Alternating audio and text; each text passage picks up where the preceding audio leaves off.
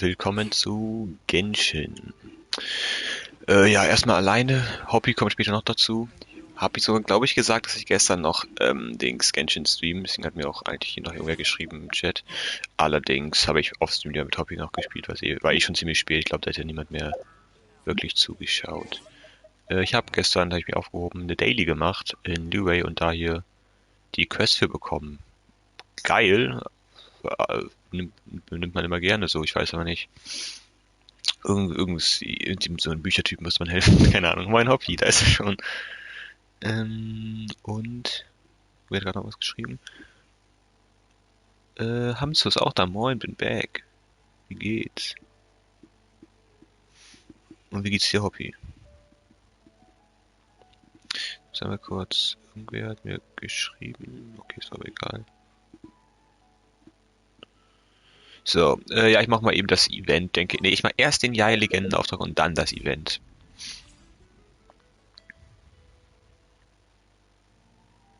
Moin, Wuffo. Willkommen im Stream. Wuffo oder? Na, keine Ahnung. Willkommen im Stream. Ah, stimmt, das ist ja dein zweiter Account. Ist aufgefallen, ich habe vergessen, hier Visual auszuprobieren für die Bücher. Das mache ich ganz fix. Danke. Und die schöne. Ja, ich wollte ja eigentlich früher anfangen. Hobby weiß Bescheid. Ich habe aber doch ziemlich lange geschlafen. Deswegen, ja, ausgeschlafen, ja.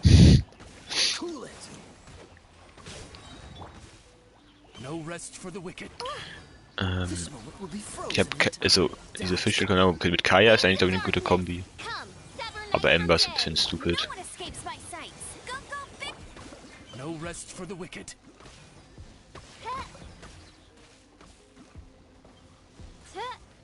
Eine Frechheit. Ja, ich weiß.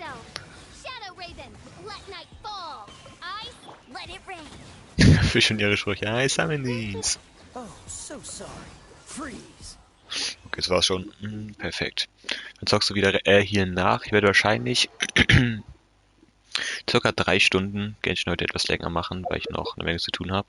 Und danach dann Rest die Welt machen. Und heute Abend dann später Apex. Genau, schön, die Leute, die nicht im Discord sind, könnt ihr gerne beitreten. Erstmal, und ich mache heute Abend ein Apex-Turnier. Um 20 Uhr beginnt es. Um 18 Uhr fange ich an zu streamen. Könnt euch im Discord anmelden oder dann da in den Stream reinkommen um 18 Uhr, wenn er beginnt und da Bescheid sagen, dass ihr gerne mitmachen möchtet. Das geht auch. Ist halt ein 1v1-Turnier, weil richtige Turniere kann ich ja nicht veranstalten. Dafür brauche ich erst 1000 Abonnenten, um Private Lobbys machen zu können. So ungefähr. Wie viel Uhr? Ja, um 20 Uhr beginnt das selbst. Da müsste man dann da sein, wenn man angemeldet ist. Und der Stream dazu beginnt um 18 Uhr. Hey, hatte ich letzte Woche schon gemacht. Das war ziemlich witzig, hat Spaß gemacht. Deswegen, ja. Okay, Legendenauftrag. Ach, rette die Welt um wie viel Uhr? 3 Uhr circa, würde ich behaupten. Ja, kommt hin. Vielleicht ein bisschen früher, vielleicht ein bisschen später. Mal schauen. Das hier ist. Okay, das wegen dem Event. Ich sehe mal den, ja, Legendenauftrag. Ah, genau, dann Copy. Bin ich auch mal wieder an. So. Muss ich hin, ich hab nicht. Ich kann auch einfach. Nee, Hobby, wir machen unsere Daily Spiele zusammen, dann geht's schneller. Aber ich kann sie auch in deiner Welt machen und da one-tap ich halt die Gegner, das geht besser. Und ich wollte mir auch noch mal endlich diese Errungenschaft holen mit so und so viele Tiere sammeln. Da muss ich mir noch mal ein paar extra kurz kaufen. So. Wir mit Hobby zusammen gestern bei ihm Drachen gerade erkundet, was ziemlich witzig. Wo sind diese? Ah, da. Ich so, wieso denn das? Verstehe ich gar nicht. Eigentlich habe ich schon genug Füchse, aber egal. Gibt es auch noch eigentlich andere Tiere? Kann ich den Schmetterling fangen oder so? Geht das auch? Okay, eigentlich wollte ich. Jetzt. Nö. Irgendwie gibt es hier nur die Füchse, oder? So irgendwelche anderen Tiere. Ja, es gibt ja noch so, weiß nicht, Tiere, die weglaufen. Ich kann mal versuchen, davon einzuholen. Würde mich interessieren, ob das geht. Den Tier wäre gleich, ich weiß den Namen nicht, keine Ahnung.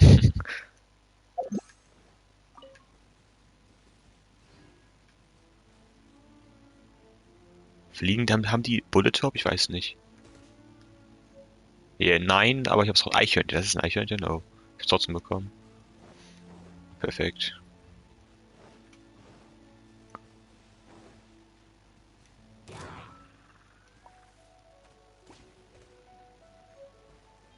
Komm, ich will noch ein zweites. Bleib stehen. Ich habe Abklingzeit. Warum ist die Abklingzeit so hoch? Oh mein Gott. Oh. Na, guck, Hobby, wenn ich quitte, dann one dich auch um eine Gegner. Also so ist nicht. Oder auch nicht.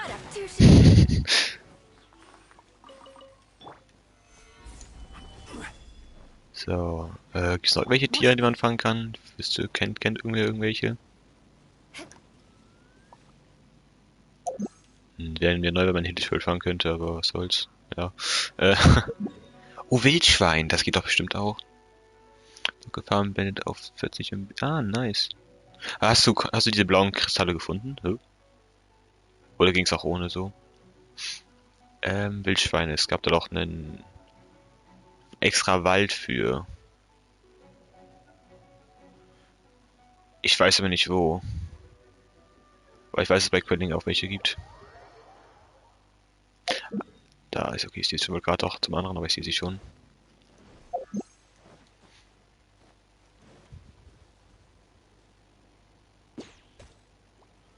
Oha, die kann man nicht fangen. Aber das erkundet dort dann gerade. Du bist in die Tür gegangen, ah, ja, okay. Weil ich kann es dir kurz zeigen, wenn die Karte aufgedeckt ist hier. Hier in diesem Dorf gibt es am meisten von diesen blauen Kristallen. Wenn du da hingehst oder du so schon warst, das wäre die beste Idee. Es geht auch an dem Fall bei Drachen. Das ist, glaube ich, das Beste, wenn du hier Drachengrad, ich glaube, den Teleport hatten wir ja. Gehst du hier runter, holst dir den und dann kannst du ja hier einfach hin.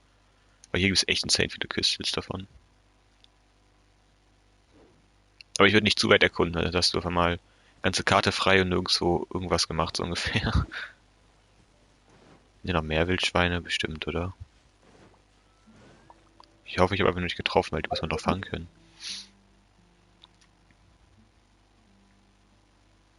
Hm. Das ist genau so ein Ra, okay, perfekt.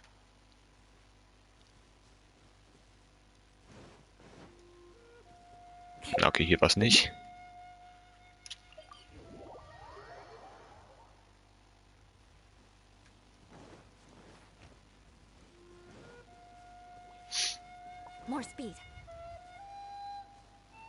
Ja, keine Ahnung, wo zum Teufel Wildschweine sind. Hier gibt's welche, soweit ich weiß. Heilige Scheiße, oh mein Gott, das kann er nicht machen mit mir. Die kann ich fangen. Genau, Hobby ist es eine Quest, von einem Wildschwein getötet zu werden. Eine Errungenschaft kannst du machen, indem du irgendwann, wenn du hier bist, dich One-Hit machst und dann hierher teleportierst, weil die kann man noch nicht dodgen oder so. Dieses Wildschwein ist gruselig, ich habe mich so erschrocken, obwohl ich nicht wusste, dass es da ist. Ja, okay, gibt's noch irgendein kleines Tier, was man fangen kann? Ich glaube nicht. Niki, moin, wie geht's?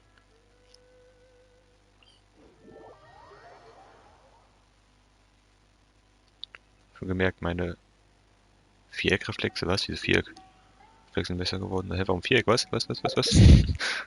Hä?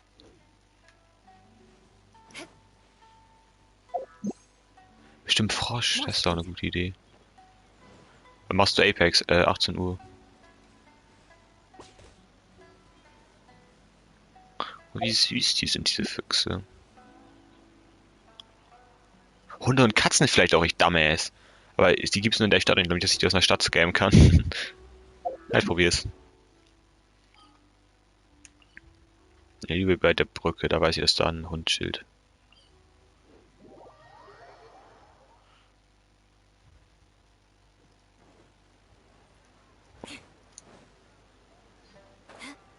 So. Im Mondstadt wäre auch einer gewesen, egal.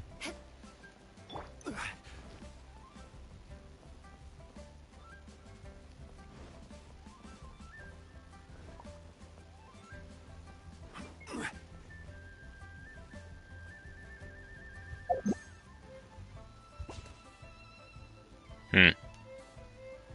Dann führt euch ihn wenigstens. Oder kann ich ihn jetzt fangen? Schade. Ich schätze Katzen dann auch nicht. I don't know.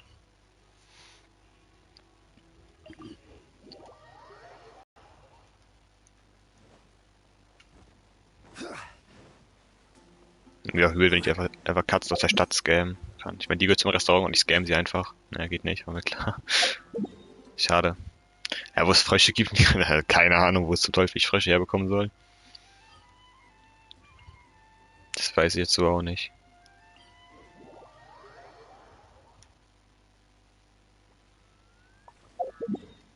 Aber den Boss kurz. Dann kann ich nämlich Union upgraden.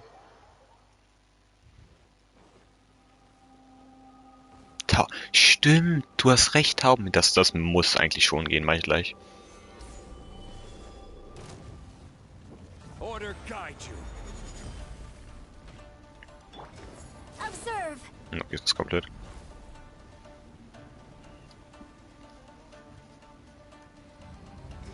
Flag fly. And step. Das war, oh mein Gott, den Angriff habe ich auch noch nie gesehen, soll ich beruhigen. Aber er ist mir selbst mies umgefallen dabei.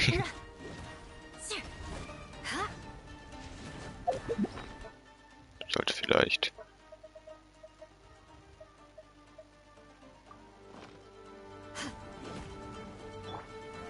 Stabilize.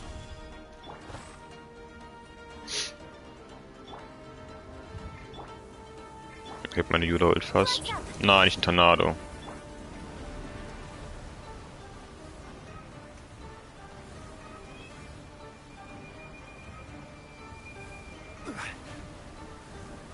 Ah. Careless. Aber. Solidify. I'm going in. Flags up and leap. Shudder. Habe ich gerade nicht einmal von diesen...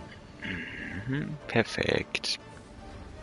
Sind Crits illegal geworden? Schon wieder nicht, what the fuck? Jetzt.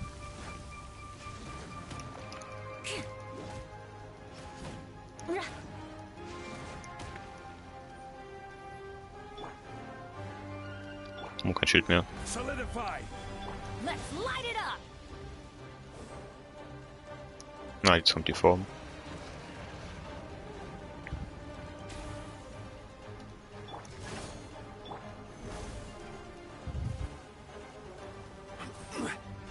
Quake.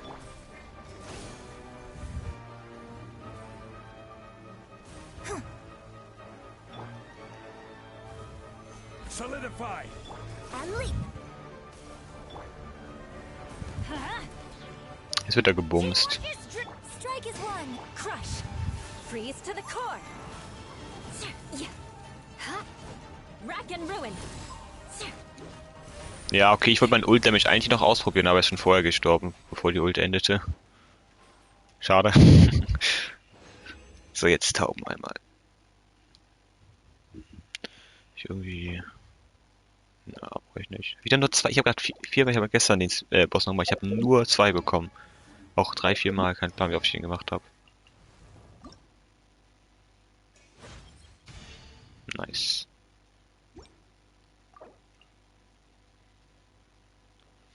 Mal upgraden.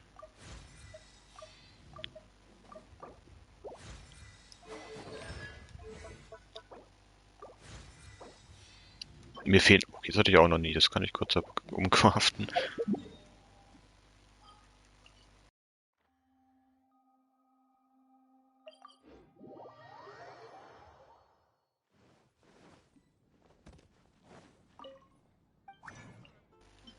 Sollte ich mehr als genug von den anderen Farben haben.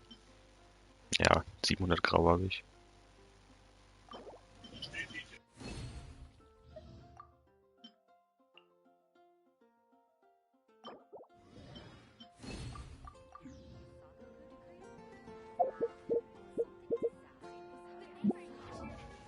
So, jetzt kann ich...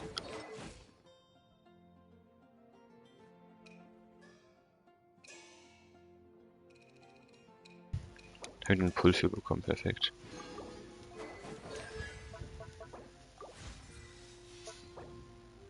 Okay, so ganz knapp genug habe ich noch, 4 Stück.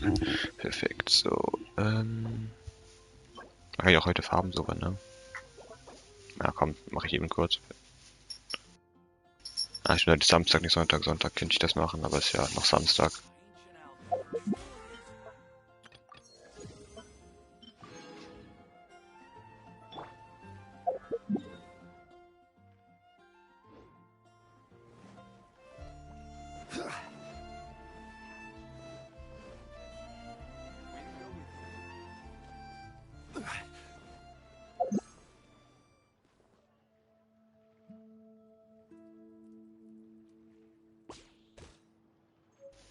Perfekt. Ich glaube, du kannst es noch nicht hochleveln. Wird, glaube ich, erst ab Figurenstufe 2 freigeschaltet, dass du die Standardangriffe, Fähigkeit und Ult upgraden kannst. Ich glaube, es geht erst, wenn du die Figur auf 2 Sterne verbessert hast. Und ich glaube, du kannst es noch nicht, soweit ich weiß, oder? Hier sind unterschiedliche Eine normale Taube habe ich noch 2 andere Vögelarten. Taubenarten. Die fliegen halt weg, wenn ich... Ja, egal. Weiße Taube habe ich noch bekommen. Wenn ich mich wegteleportiere, kommen die dann wieder. Wäre cool.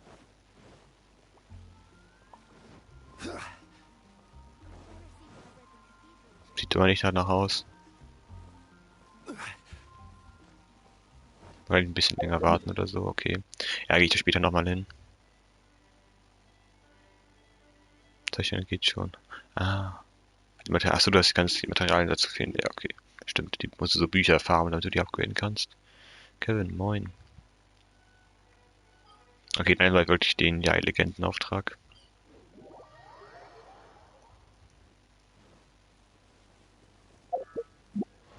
Wie viel brauche ich eigentlich? Im Boss dürfte jetzt noch 20. What the fuck? Noch 19 Stück? Ja. Aber ich schon 200 Auflader, 205 sollte reichen.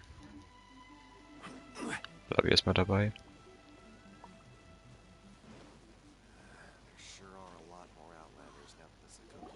We haven't been to the Yai Publishing House in a while. Paimon wonders if they have any new books in. The one we read with A that time was pretty cool. Come on, this is a no-brainer, man. There's only one thing worth wishing for, and that is a ton of Mora. 100% meinst du Gebiet aufdecken und so? Halt erkundet einfach, keine Ahnung. Ja, einfach ganz viel erkundet und irgendwann hatte ich es einfach.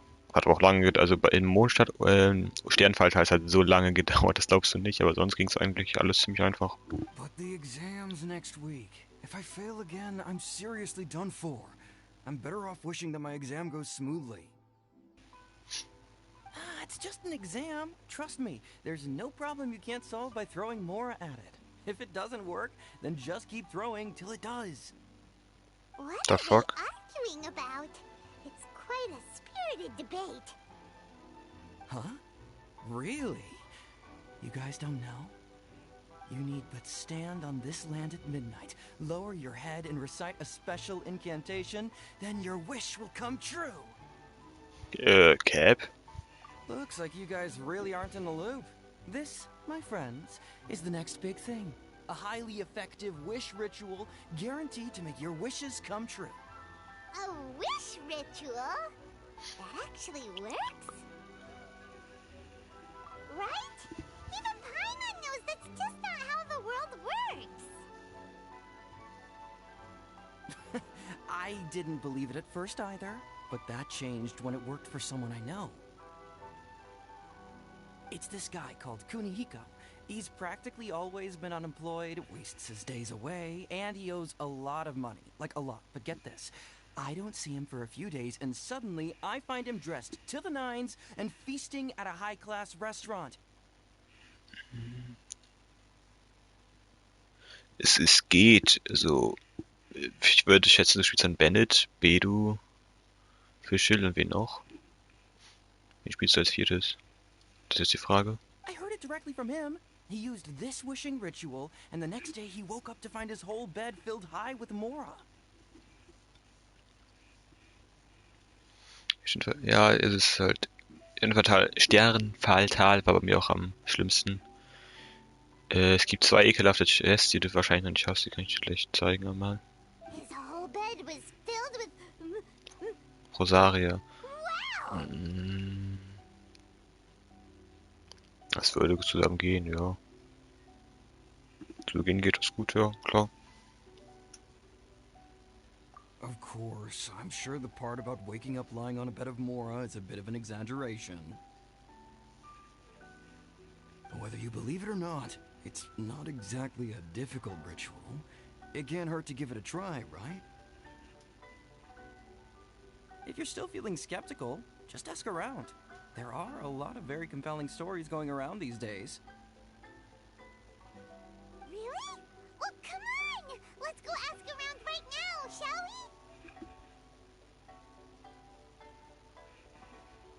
we? Hier sind Mutter, da braucht man... Wieso 4 Spieler, hä? Warum braucht man da 4 Spieler zu? Was? Hä? Eigentlich nicht. Oder was meinst du? Well, if it really is true, then just think of all the Mora Paimon could... Oh, and you'd finally be reunited with your twin too. Let's go, let's go!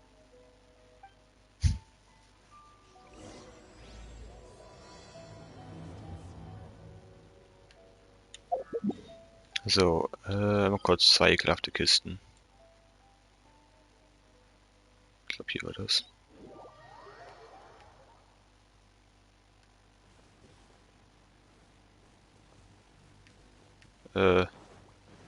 Da. Wenn du diese Frucht da einsammelst, spawnt eine Kiste, wenn du es noch nicht gemacht hast. Kann sein, dass es wenn du schon gemacht hast, deswegen spawnt nicht noch eine, aber sonst bekommst du eine, wenn du diese Frucht oben drauf einsammelst. Kein Plan, was für das ist. Dämmerfrucht. Spawnt eine Kiste. Jetzt kommt die ekelhafteste. Ich muss die selber kurz suchen, weil ich weiß nicht, wo genau die ist. Ich kann nur schätzen. Dann muss weiter nach oben. War auch absolut lucky, dass ich die überhaupt bekommen habe. Die ist so eigentlich nicht möglich zu finden.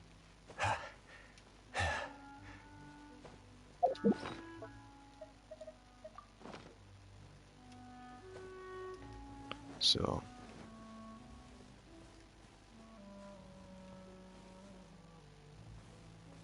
Na, sollte hier oben gewesen sein.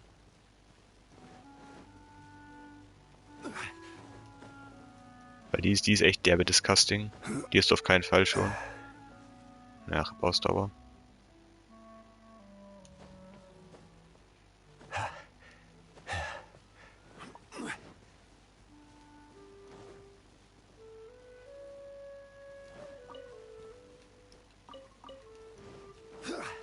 Na, ich werde sie wahrscheinlich nicht finden, Mann.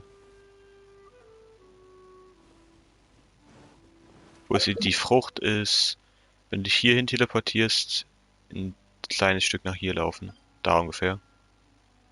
Weil hier irgendwie, da in dem Bereich. Wegen der zweiten gucke ich gerade noch.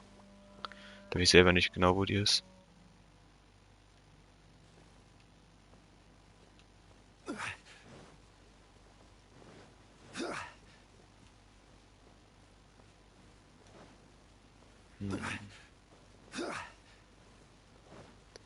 Doch weiter hier unten.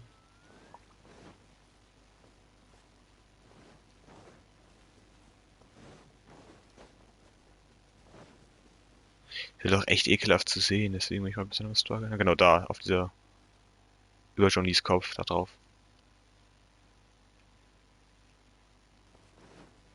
Das ist eigentlich schon weiter oben.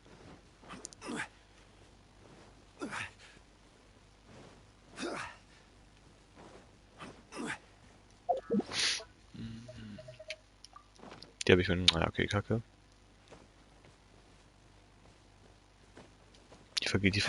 Vergisst man mal, also übersieht man immer gerne, weil es aber nur eine Frucht ist so. Ich habe sie damals aber auch First Try mitgenommen.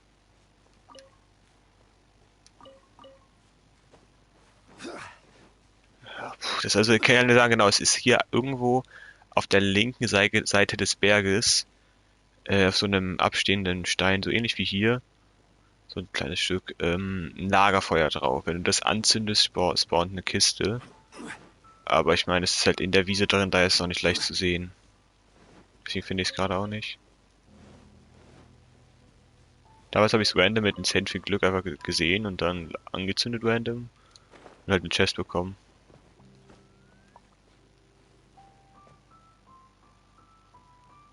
Ich weiß jetzt leider auch nicht, auf welcher Ebene das war.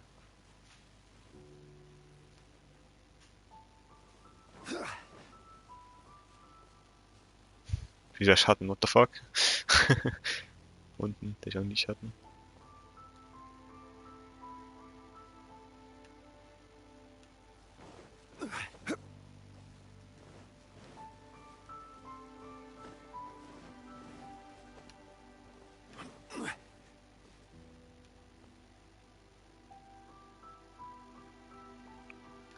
Ich dachte halt, das wäre da irgendwie, aber scheinbar nicht.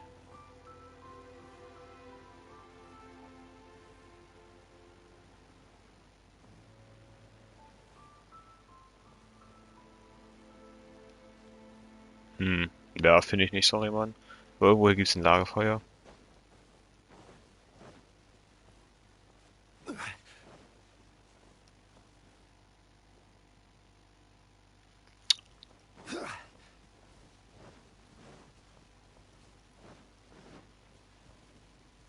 Keine Ahnung.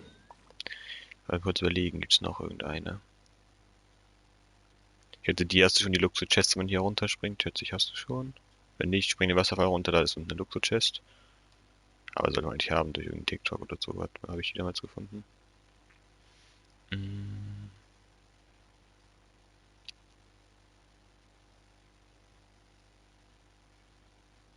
glaube, hier unten am Strand war auch eine. Muss nicht stimmen. Kann sein, dass du die übersehen hast. Hier dieses, an diesem Stück Strand. Wenn man vom Boss hier unten rauskommt.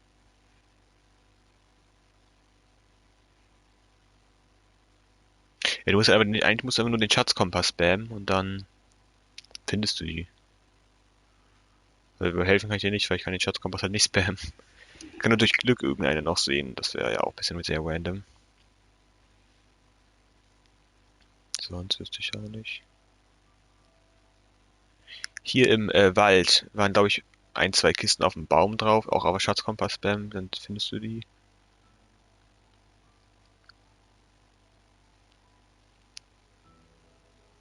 Windstieg, da ist eigentlich nichts. Der Windstieg hier ist so circa der Übergang und da gibt es eigentlich nichts wirklich. Hier gibt es noch irgendwie eine Kiste in so einem Karren in dem Gebiet irgendwo. Ah, ich hätte die erst auch schon, wenn du Schatzkompass benutzt. Hast du diese Secret Quest gemacht mit der nicht angezeigten Insel? Weil da bekommt man halt auch Kisten für. Die können dazu zählen. Aber ich schätze, das hast du. Oder es gibt so eine nicht angezeigte Insel mit einer Secret Quest. Deswegen. Das kann ich auch mit dir machen, Hobby später. Jojo King, hello, welcome to my stream again. Die habe ich schon. Ja, okay, dann weiß ich auch nicht. Ja, muss einfach warten, bis Kisten respawnen sonst oder so. Ja, mal Legendenauftrag weiter.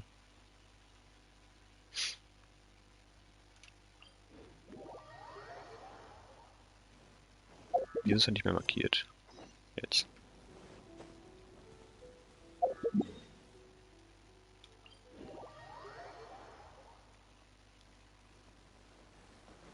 Der kann uns später vielleicht noch helfen, aber jetzt halt erstmal wollte ich Legendenauftrag und Event machen. On closer inspection, it seems like there really are a lot of people talking about this kind of stuff. Hey, see those two? Paimon remembers them from the EI publishing house. One's an editor and the other's an author. Grasp the thought in mind. Clear like the light of the moon. As close as kin with you. No, thou. Wait, thee? Hear my summons, right? No, it's not hear my summons, it's heed my summons. Heed! You're never going to get it down at this rate. Yeah, I'm gonna do Apex stream this evening at, I don't know. For me it's 6 p.m, but I don't know what it's for you. So yeah. Da braucht man alles finden. Wo ist sie jetzt? Was? Wo ist sie? Jetzt? Was? Jetzt? Lagerfeuer weiß ich nicht, und das meinst, habe ich jetzt selber nicht gefunden wieder. Hey,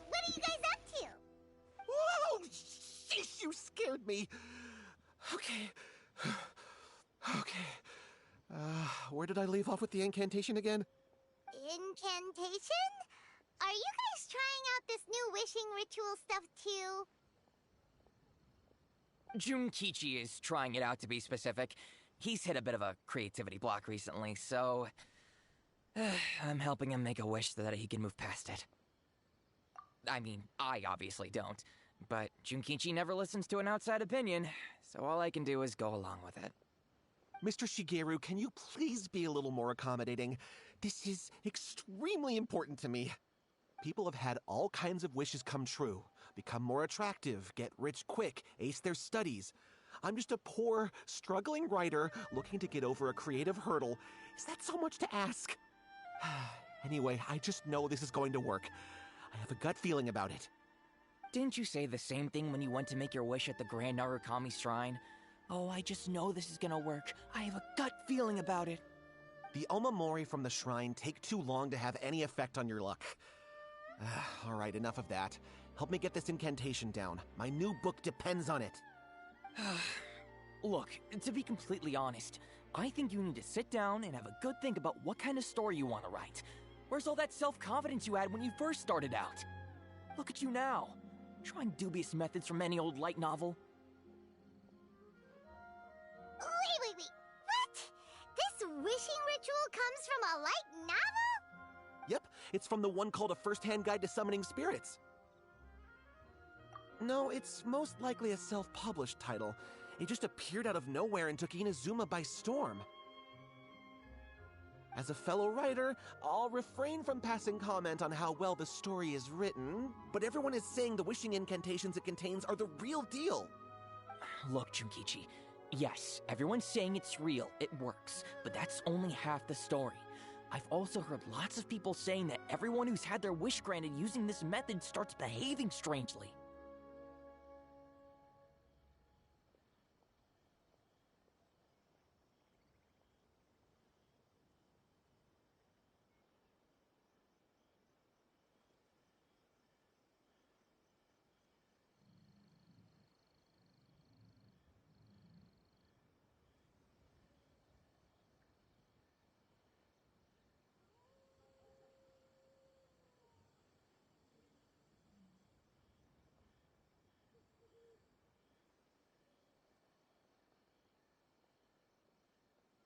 What's so surprising about that?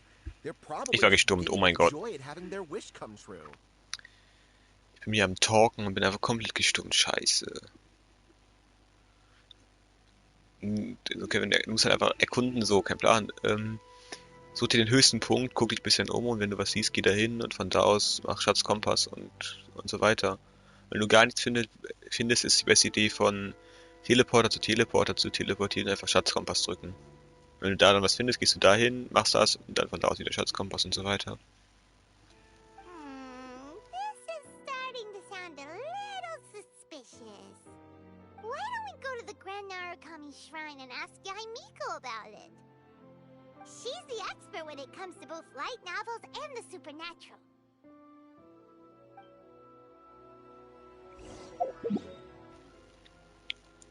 Erstmal ja, ich stören, aber nur wegen der Kacke. Perfekt, let's go.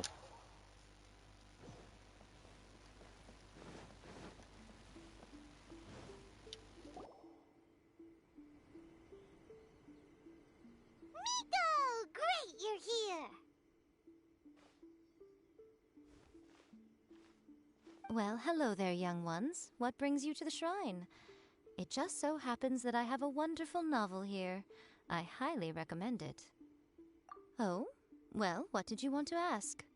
Well, we were just... actually, you look Ich wollte fragen, was mit dem Typen da los? It's a bad time. The fuck? No, not at all. It's nothing major.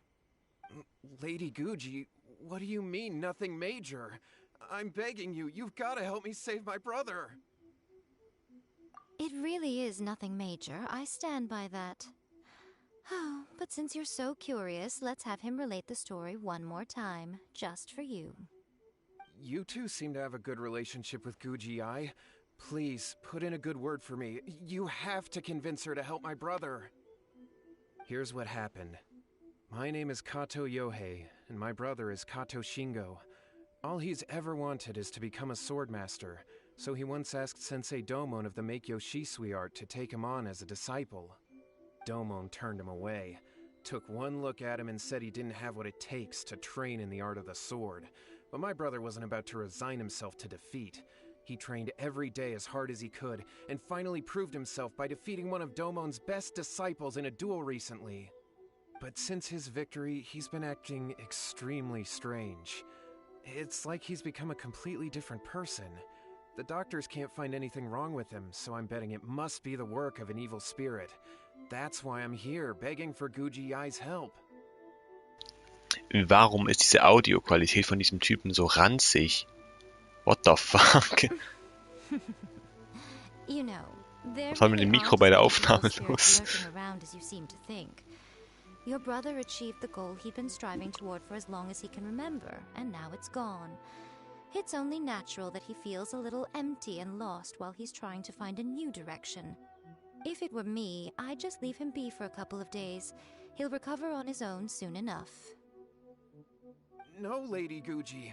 If you saw him for yourself, you'd know. I guarantee you he's not acting like someone who feels empty and lost. Oh, all right, all right. Then tell me, when did your brother spar with Domon's disciple? About 5 days ago. 5 days ago, you say? Yes, Lady Guji. That's a long time for him to be acting up like this. I'm really worried about him. Our greatest wish is to one day found our own school, just like Domon. We can't jeopardize that dream now. Wait a minute, now I'm a little confused. Are you here to save your brother, or are you here to make your dreams of founding a martial arts school come true? Well, they're kinda two sides of the same coin, aren't they? Whatever. Let me ask you this. Have you heard of any interesting new rumors lately? If so, I'd love to hear about them. What? Rumors? I haven't heard anything. Oh dear. Well, that's too bad. Lady Guji, please stop changing the subject. This is someone's life we're talking about here. Please, you've gotta help me. Miko, he seems really desperate. This thing with his brother sounds really bad. Come on, you should help him. Okay, fine. Then it's decided. Yay, Miko! So you're gonna help him? Kato, whatever your name was, these two guests are trusted acquaintances of mine, and in fact, they are experts in resolving all manner of strange and supernatural phenomena.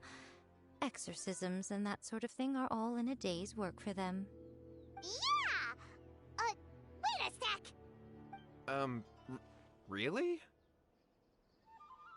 Is that hesitation that I detect in your voice? Schon frech, aber wir wollten ja auch mit reinziehen. Naja, let's go. You come begging to me for help, I actually recommend someone for the job, then suddenly you start doubting me?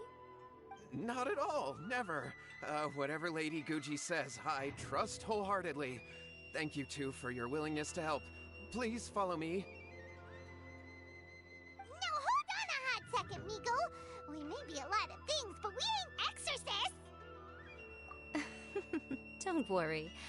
If he wants an exorcism, just grab a handful of salt and mutter some mumbo-jumbo while you're sprinkling it around. Mumbo Jumbo. It's a Fokus, common also trope in Mumbo light Jumbo, novels, perfekt. right? You just have to have a bit of bravado. As soon as the protagonist gains self-confidence, everything else just magically falls into place. Well, you were the ones who seemed concerned about his situation. Don't you think it would be a little unfair to make me do all the work? Besides, we both know you wouldn't be here at the Grand Narukami Shrine unless you had a request for me too. This is an opportunity to demonstrate that you come in good faith. This feels all wrong. But you technically have a point, so... All right, let's go. Don't worry now, I'll be coming along too. Okay, let's Das passt ja. follow Yohei and go visit his brother. Let's go. So, mit der Waffe, ja, das kann ich mir gleich anschauen, wenn du There, möchtest. kid, you can never be quite sure what's going on in Miko's mind, but she seems even more disinterested than usual in Yohei's situation. Well, What the fuck a war life's das? at stake here, so it looks like we'll have to deal with that first before we'll get the chance to ask her about the incantation stuff.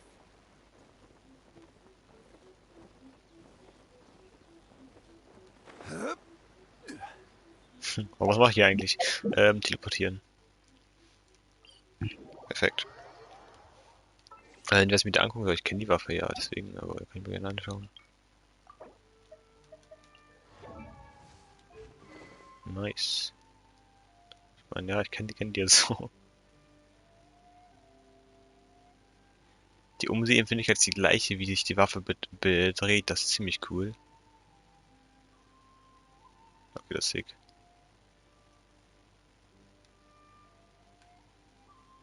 Übel satisfying. Fizing.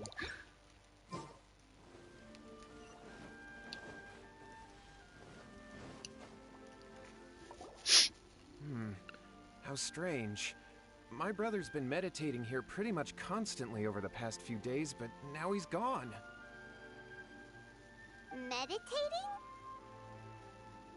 Yeah, it's something that he suddenly started doing after defeating Domon's disciple.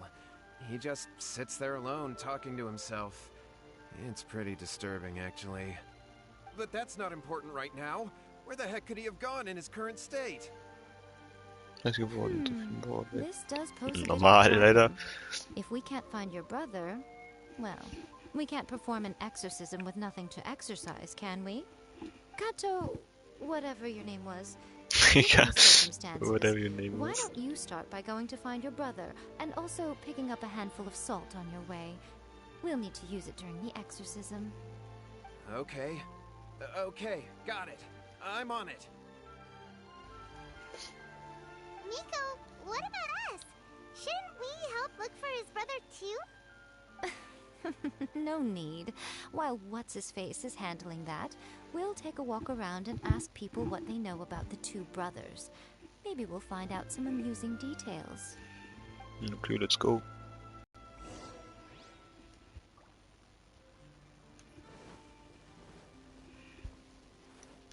Okay, in Wasser wollte ich jetzt nicht. So. Hello, sir. We'd like to ask you about the Kato brothers. Oh, are you debt collectors? Yohei said to tell you not to worry. He'll be able to pay you back as soon as he has enrolled a few disciples. Huh? Debt collectors? No, we're not here for anything like that. But, it sounds like Yohei and Shingo have gotten themselves into a bit of a pickle. Well, yes, I don't think there's any disputing that.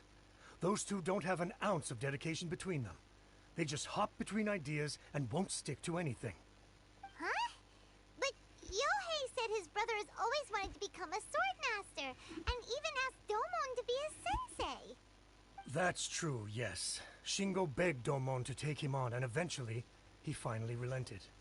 But even after convincing a renowned sensei to give him a chance, he was the same as ever, bumming around in class instead of focusing on his training. Oh, In the perfekt. end, Domon had had enough and kicked him out. But Shingo was resentful about it. He blamed Domon for not seeing his potential, and even declared that he would challenge a disciple of Domon to a duel. Wait, what? That's not what we heard. Oh, how interesting. We heard a slightly different version. My brother wasn't about to resign himself to defeat. He trained every day as hard as he could and finally proved himself by defeating one of Domon's best disciples in a duel recently. Yohei said that? That Shingo trained hard. That's ridiculous. He just lay there cussing to high heaven all day, every day. Some training regimen, that is. Yohei did tell me about Shingo winning the Perfect. fight, but I took it with a grain of salt. You can ask Kenji at the village entrance more about that.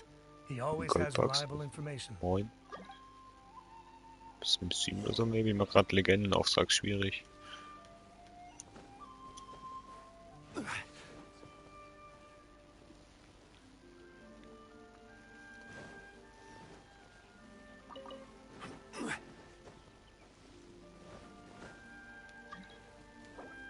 Was möchte er denn?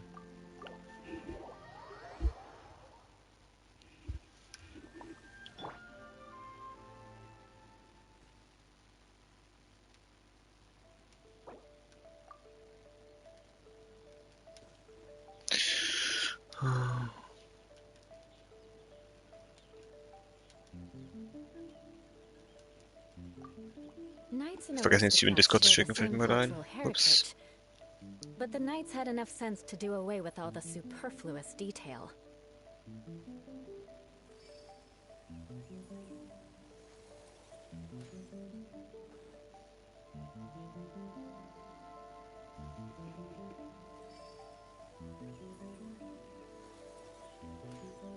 Na, schwierig, ich will das Event machen und den Legendeauftrag.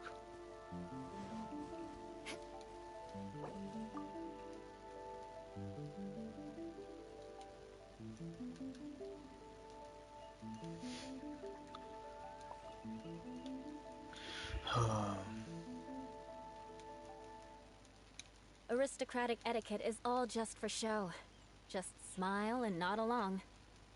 I was forced to learn all of the rules by heart, but even I don't take them that seriously.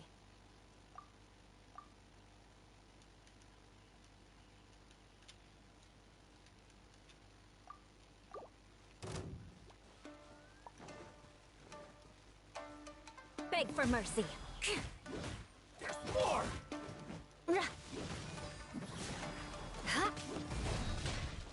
Crush! Shut up! I condemn you!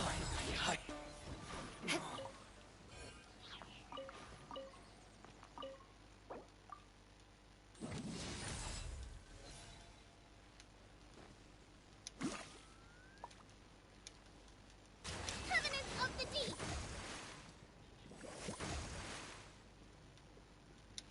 Nervig. You want to learn some Favonia's blade work?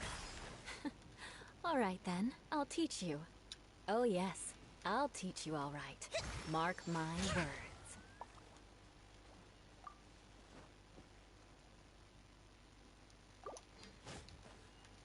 Everybody stand back!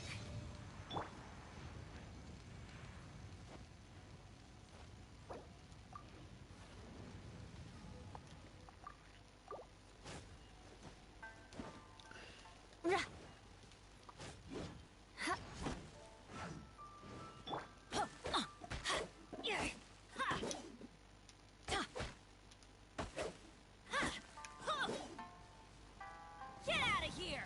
Take cover! Kann ich weit halt nicht weitermachen, weil er gejoint ist. Aber wenn rauszukriegen wäre es halt auch gemein.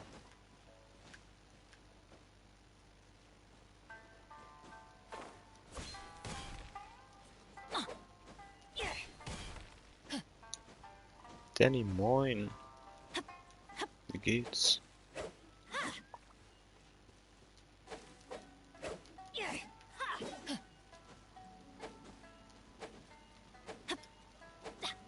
Was mache ich hier? Also bist dann, ja, ich wollte halt eigentlich gerade hier den Legendenauftrag machen, deswegen ist es schwierig, dass du jetzt gejoint bist. Du hast zwei Geschichten, habe ich einfach angenommen kurz, um zu gucken, was los ist. Deswegen, wenn du nichts brauchst, würde ich halt Legendenauftrag weitermachen. So geht halt mehr Spiele leider nicht. Ich sehe nicht, lol. Oh, halt wirklich nicht, kein Plan wird. Deswegen ist es schwierig, Bro. Gerade. More speed. Gut, dir ja auch ganz gut. Bis jetzt. Will be mine. Shudder. Rack and ruin.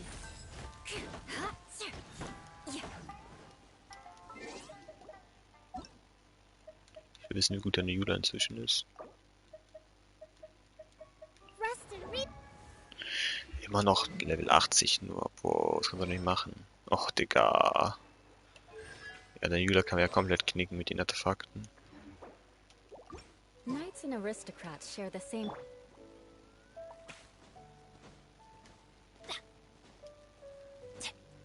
You want to learn some Favonia's blade work? Danny, Heike. Oh, All right nice. then, I'll teach you. Oh yes, Was I'll denn? teach you all right. Mark my Was words. ist los?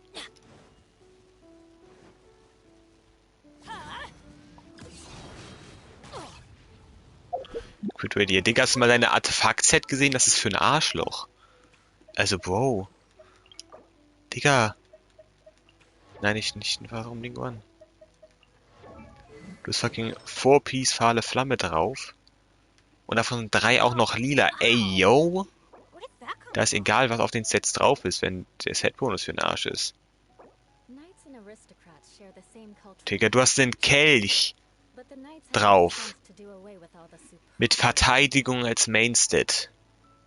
Und der beste Substat ist fucking 50 Angriff. Nicht Prozent, 50 Angriff.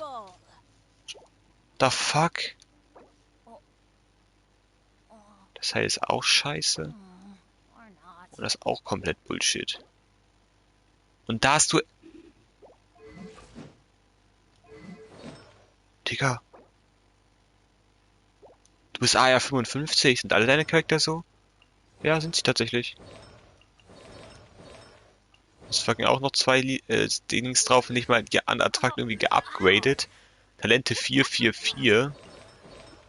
Die Lukas auch irgendeinen Scheiß drauf. Da fehlt sogar ein Artefakt. Talente sagen 444. Okay, deine Fische, habe ich fast gesagt. What the fuck? Kokumi. Gut, Artefakte gut, aber Talente sagen 454. Und die Waffe sagt 0. Mona ist auch irgendeine Scheiße drauf. Obwohl sie C2S Talente 555. Ja, schon bis jetzt das Beste. Digga, deine Traveler-Talente sind besser. Die sind 369, weil sie geboostet sind. What the fuck? Mein Gott. Du bist AR 55, Bro. What the fuck? Wie schaffst du das? Ja, Chill, Quit Rate war 8,1 bei ULTC. Ja, Quit ist mit 30 trotzdem noch nicht, Digga. Ich habe 60 und quitte wenig. Das reicht ganz doll nicht. Wir gucken jetzt seinen Judah Damage an, bevor ich den Legendenauftrag weitermache. Komm mal, wie mit. Wir machen jetzt welchen Boss? Hier, der Boss ist gut.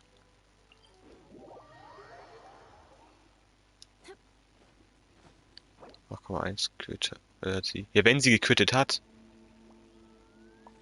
What the fuck? Aber das tut sie nicht.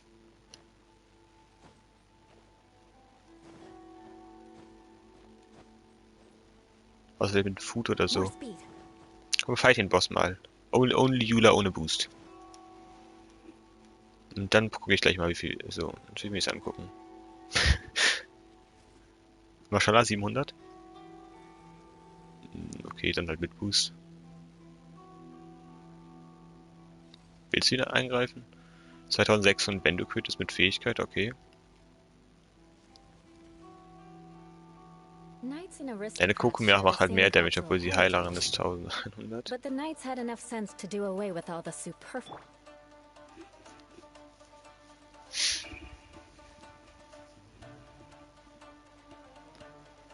Okay, 600. Mashallah. Die 4700 für zweimal, das ist ja eine Kokumi. Die macht Physical Damage wegen dem Artefakt-Set, was er drauf hat. Okay, jetzt will ich das nicht mehr angucken.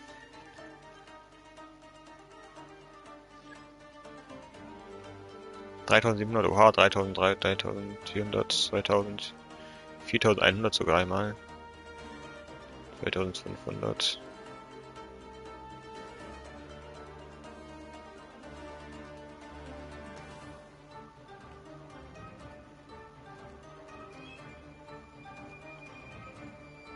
Deine Fähigkeit macht, wenn sie quittet, so 3000. Die Schläge gehen auch zu 3000 knapp hoch.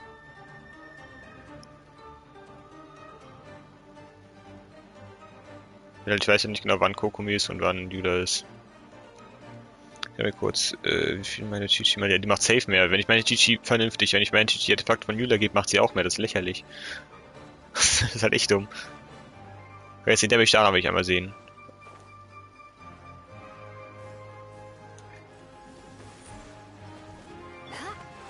Freitag, ich will mal bei mir probieren. 11.000, 7.000, 7.000.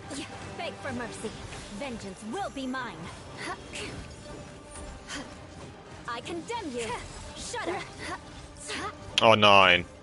Ja, das war eine wasted Ult. Nicht mal gequittet. Ja, jetzt hat mies den Block gemacht, also wow. Ich mach hier drauf 4.000, 2.000, 3.200, 2.000, 4.000. Und du machst... In diesem Quiz hat das sogar 300 gemacht, what the fuck?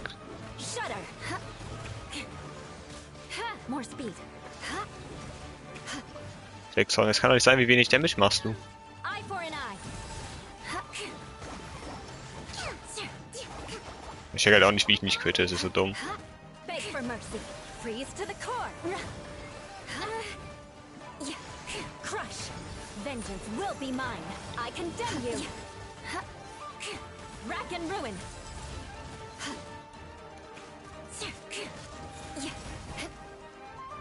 Kann ich meine Ult überhaupt quitten? Ich hab jetzt zweimal nicht gequittet. Ich will mal kurz heilen. Shudder. Beg for mercy. Na, hier hat halt viel Damage Reduce, das ist klar, aber hier bei denen zum Beispiel, wie viel Schaden macht er? 2000. 3000 mit der fucking Explosion. Digga, das kann doch nicht sein. More speed. Crush. Ich will mal eine Explosion machen. Condemn you. Mach ich 25k sogar mit ohne irgendwas. Blood of frost. I'm going in. Crush. Eye for an eye. Freeze to the core.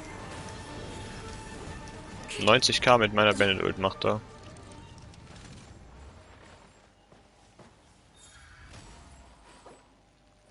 Bro, ja genau, weil ich meine Bandit Ult gemacht habe. Und du gequittet hast ausnahmsweise. Ich booste halt. Warte, kann ja kurz nachschauen. Ich booste 115% Angriff mit Bandit. Deswegen, du machst halt damit, dass du 115% mehr Damage gemacht als normal. Sonst hättest du keinen Plan, wie viel gequittet. Ungefähr 40k halt. Na, ein Stück mehr. Deine Kokumi heilt echt kacke. Wieso heilt mein Bandit besser als ich? Ich lasse es.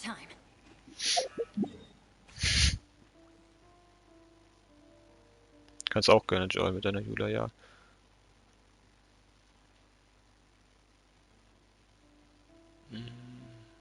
Ich will hier den Typen fighten. Kannst auch gerne reinkommen, klar. Off we go. Die ist eine Healer, du Nab. Ja, trotzdem macht sie mehr. Deine Kokumi macht mehr Damage als deine fucking Jula. Schön, dass sie ein Healer ist, perfekt. Und heilt 2000er Ticks. Mein Bandit, mein fucking Bandit heilt 5000er Ticks. Also, wow. Okay, im Mehrspieler-Modus gar nicht, kacke. Das wusste ich nicht. Dafür, dass sie ein Healer ist, macht sie lächerlich viel Schaden. Und lächerlich wenig Heilung.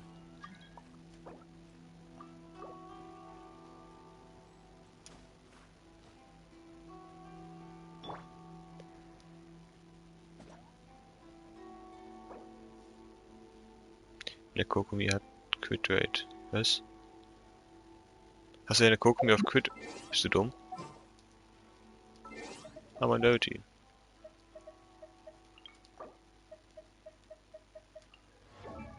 Ah, ist ja gut, Dings hier. Kokumi, wo ist Kokumi?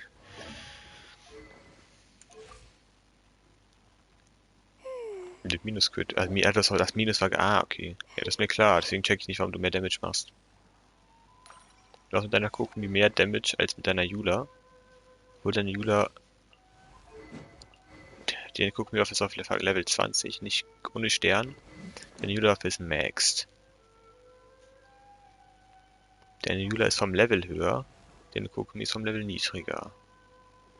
Und du hast mit deiner Kokumi mehr Schaden als mit deiner Jula. Willst du darüber reden? Oder gerne noch einen Boss machen, Kevin, klar. Aber welchen ist nur die Frage. Aber Kenki hat, glaube ich, keinen Physical Reduce, oder? Ich glaube nicht.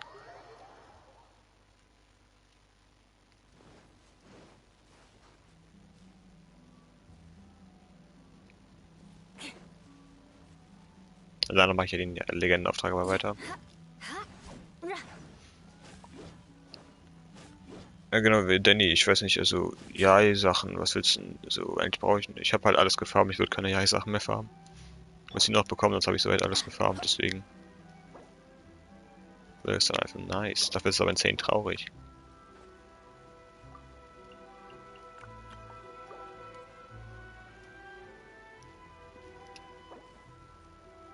Leg mit diesem Affen. Aber Kinky. What the fuck?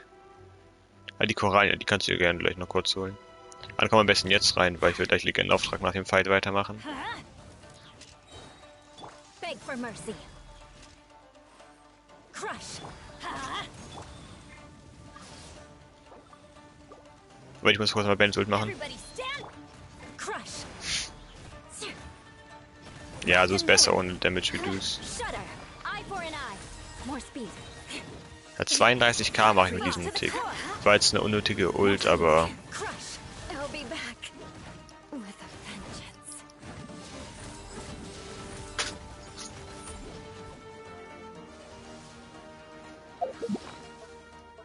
ganz kurz einmal heilen. More speed.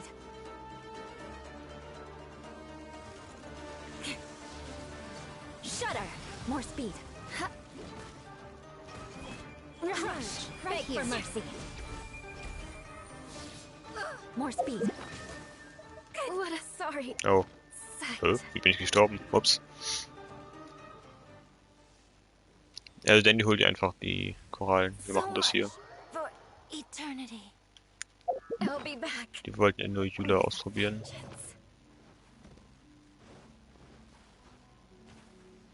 2000er Tick, das ist lächerlich. Er ist AR 55. Das ist nicht mehr Goldbugs, das ist Lobster. Seine Jula ist gut. Sogar besser als meine, glaube ich, maybe. Da muss nicht sein, keine Ahnung. Goldbugs mit seinen 3k. Okay, ich wurde aus der Luft fast gewonnen, perfekt. More. Vengeance will be mine. Ich wollte auch. Shudder. Yes. Eye for an eye. Yeah, I condemn you. Crush. More speed. Ich hasse ihn, er ist Abschau. Flood of frost. Shudder. Kein Plan, wessen Jula hier die beste ist. Crush. Eye for an eye. Wie wir ihn verprügelt haben. Ich weiß gar nicht, ob deine Jule oder meine Jule besser ist. Ich guck mir mal deine an. Ups.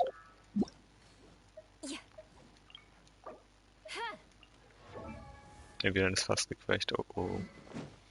Wolfsgrab, okay, hast du. Ich habe halt Wolfsgrab Erze. Okay, wenn du quittest, ist deine besser, glaube ich. Aber dass du quittest, ist halt sehr unwahrscheinlich. Das merke ich gerade leider. Mein Jula ist besser. Du hast deine Jula auf fucking Kryo gebildet. Boah, du kannst doch deine Jula nicht auf fucking... Oh mein Gott, was ist mit den Leuten hier los? Der eine bildet seine Jula gar nicht, der andere bildet seine Jula auf fucking Kryo Damage. Ey, yo. Wir haben doch da in den Thermischen getestet oder gemerkt, dass er kacke ist, oder nicht? Hä? Alright then, I'll teach you. Oh yes, I'll teach you all right. Mark my words.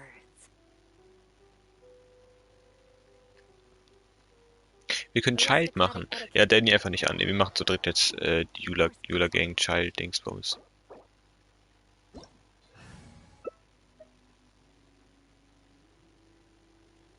Meint es. Digga, wir können ja schlecht alle. Oh wait, doch, wir wollen ja seine Jula ausprobieren, dann geht das. Sorry. Also wenn wir wir können nicht alle Jula nehmen, aber wenn wir nur seine Jula probieren, geht das. Der Goldbugs musst du immer kurz. Nee, Upsal muss kurz wen anders nehmen. Ich bin so dumm. Ah, perfekt. Ich spiele Double Boost. Dann kannst du auch mal endlich viel damit mit deiner Jula machen, vielleicht.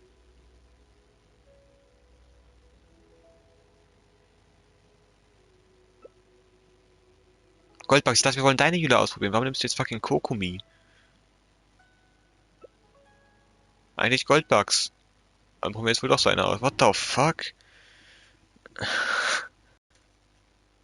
Er fragt mich, können wir mal Jula ausprobieren und dann nimmt er erstmal Kokumi. Perfekt. Amuse me. Surrender is a valid option. I promise I'll be gentle.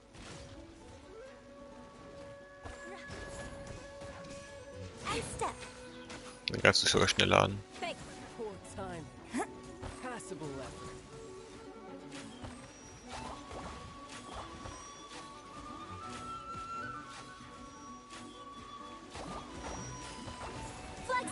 Ich versuche mal immer so ein Schild zu droppen am besten. Ich denke nicht wie du 12k mit einer Crew gebildeten Judah machst, aber nice. So quick to flee. Poor time. Run all you like.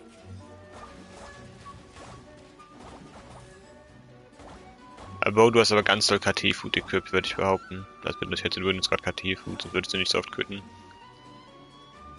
Passable effort. A fine opportunity. Ja, aber noch safe KT-Food, das kann mir niemand erzählen. How unbecoming.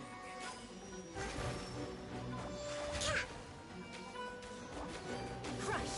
Flags up! Observe! Passable effort.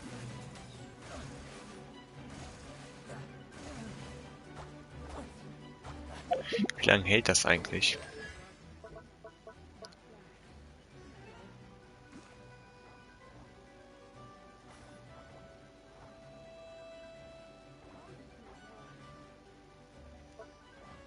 Steht nicht bei.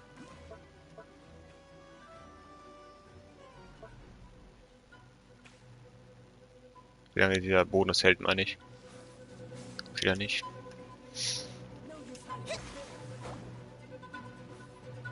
Der Brie hat ganz doll KT-Food equipped. Ich habe 60 KT in Quitte weniger. Oh, das war's mit dir. Yes, I got my comeuppance. Jetzt müssen wir das machen mit Support-Charakteren. Flags up! And step! All you do is run. Covenant of the Deep! Go in it! Strike a leg!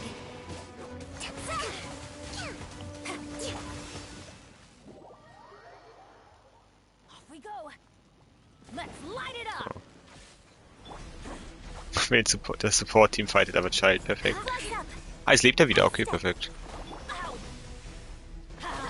Let's light it up! Dann klatschen wir ihn kurz weg, jetzt boot sich dich auch schön. Flag fly! Observe! Touche! Rack and ruin! Strike is one! And step! Let's light it up! Turret, bring up you! No speed! Fake for mercy! Light it up! And step! Eye for an eye! Let's light it up!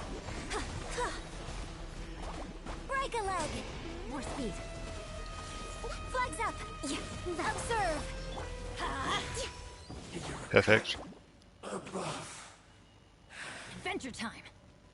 Jetzt noch eine andere Judah. Eigentlich will ich meine noch kurz ausprobieren. An Child. So müsste hier rauskommen.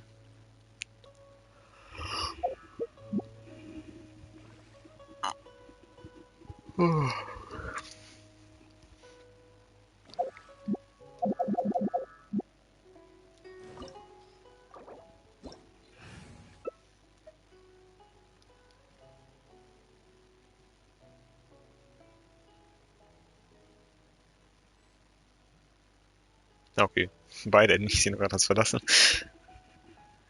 Geht aber hier nach dem Legendenauftrag auch weiter. Das ist schon ja gerne.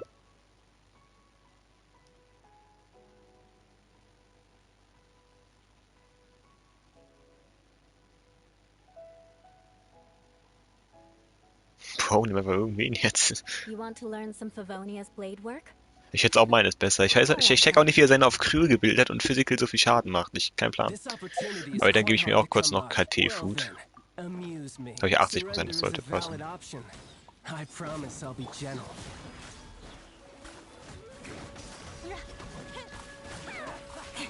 More speed.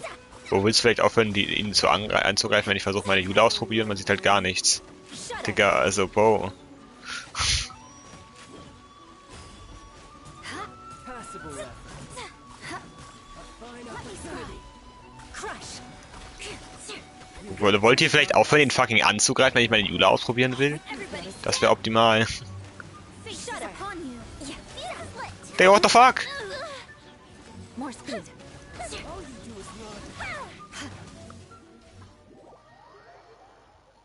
Was stimmt denn nicht mit euch? Hallo?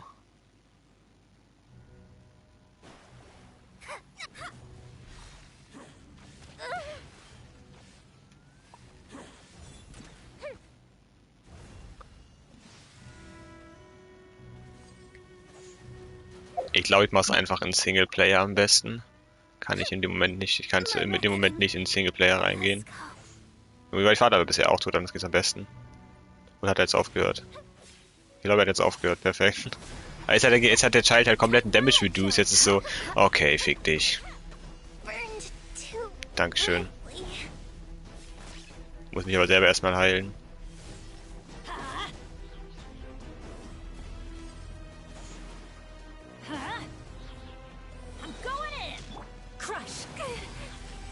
Boah.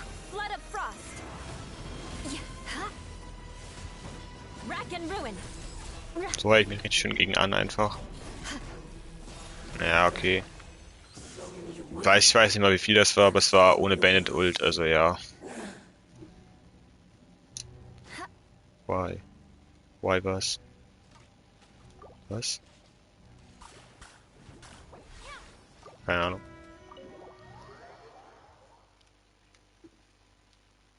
War das waren 270k? For real? Nice. Ich meine, es war ohne Bandit, oder war der Bandit Boost noch aktiv, aber es war ohne Union. Es war only Bandit, wenn dann. Das ist krank. Und auch, ich habe auch keinen Damage Boost genommen, ich habe nur KT Boost genommen. Das hat echt gestört. Woher willst du es wissen? Was? Woher will ich was wissen? What the fuck?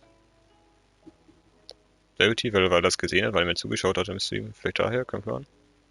Hä? Digga! Okay, dann probier es noch aus mit Union zusammen und dann mache ich auch Legendenauftrag weiter. Okay, krass, so viel hätte ich jetzt echt nicht gedacht. Ich nehme hier nur KT-Boost. Oder soll ich... Ich habe auch hier nochmal... Es gibt ein bisschen KT und das nehme ich. Es gibt mir 10 KT und 75 Physical.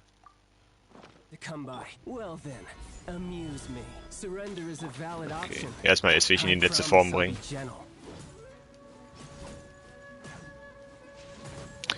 Kevin, die Zahl steht trotzdem dran, egal wie wenig Leben der Gegner hatte. What the fuck? Also, die Zahl vom Damage steht trotzdem dran.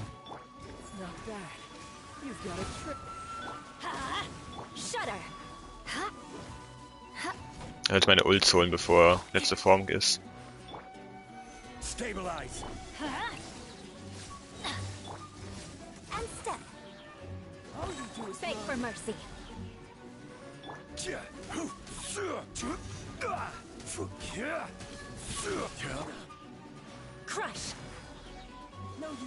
Die Damage-Zahl bleibt bitte gleich, egal wie viel HP der Gegner noch hat.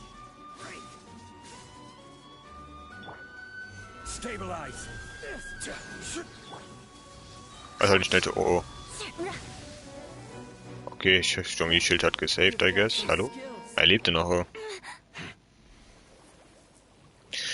Okay, wenn dieser Typ sich wegteleportiert, bin ich mad as shit. Oh mein Gott.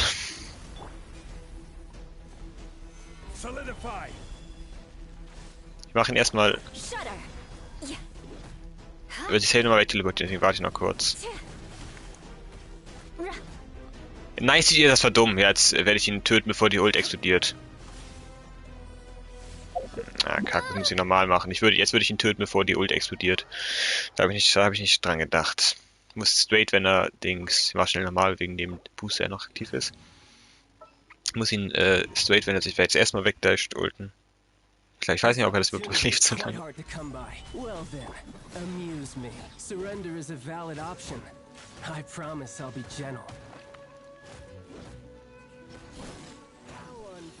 Auf 23, oha.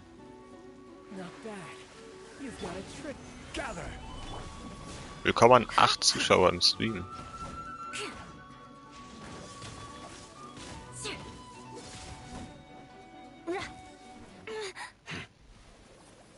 Jetzt straight wird einmal dashen und dann muss ich direkt machen, hoffen, dass er nicht nochmal dasht.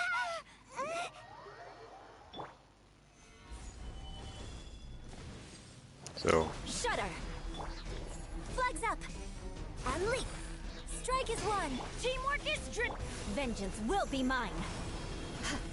Überlebt er nicht. Das kann ihn nicht ulten. Scheiße. Es geht nicht mal. Was? Oh, Kacke. Es geht sich komplett nicht aus. Scheiße. Ah, fuck. More speed.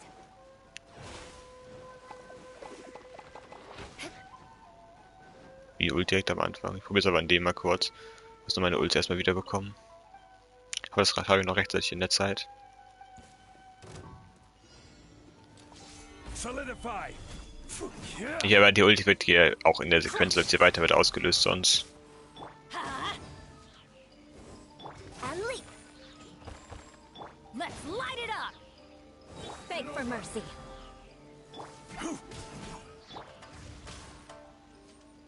And leap. Shudder. Da will ich nur. Let's light it up. Crush.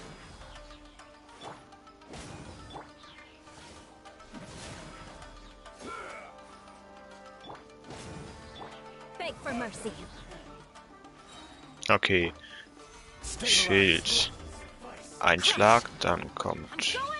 Falsche Reihenfolge, scheiße. Schaffe ich es noch? Ich bin so dumm, wieso? Ja, ich schaffe es nicht mehr mit Bandit, glaube ich, aber let's go. Rack and ruin.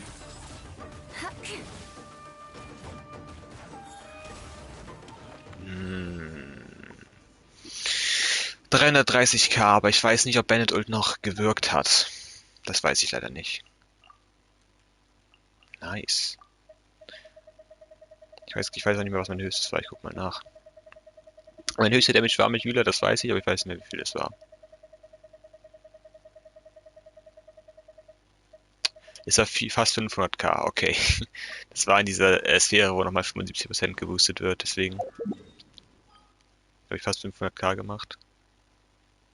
Wer ist die Sphäre? Ich muss gucken, wie die heißt. Nee, in dieser hier. Weil da wird nochmal 75% physischer Schaden geboostet. Deswegen war das ziemlich wild da. Ja, geil. Okay, jetzt muss ich mal endlich den scheiß Legendenauftrag weiter. Oh mein Gott.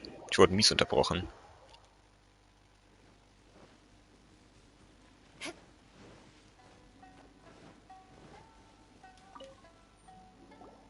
Hey there, we've come to ask you about the Kato brothers. Oh. Oh, you mean Shingo and Yohei? Yeah, we heard that Shingo defeated an apprentice of Domon's recently. Is that true? Yes, it's true. Wait, so are you here because you heard they're starting their own school and you're looking to sign up? We're not here to sign up, but we would like to hear more details about the fight. Well, you've come to the right person. I actually went to watch it. Was war es gerade mit seinem Mund? Er hat sich bewegt und hat nichts gesagt. 216k mit welchem... Ja, okay. Ja, also bei mir war auch was mit 200k, bis ich dann Jula ausgepackt habe. Das war insane. Da hab ich mich echt gefreut, das war ziemlich krank. I thought it was a joke when I first heard that Shingo was going to challenge a disciple of the Meikyo Shisui art.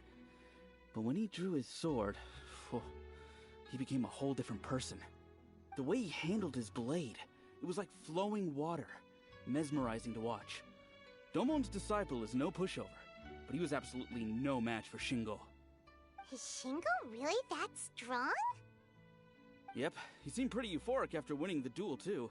He was celebrating very vocally, saying something like, "What a duel. I haven't felt this good in a long time."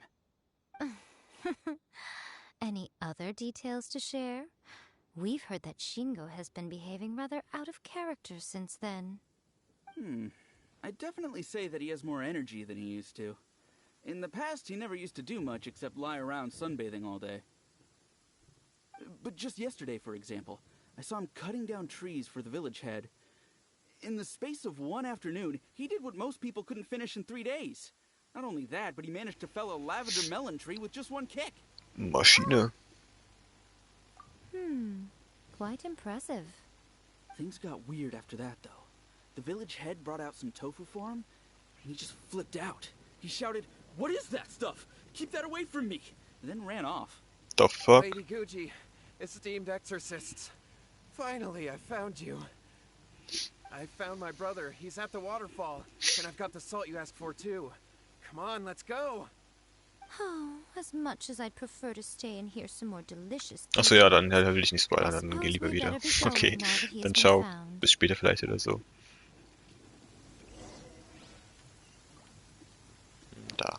Oh, wo da ist denn ganz? Holy shit.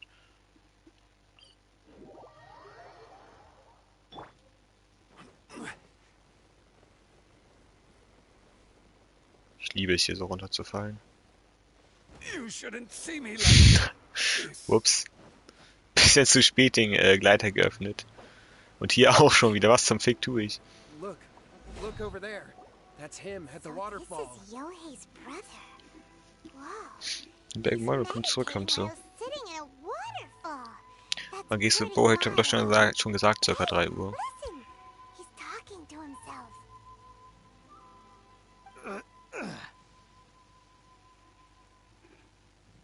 Woo! How's that? Can you feel it? Can you feel the feeling of manliness? What the fuck? Your own school. Ha! So shallow. How can a manly man aspire to something so lame? Please, spare me. Spare me. I can't feel the manliness. I can't even feel the cold anymore. I can't take any more. I'm gonna die. Yohei. Yohei! Save me! Save me! Did you hear that? All the nonsense aside, he's going for help. Huh? Who goes there? He stood up, and now he's coming this way. No, don't come any closer. Help! What do we do? Miko, think of something! Oh, poor thing. Yohei, your brother's life is hanging in the balance, and he's using his final breaths to call on you for help. Whatever shall we do? Well, how should I know? The way it looks to me is that Shingo feels terribly resentful to you about something. Would you mind telling me what that's all about? I don't know what to tell you. I don't know. You don't know. But surely you should have more insight than anyone else into how your brother came to be this way. Yohei, I suggest you think very carefully before you open your mouth again. This is a life or death situation.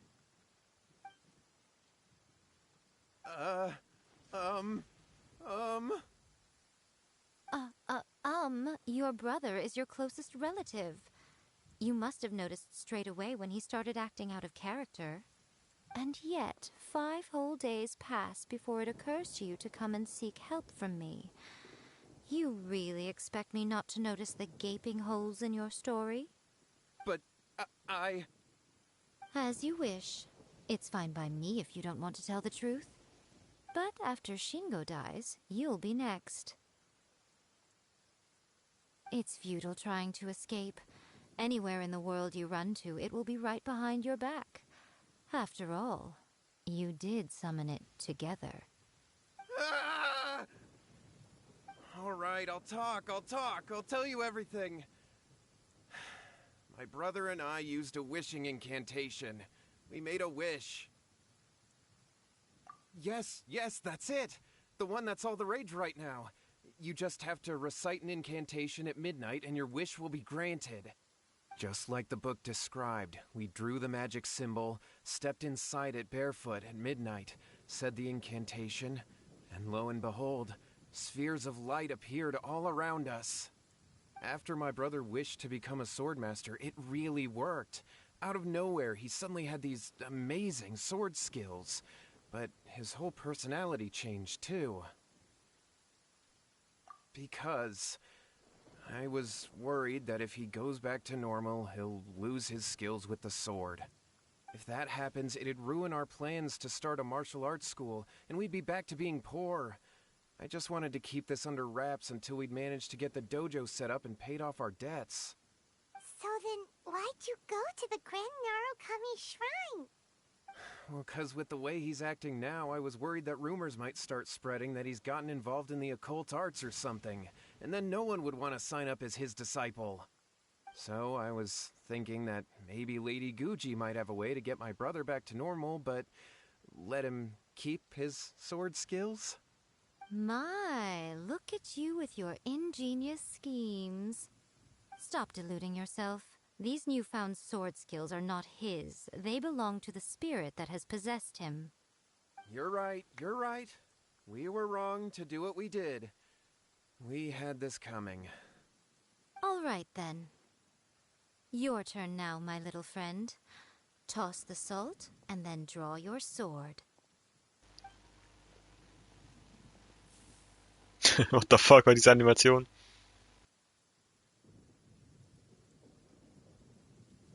What is that?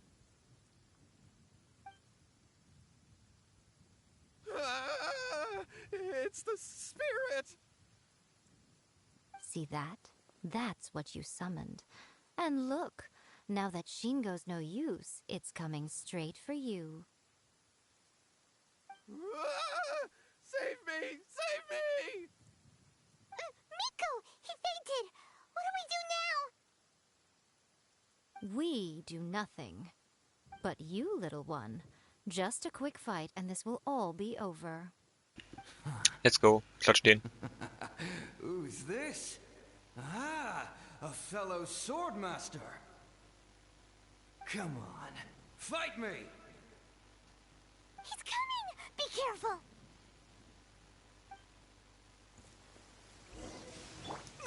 Darf ich einen nicht ausprobieren? Oh Mann. Flags up! Observe! Huh? Teamwork is dream! Strike is one! Beg for mercy. Shudder! Das war's komplett mit ihm. Ich hab ihn so weggeballert. That was great! Excellent! Woo! What a rush!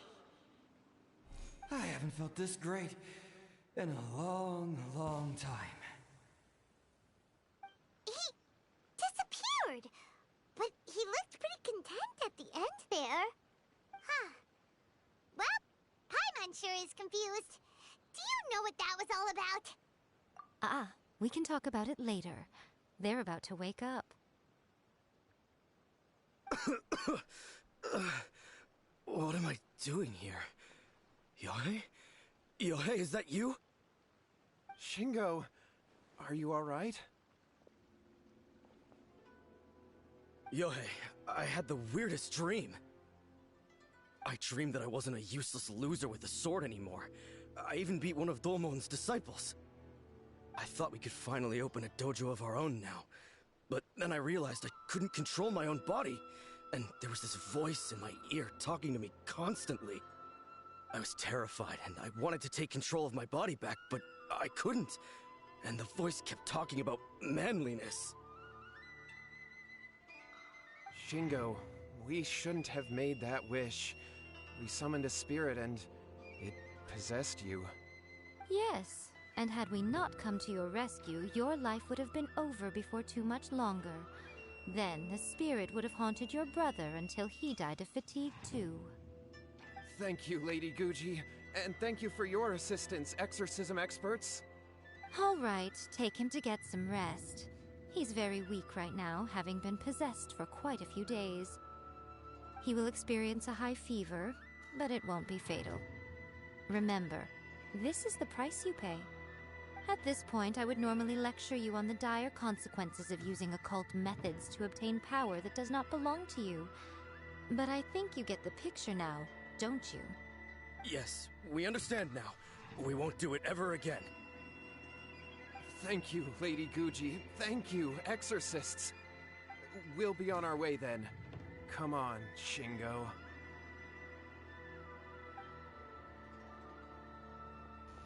Warum macht diese Musik so Action im Hintergrund? Holy shit. Their lives if we hadn't gotten involved? And if so, why the heck were you so Oh, they would have been fine. I had to scare them a little, though. Otherwise, I hardly think these two lazy rascals would have learned their lesson. So, what was it that possessed Shingo?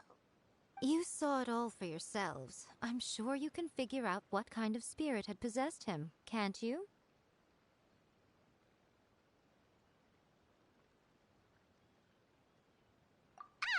Paimon's got it. It was an Oni. Correct.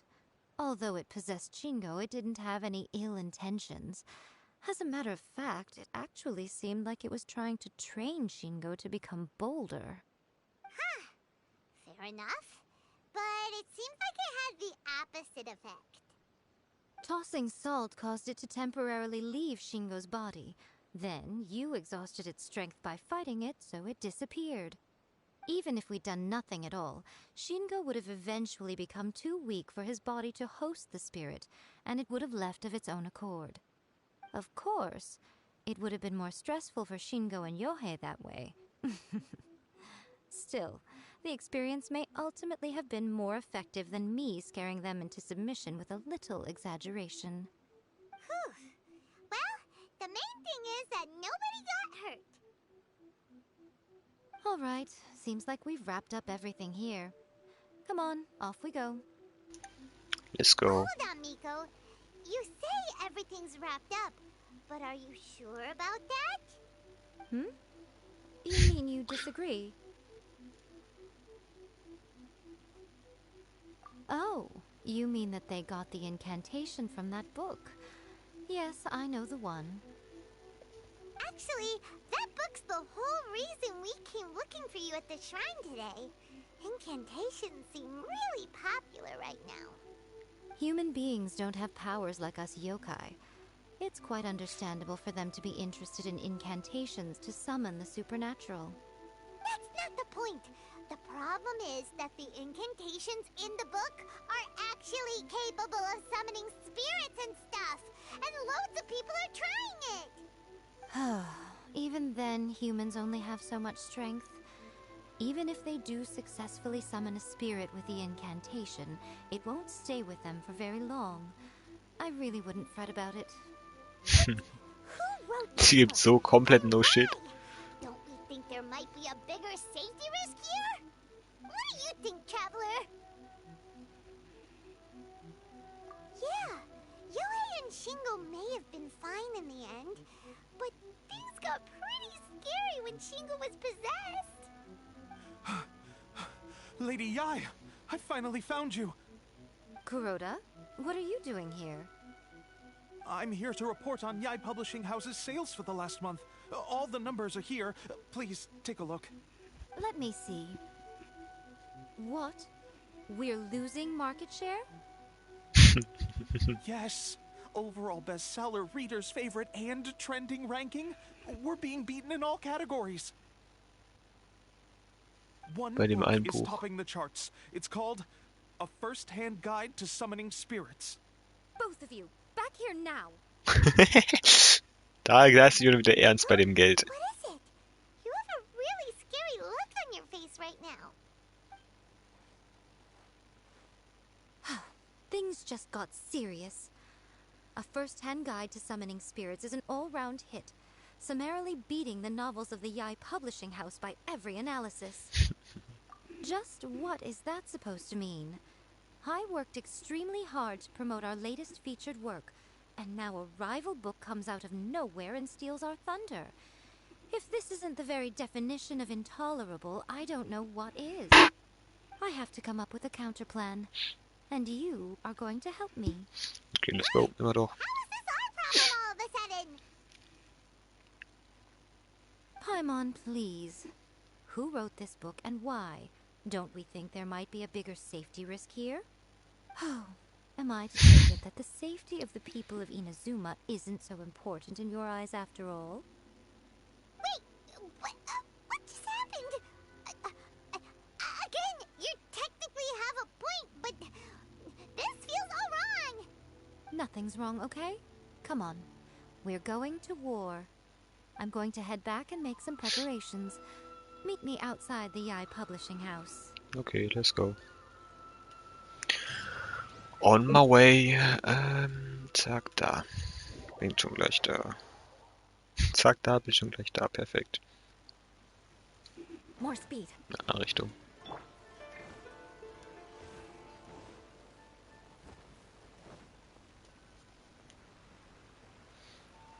Hello. Alright, Miko, we're here. So what's your plan of action to deal with this rival book?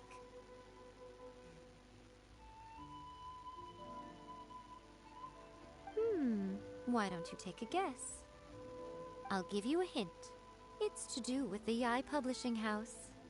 Oh, Paimon knows! Combine the reputation of the Yai Publishing House with the status of Guji Yai and tell everyone that the incantations in that book are dangerous!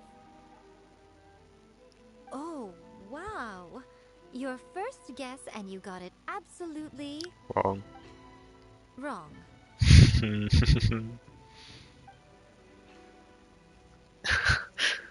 Yeah! Wait! Seriously? That wasn't it? A first-hand guide to summoning spirits is the hottest light novel right now. If we did as you suggested, we would effectively be advertising to everyone that the incantations are real. In bending over Das wäre nicht backwards so toll. trying to warn everyone about the dangers, all we would accomplish is to create more curious readers ready to try them out. Also, sales for the book would only increase further. Okay, yeah, that would be pretty catastrophic.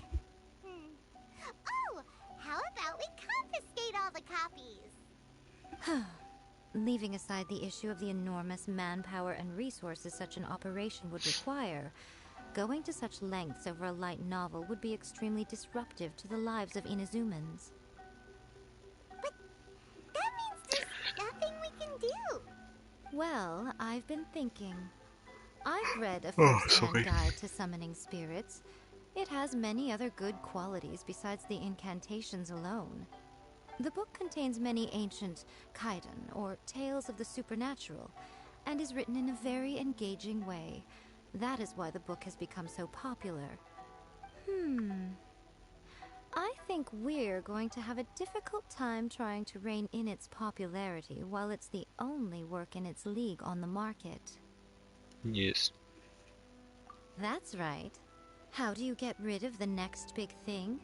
You replace it with the next big thing. So what Big we're brain. going to do is create Inazuma's newest hit novel. Smash our rivals' sales numbers and win our readers back. That is how Yai Miko wages war.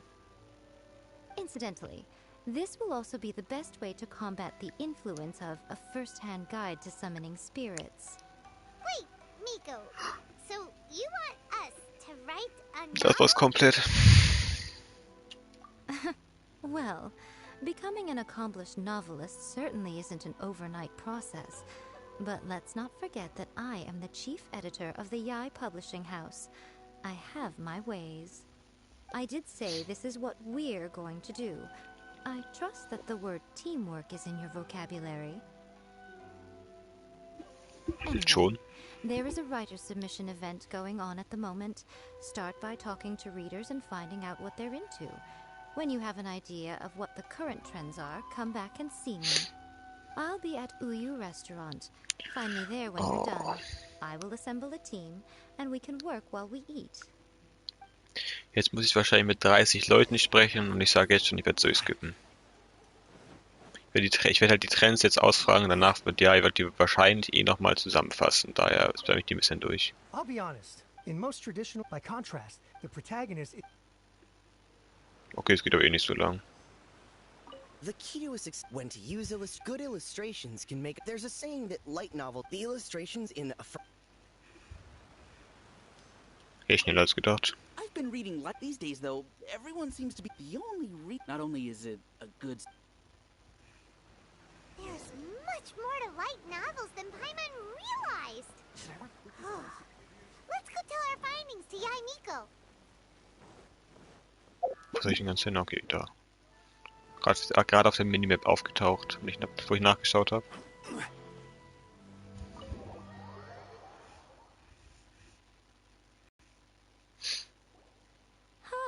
There you are. Let me introduce the team. You've already met Junkichi and Shigeru. Shigeru is an experienced editor, and Junkichi is the author he's partnered with. Junkichi's working through a creative lull at the moment, but all his past works have been very popular with young people. He's developed a distinct and enduringly popular style. Satomi is Yae Publishing House's ace in the hole. Her specialty is that she can write all kinds of completely different stories and all under different pen names. As for what those names are, well, that's a trade secret. They will be teaming up with us to collectively create the novel that knocks a first-hand guide to summoning spirits off its perch. So, feeling better about my plan now? Uh-huh. It Schon. definitely makes sense. Now then, tell me what you found out about readers' preferences. All very true. Na, wird nicht An zusammengefasst. original core concept of fast Egal. pace, quality Doch. illustrations, and lots of action. This is the formula that will guarantee good sales numbers. More importantly than that, even though it's a work of fiction, we have to deliver a sense of realism. Paimon followed pretty much all of that, but there's still one question. Das What are we wäre. actually gonna write about? For example, we know we need an original core concept, but how do we come up with one? Before you can answer that question, you have to understand your target audience. Ergibt Sinn. Take A First-Hand Guide to Summoning Spirits, for example. When I read it, all I find is common knowledge to the kitsune. But to the general public, it's bursting with new and interesting ideas. It all comes down to the size of the information gap between author and reader. As a traveler, there must be a great many things you know that are complete unknowns to the people of Inazuma. What is commonplace to you may be fresh and original to them. Oh, right! So maybe we can take inspiration from our time in Mondstadt and Lille. But that would make it a completely different genre than A First-Hand Guide to Summoning Spirits. Is that gonna be a problem? Not at all. You don't have to worry so much about how to compete with that book. All you have to do is provide some interesting ideas based on your travel experiences.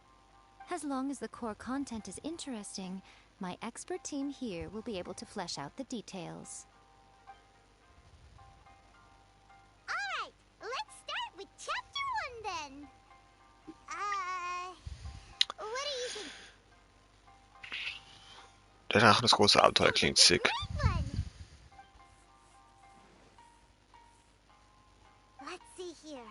The protagonist arrives in Mondstadt for the first time to the sight of a dragon flying around and wreaking havoc on the city.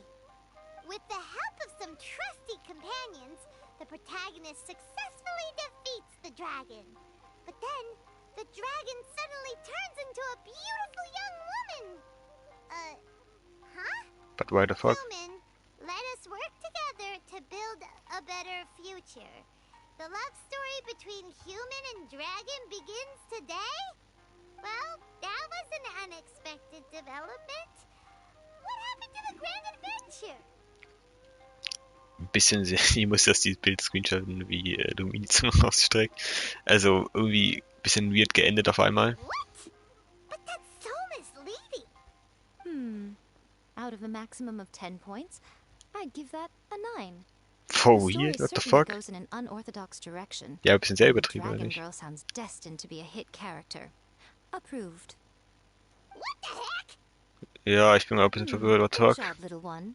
You're not only drawing on your own experiences, but it seems you're filtering them through the lens of the kinds of light novels you've read in the past. I think you really understand what we're trying to do here.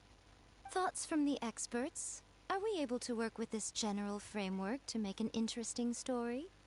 Yeah, we think it works. I tend to overcomplicate the core concept if I'm not careful, so this deals with that problem. That's good. Okay, we're done with Chapter 1. Let's move on to Chapter 2. Okay, let's go. Won't that do for now? Readers will devour your content a lot more quickly than you'd think. If we don't keep delivering the goods now we've caught their attention, all our hard work so far is in vain. Hurry, chapter 2, let's go. Can't you see that Satomi is waiting? What's wrong with you? You don't look so good.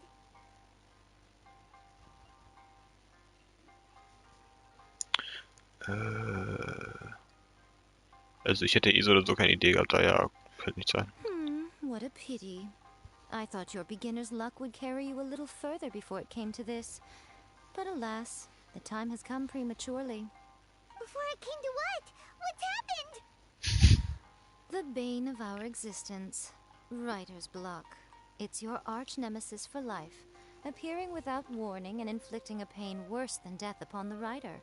They sell their souls just to get their muse back. Sounds awful! When this happens, Sounds the weird. best thing you can do is have a bite to eat and take a proper break. Boss, get me a plate of fried tofu, and get some kushikatsu for these two. Just the basic kind will do. Don't worry, this is my The treat. fuck? Your treat? Oh, wait a minute. Miko, we'll be getting paid for all the hard work we're doing, right? Of course, everyone that takes part in the creative process will be paid. Alright, cool. Then let's press on, shall we? Don't give up now. For the sake of our paycheck, get your brain going! Der schreit vor allem und so, oh mein Gott. Ooh, does this mean your inspirations come back?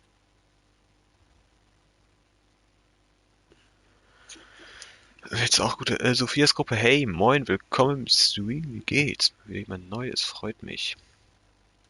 Der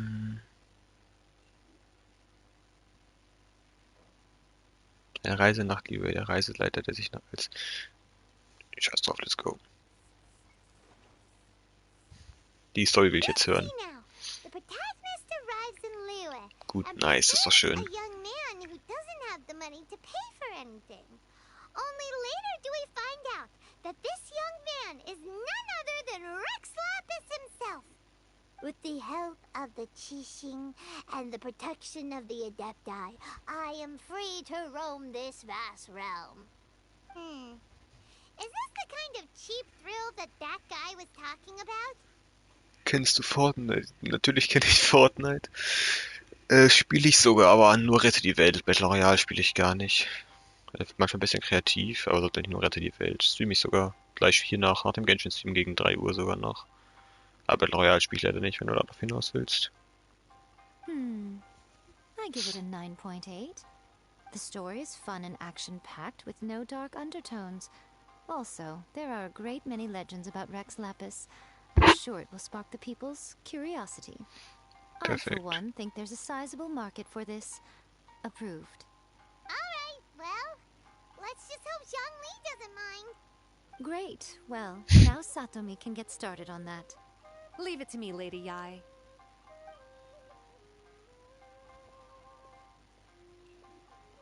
Let's write about Inazuma in the 3rd chapter, shall we? I can help with this one. We can use Let's the go. Vision Hunt decree or your experience in the Resistance. Any ideas? Anfangen als Widerstandssoldat, das klingt cool.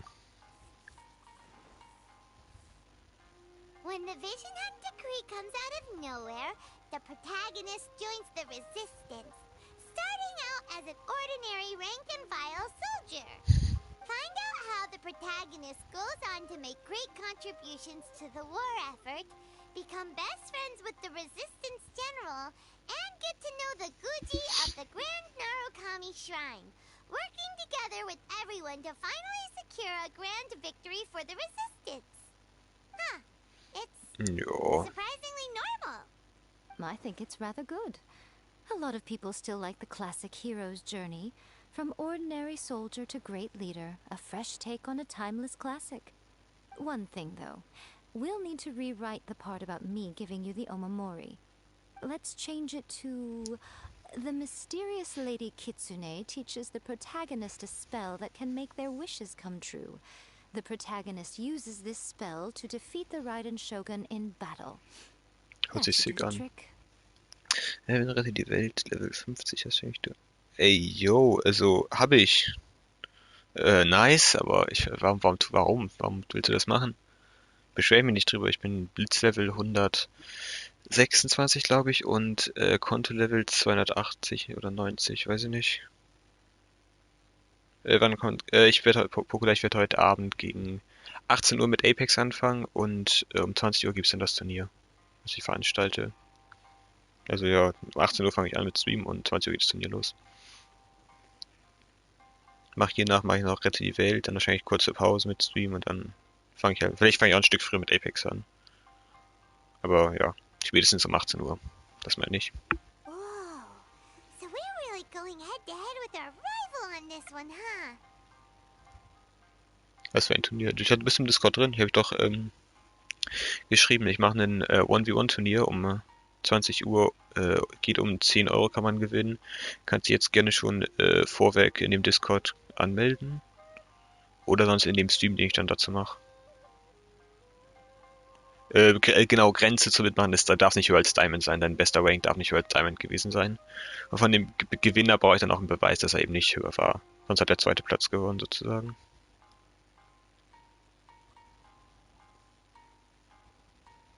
Ja, mehr gibt es eigentlich gar nicht zu erzählen. Den Apex, ja genau. Ein Schießstand halt.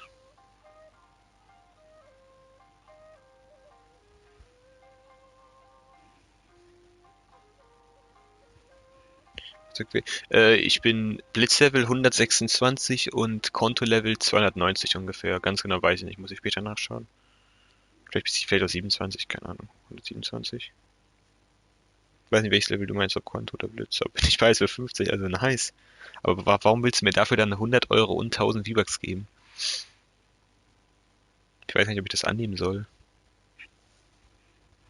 Das ist so ein bisschen viel. Könnte ich gebrauchen so, aber ist halt trotzdem ein bisschen viel.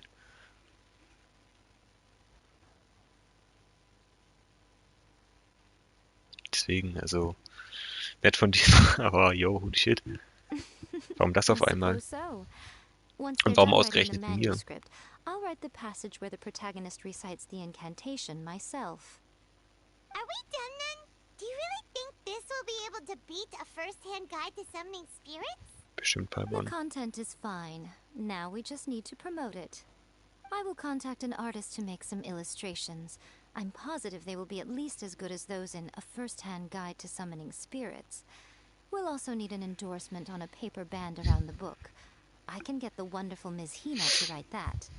She runs a regular Q&A column in That's Life magazine. The people of Inazuma absolutely adore her. You're free to take a break while the creative team is doing their work, but please go by the Yai Publishing House at some point to commission Ms. Hina for that recommendation. Ja, mach ich. Once our light novel is complete, let's meet at the writer's submission event. G steht für gönnen. Ah, perfekt. Aber warum? Ja, okay. Also nice, sehr nett von dir. Wo komme ich raus? Hier? Ja. Wie shit. So. Bin Berg 9, willkommen zurück. Kommt so. Ich glaube, ich bin auch bald fertig mit dem Auftrag, kann das sein? 2 Abschnitte. Ich muss noch fertig machen, die Abschnitte und dann den letzten. Der sollte aber nicht so lange gehen, der letzte. Ich muss sagen, bis jetzt den Jahr-Legenden-Auftrag ein bisschen weird, langweilig. Das nächste, der Wahl war viel zu krank im Vergleich dazu. Miss Hina doesn't usually do endorsements, but since it's Lady Guji that's asking, we'll see what we can do. With Miss Hina getting so popular lately, a lot of people have come to us hoping to do a collaboration. But Miss Hina's not interested in any of it. She still prefers to focus all her efforts on replying to readers' letters and turns down every promotional opportunity she can. Ja, also du kannst, wenn du donaten willst, das geht doch noch gar nicht, weil man kann erst ab 1000 Abonnenten donaten und das ist halt, ja, ich bin auf 451 aktuell. Deswegen. Maybe that's why her fans like her so much. I'm getting off topic here. Anyway, if we can get that endorsement from Miss Hina, you'll definitely get an exposure Okay, to your perfekt. light novel. Ja, dankeschön. War unser Bestes. Ich muss sagen, ich finde den Legendenauftrag eher langweilig. Leider. So, was soll ich jetzt hier oben? Ah, das ist... Kenn ich nicht. Kein Plan, wer sie ist. Are you sure you'd like to submit this entry? Let me see. The Miraculous Adventures of the Traveler by Thousand Hands. What a strange pen name. Definitely your doing. Having been around you so much recently, Paimon's slowly starting to understand your unique tastes. What do you Zweifel mich mean? auch gerade an. Nice, sehr nett von dir, It took Dankeschön. a lot of Let's work by a go. lot of different people to get this thing finished. Don't you think it's a very descriptive pen name? We'll get this printed as a matter of priority and conduct trial sales in pilot locations throughout Inazuma. I'll announce the sales numbers in 3 Ja, days. 500 würde ich sagen. Uh-oh. Paimon's getting a little nervous now. Do you really think this is gonna work? Wir sind Experten. That's right. Be confident in your work. That's exactly how a light novelist should be. Okay, then I'll sign you up. Please come back in 3 days for the results. Thank you all for your submission. I wish you the very best of luck.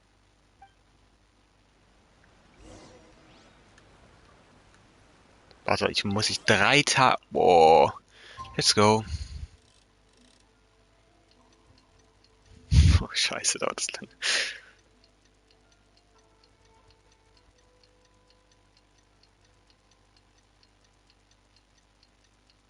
Und ein Tag von 3 ist rum.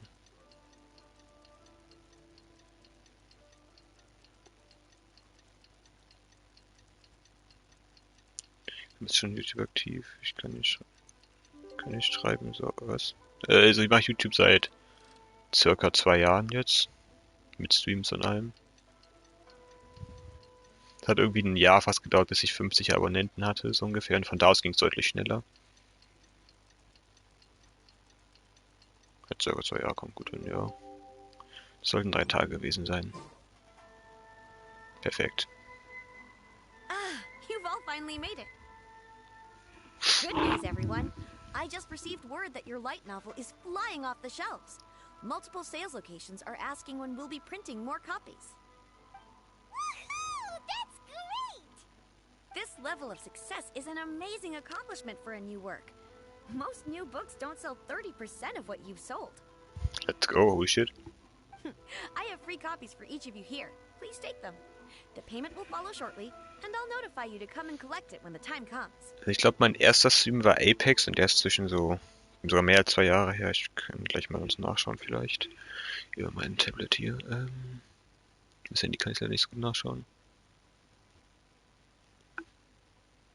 YouTube Studios da.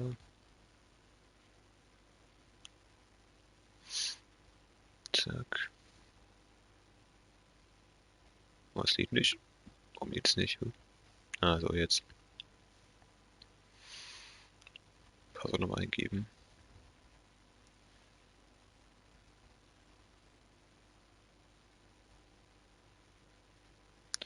Wie Passwort falsch, boah.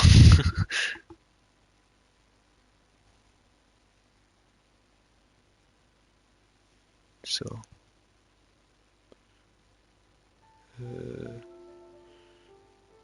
Später. So. Einmal dabei, es lädt kurz. Musste mich noch mit Google-Konto anmelden, weil ich Passwort geändert hatte. Oh yeah! Machen wir nebenbei ein Stück weiter. The reason why we made this light novel was to combat the influence of a first-hand guide to summoning spirits. We sold a lot of copies, but it doesn't feel like we accomplished our goal. How do we know whether it worked? Wer ist das denn? Oh, don't worry. Kann ich nicht. The change is already underway. That's what the people around Entschuldigung, ich us hätte mich are dumm talking müssen. about. Sorry. The conversation Musste has mies already niesen. moved on, hasn't it? Hey guys, have you heard about this latest Kaidan thing doing the rounds? You just need to recite the incantation from A First-Hand Guide to Summoning Spirits at midnight, and your wish will come true! Oh, that? That's a throwback. That's old news, man. No one's talking about that anymore. The Secret Spells of Lady Kitsune is the new hit thing. I've already memorized all the incantations. The Secret Spells of Lady Kitsune? What's that? You haven't read it yet? Okay, so supposedly, if you recite the spell in there on a moonless night, you'll receive protection of the Kitsune and all the other powerful yokai. They can make any of your wishes come true. I heard that the incantations in a first-hand guide to summoning spirits have weird side effects. This one guy wished for a load of Mora and got it, but then one night it all turned to leaves and he developed a high fever. They actually had to use one of the secret spells of Lady Kitsune to get rid of the discomfort. That proves that the incantations in this book are more potent than the ones everyone was trying before.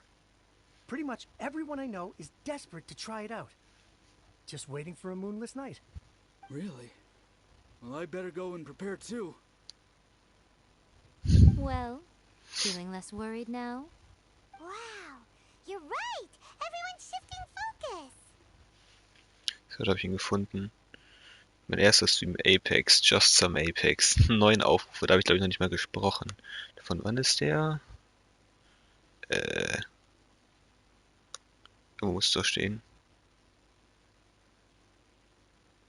Oder auch nicht, aber hier sollte es stehen.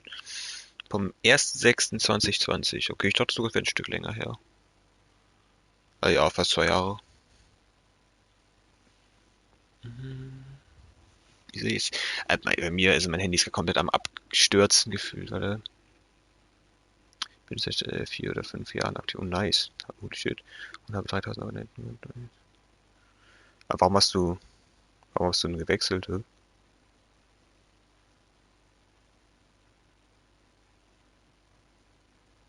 Also, warum hast du deine 4, 5 Jahre aufgegeben, so ungefähr, oder?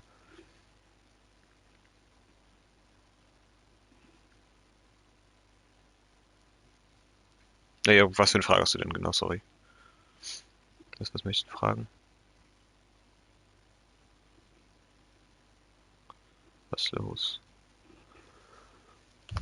Ich glaube, ich hatte aber davor auch schon mal irgendwas anderes. Ich glaube, mein erster Stream war gar nicht Apex, aber ich weiß doch, da war, glaube ich, der, aber ja, kein Plan, ich erinnere mich noch nicht mehr wirklich dran. Der hatte sogar einen neuen Aufrufe, holy shit, hätte ich nicht gedacht. Okay, krass.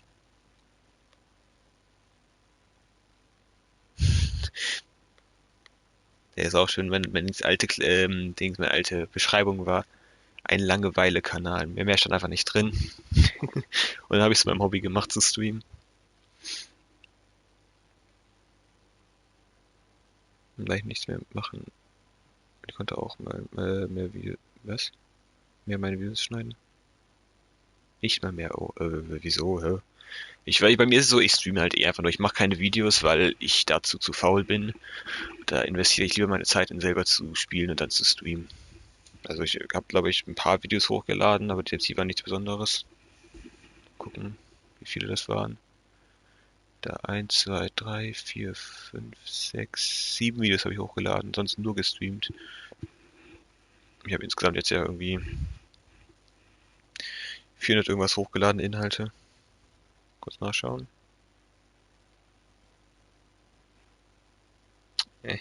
Oder auch nicht. Kacke. Suchen. 500 sogar. 574 hochgeladene Inhalte. Und 7 davon sind Videos. Krass. Okay, das ist echt krank.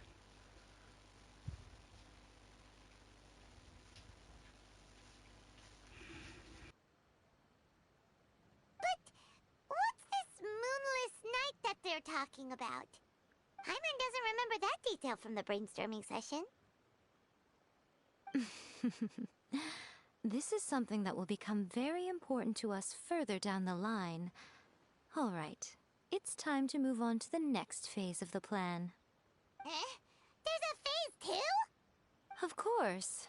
Behind every book that hits the market lies an author, right? Oh yeah, if we leave him to his own devices, he might just write another guide to summoning spirits. Also, we still need to figure out what his motive for writing it was. Sorry, meine Mutter kam gerade, hat mich gestummt und das weiterlaufen lassen nebenbei. Ich mache oder nehme mir, falls das Wildlife, was sind Wildlife Stories? Oder V-Life? Was meinst du? Real Life wahrscheinlich Stories, ja, okay. Ja, nicht so meins, aber Streamen ist echt ist halt auch echt angenehm. Du machst einfach an. Du musst halt öfters machen, dann kommst du auch rein, dass du wirklich einfach redest, selbst wenn du gar keinen Zuschauer hast und so, dass du nicht die ganze Zeit, das Wichtigste halt, dass es nicht still ist, einfach während du streamst. Also wenn jemand reinkommt und es dann komplett still ist, geht halt wieder und es gibt ja eine Verzögerung, wenn du siehst, er kommt rein, dann kann sein, dass er schon wieder weg ist, so ungefähr. Deswegen. Exactly. Wie That's funktioniert what we need to take care of Genshin next. Event oder Apex Event? Fortunately, I've already Beim managed to Genshin wusste ich identify the wusste ich gar nicht, dass author. du Genshin He's spielst. a failed light novelist named Tomoyuki.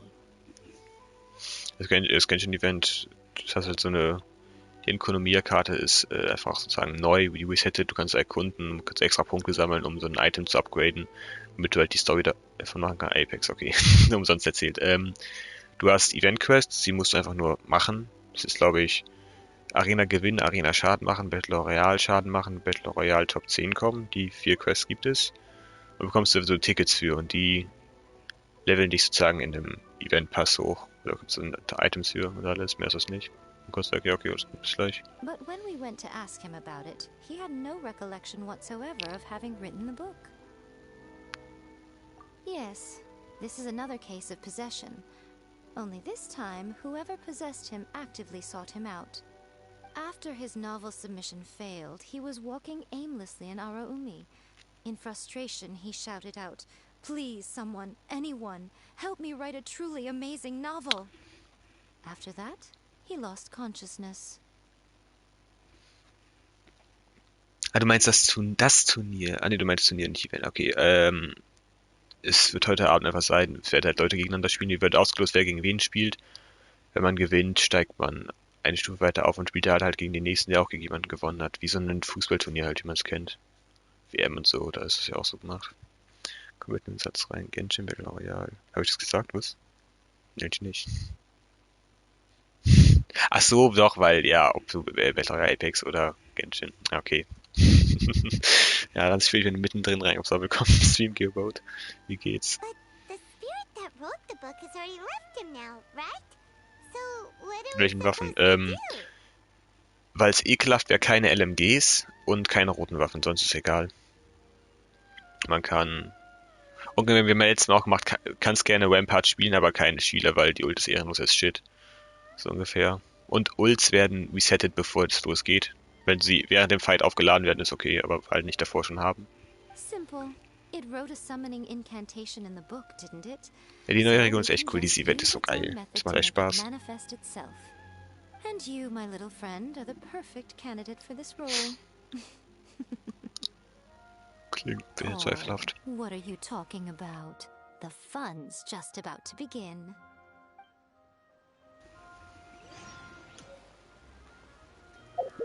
Wo soll ich ganz hin? Ich glaube, es ist sogar der letzte Part des Auftrags, oder? Nee, ist er nicht. Holy shit, wie lange geht der Scheiß?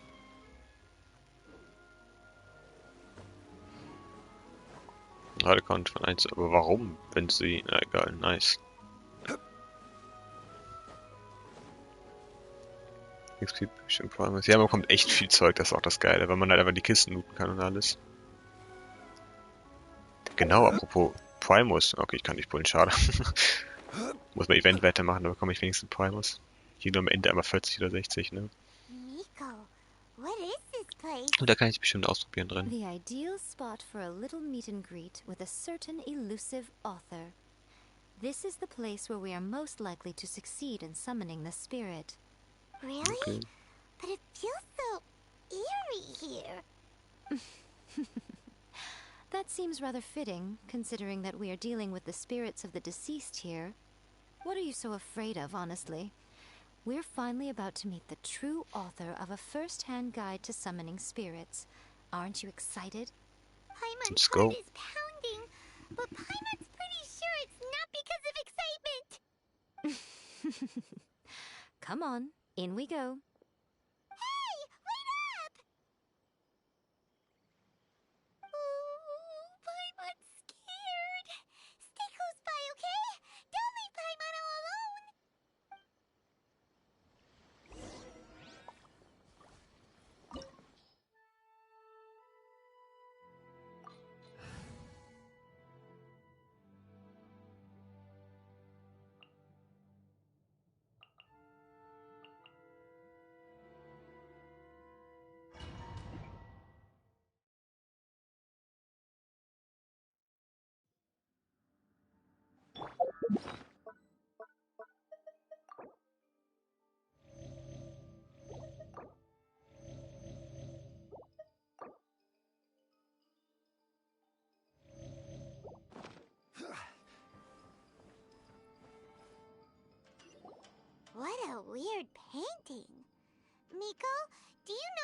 supposed to show? Probably a scene from ancient Inazuma. It's a good piece of artwork and all, but it's also kinda eerie. So it's a bit scary. Looks like the artist signed their name. Rakusai? It's not very clear. Let's go inside and take a look.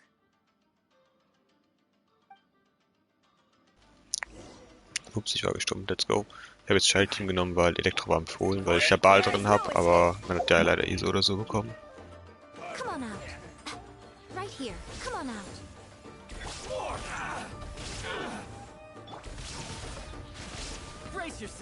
Also nicht leider, zum Glück haben wir sie bekommen, fällt mir gerade ein. Ups, also ist ja nice, dass ich sie ausprobieren kann jetzt endlich.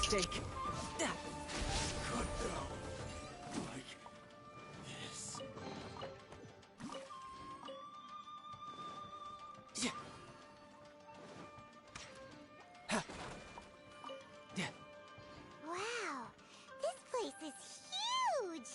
Hey, is that a mirror? There's a really weird-looking stool as well. Wonder what it's for. Ah, I see. This setup is quite handy. Saves me a lot of work. All right, go and take a look around. There should be a mechanism somewhere that makes the whole room move.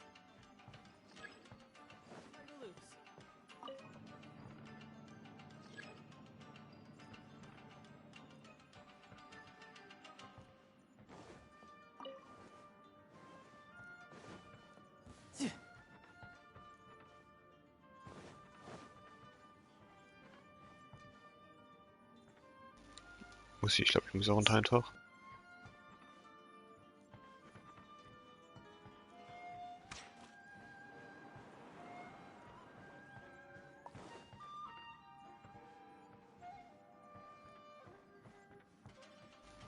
What the fuck?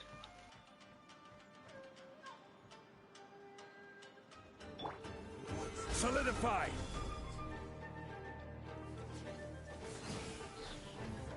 I will have order. Shine down! Now you shall perish! I'm going in! Right now.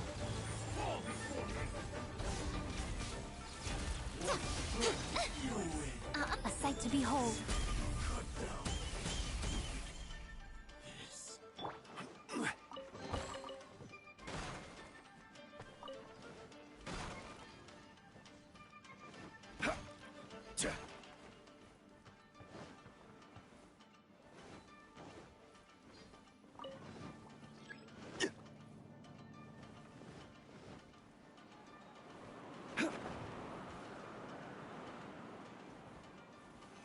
Stabilize. Shouldn't let your guard down. Yes.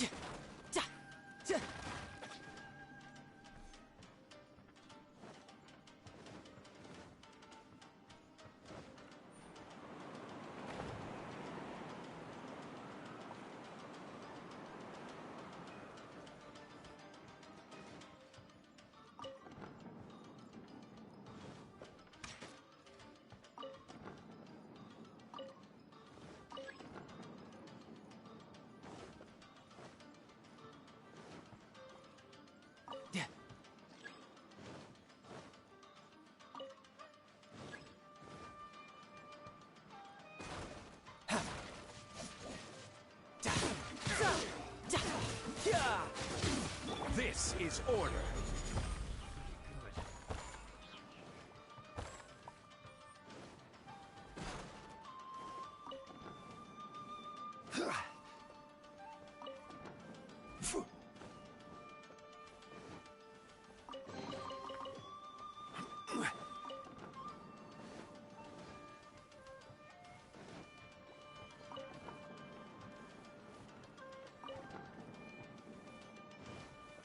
Solidify! Teamwork is dreamwork!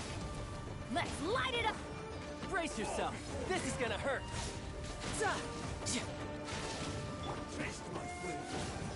Illusion Illusion shattered. Order guide you.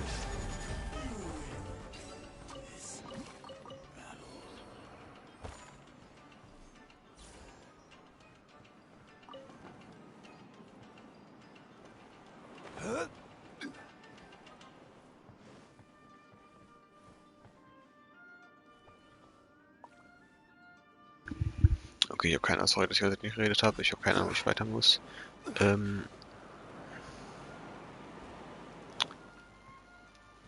Hier war ich schon. Für ein weiter höher, nicht zwei. Geht aber nicht perfekt.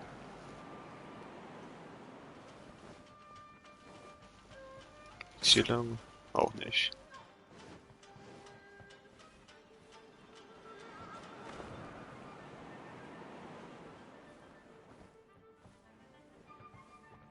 Ich glaube, ich denke mal, es muss hier irgendwie weitergehen, aber ich habe nicht gesehen, wo.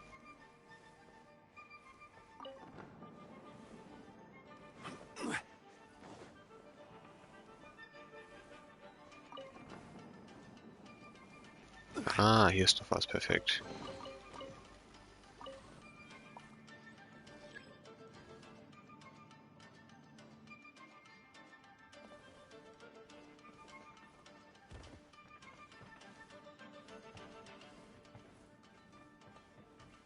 Jetzt sind alle Lampen auf einer Höhe, ist das richtig oder so? Auch nicht wirklich.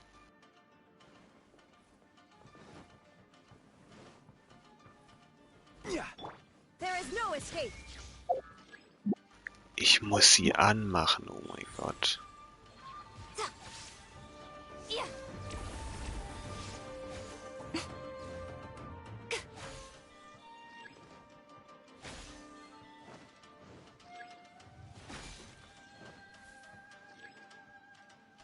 Okay, das war's. Da gibt's Sinn. Whoa. It's that painting we just saw. It's turning this way along with the whole wall. It's getting eerier and scarier. What is this place? Okay. Next I will show you a secret kitsune spell. This painting is a swift summoning medium, which means I'll be able to skip many of the more tedious steps. The murky mirror reflects the view of Inazuma in a bygone age. Spirits stirred by the sight of the past will be easily drawn to it. You're up next, little one. Come on, sit yourself down here. Let's go. Was soll passieren, ist jetzt die Frage. Hier. Yes. The whole point of a summoning ritual is for a dead person's spirit to possess a living person's body. You saw what happened to that Oni samurai spirit. After leaving the host's body, he was only able to maintain his form for a very short time before disappearing. Are we positive that summoning a spirit to possess the traveler isn't gonna have any lasting negative consequences? Oh, you really care about the little one quite a lot, don't you? I'm a little jealous. I wish my friends were caring like that. Anyway, are you scared, little friend? Don't you worry now, it'll be over soon. Just think of it like having a dream. Sit on the chair, stare at the painting, and relax your body and mind. Try and be natural. There's really no need to be nervous. Oh.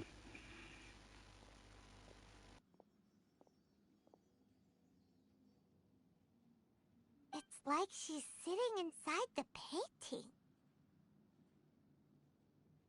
Huh? Is Paimon seeing things? Did the painting just move? Hey, yo, what? Recite the incantation in your heart, little one. Also, you'll need to have some intense thoughts going through your head. A wish, for example. Now, what kind of wish do we think it would take to summon forth the author of A First-Hand Guide to Summoning Spirits? Anyone? Probably something to do with writing? Very good. The wish needs to be heartfelt, though, so let me help add a little realism to the equation. The book is selling exceptionally well, Traveler, but we're going to need an outline for Chapter 4 as soon as humanly possible. When is the earliest that you can turn it in by? The painting is moving again!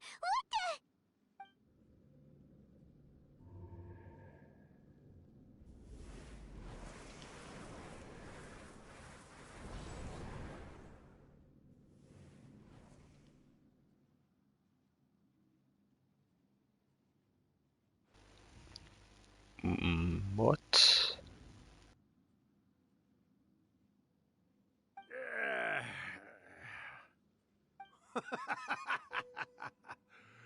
I never thought the day would come when I'd be summoned using my own ritual. Getting a taste of my own medicine. What have we here? Another budding writer? What's come over you all? Why is everyone wishing for help with their writing? Are novels so popular in this day and age? We got you! So you were the one who wrote a first-hand guide to summoning spirits. What are you trying to do, Why'd you put that summoning incantation in the book, huh? What's your game here? Huh? What's this? Oh, I see. No wonder this felt so familiar. I've walked right into your trap, haven't I? You ask me what my game is here? Well, of course. It was to use this incantation as a means for all the souls of the departed yokai to make their glorious return to the world and plunge all of Inazuma into a brutal, bloody war. What? Paimon knew it! You had an evil plan all along! Oh, did you now? Then how naive of you to let me possess this body so easily. I sense, yes, great power within her. Good. Good! With this power, no one shall be able to stand in my way!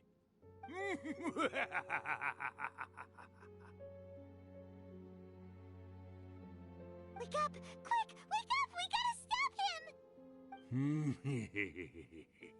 It is futile. You shall never wake her again. This body now belongs to me! Hey! Come on, wake up! Don't let him take your mind! Miko, think of something! Miko! Miko!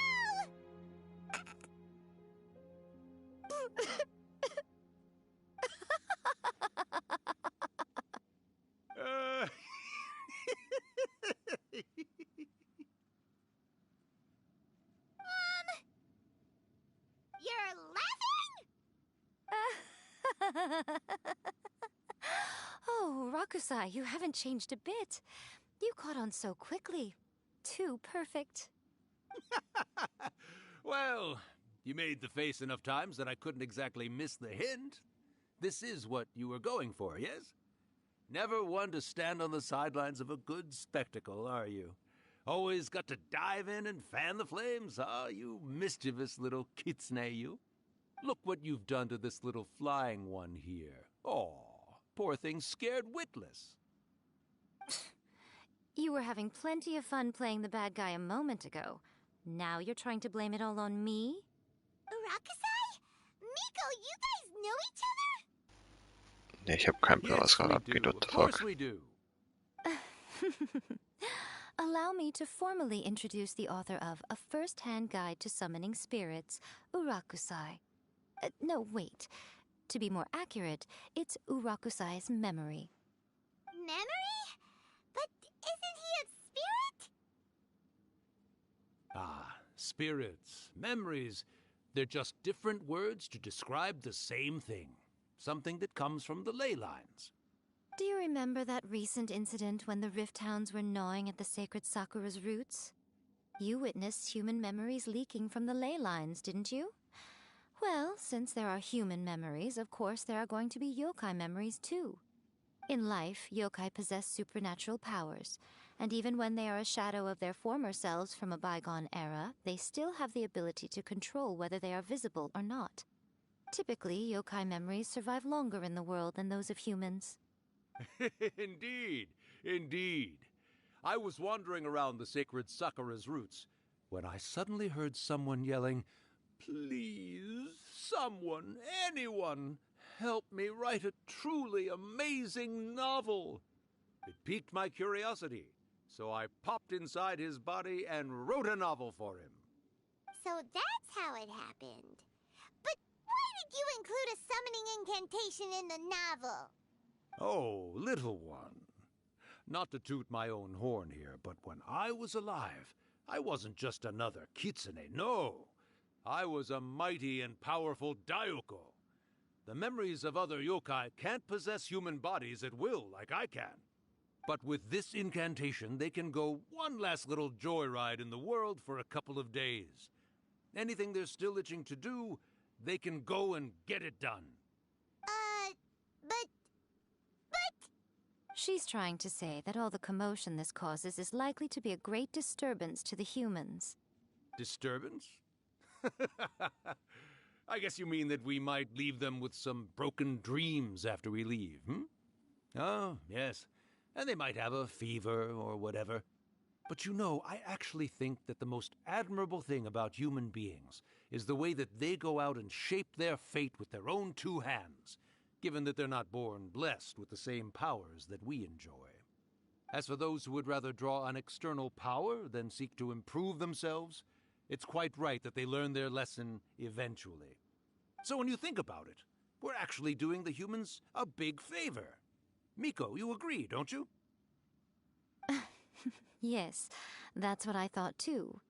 All right then. You finally convinced Paimon. You guys were right. What are you scared of, little one? Don't be deceived by her day-to-day antics. Miko is actually one of the most powerful yokai out there. Not only that, Urakusai, but my latest work has beaten that book you wrote, A First-Hand Guide to Summoning Spirits, to become the most popular in Inazuma. Of course. You were never one to make extra work for yourself where you can help it. And yet you went to all these lengths to find my painting room, and even took the trouble to summon me. I knew you must have some ulterior motive. You were always the one to pick a quarrel with me when we all used to gather around and share stories. All right. You win, I lose. Happy now? Ha! I finally get to hear you say it centuries later. Ooh, I must say it feels good. I remember when you were just a little girl, always hanging off my shoulders. A few 100 years later, and you're all grown up. Oh, Urakusai, how much time do you have left? Not much. That goes for all of us, actually. We've all got to go back where we came from in the end. Everyone's quite content in many ways, but they still can't help but ask, are we ever going to have another Hyakyako? Don't you worry about that, Urakusai. Arrangements are being made. When my bell rings, it means the moonless night is upon us. Great. Wonderful. Fantastic. Miko, it's been nice catching up, but I'd better conserve my energy if I want to stick it out until then. So, I'll be on my way now. All right. Goodbye then, Urakusai. One last thing, Miko. I just want to know, have you been well all these years? I've been great, of course. Every day is a happy one. Especially these days. Not only do I have my light novels, but I've also met these two delightfully nosy outlanders. And even A is finally starting to come to her senses. Quite a miracle, given how pig-headed she can be. Oh, well, great. That's fantastic. Urakusai, you'd be right at home in this era. A great storyteller and artist like yourself would be the Yae Publishing House's ace in the hole.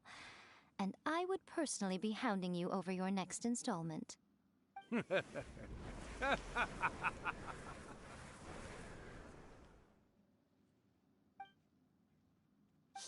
disappeared! Are you awake? How are you feeling? Are you all there? Here, like last time, repeat after me.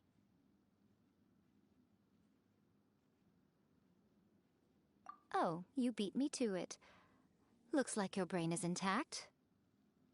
So, your first possession, What was it like?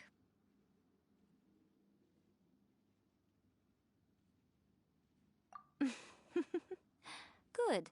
Saves me from having to explain everything again. Hearing Urakusai admit defeat has put me in the most wonderful mood. In return, it's only fair that we make sure to deliver on what they're all hoping for. Yes, though they only represent a tiny proportion of the memories in the ley lines, it will still be quite a sight to behold when the time comes. Since you've come this far, why don't you do one last thing for me, I'll need your help with the ritual. You cannot be serious, Miko! After all that, you still have more errands for us? Huh! You guys teamed up to scare Paimon just now. If you think Paimon's gonna do anything you ask for, think again! Aw, come on. I'm really only asking you to finish what you started. Besides, your paychecks are still in my hands. Paimon's paycheck? Well, there's no way out now. We're in too deep.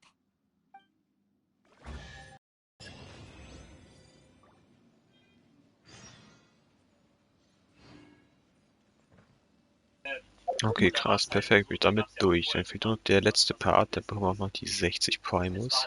Und eine Chest hier auch nochmal auf, ganz gemütlich, auch nochmal 10. Ja, 10, ich war mir überlegen, ob 10 oder 5, aber die bringt 10, genau.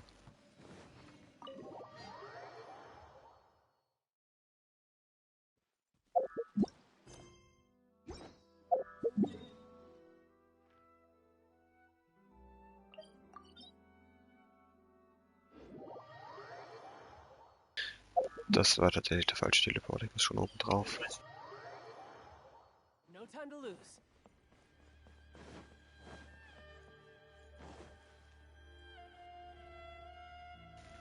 Eine kurze Frage, ich habe gerade 5 Zuschauer, da kann mir einer sagen, ob man meinen Bruder gerade im Hintergrund hört, so? So nice of you to join me. You're right on time, too. Wenn du es mir sagst, höre ich es mir aber gleich selbst an, alles gut. As if we had a choice. We just want our paychecks. So, Miko, what exactly do we have to do to make this Hyakyako happen? Also, to be clear, we actually have no idea what it even means. It might sound ominous, but to put it simply, the Hyakyako is just a gathering of the yokai. Back in the day at yokai gatherings, once everyone had had plenty to drink, one by one they'd start soaring into the sky with their yokai powers. There were so many of them that their silhouettes would block out the moon. But now, the yokai memories that leak from the ley lines are weak. They are no longer able to fly. So I will be performing a convocation ritual for them, gathering all the wandering memories together in one place. Ja, weil ich stumm mich halt, wenn ich gerade nichts sage, dann ist es besser, weil man ihn ja nicht hört, so. Wie gesagt, dann ich lasse mich mal kurz ein bisschen nicht gestummt, dann mal schauen. Der stumm mich halt auch die ganze Zeit so, deswegen. Once their energy is spent, they will be satisfied and return to where they belong. All the preparations for the ritual have actually been made well in advance. Remember the incantation and the mention of the moonless night that I added to our novel? Oh yeah! Something about reciting the secret spells of Lady Kitsune on a moonless night. That's the one. Actually, it's not a wish-granting incantation at all. Das sollte man gehört haben. It's a spell to help calm the ley line memories. When that time comes, let's all pitch in and help send them on their way.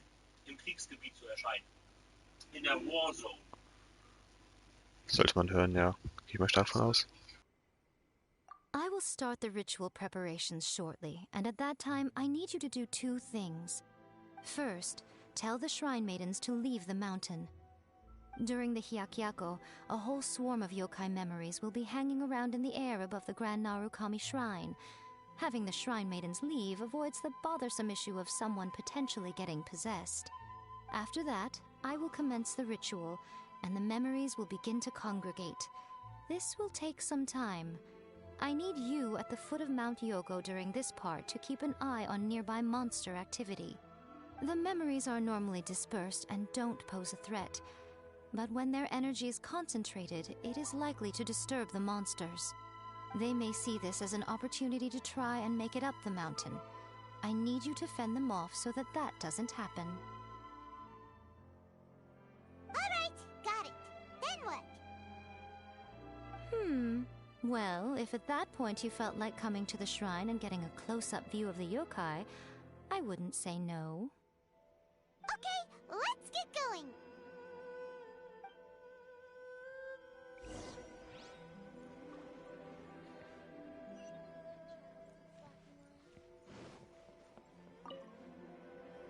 Descend the mountain?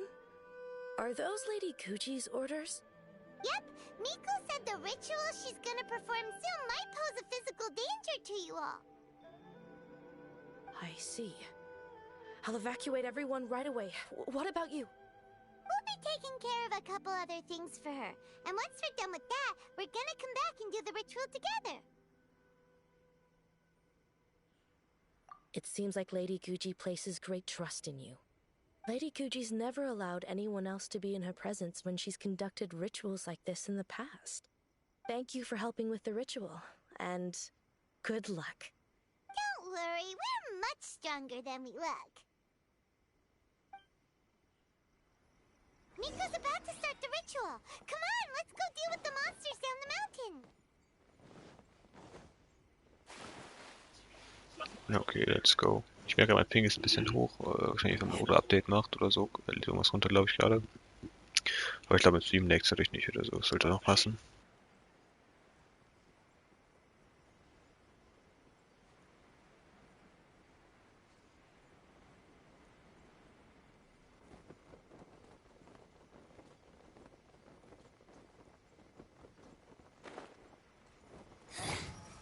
Stabilize. Shine down, torn to oblivion.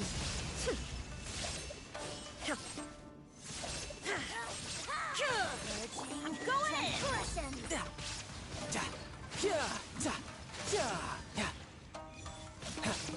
This body belongs to ice and snow.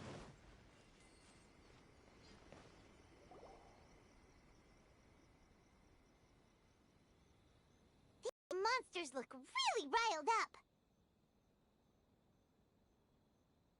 Yep.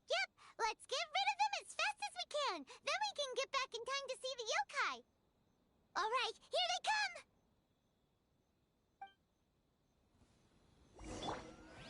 Gather. This is order. Now you shall perish.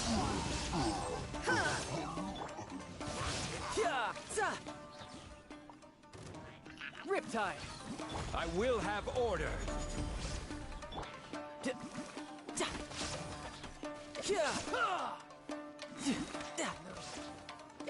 Let's get down to business. Teamwork is drip.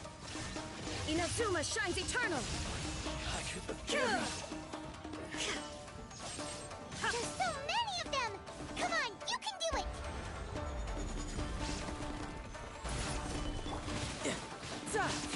Shouldn't let your guard down.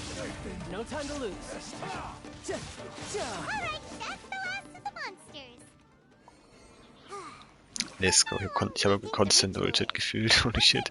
The Grand Narukami Shrine and take a look. Na klar doch.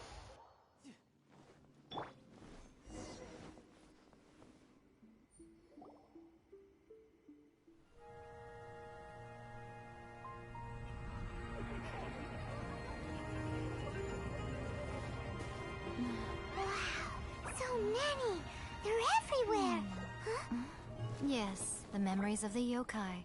They haven't been able to relax and soar through the air like this for a long time. Come with me.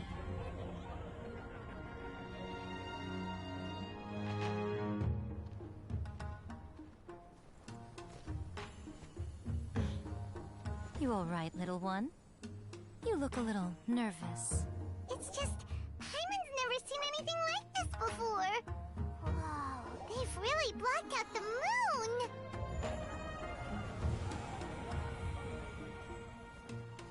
It does look a little intimidating, doesn't it? But I know them. They may be loud and brash at times, but they are good and brave souls. Even after losing their lives in a brutal war, they have never given in to grief or despair. Alas, their time is short.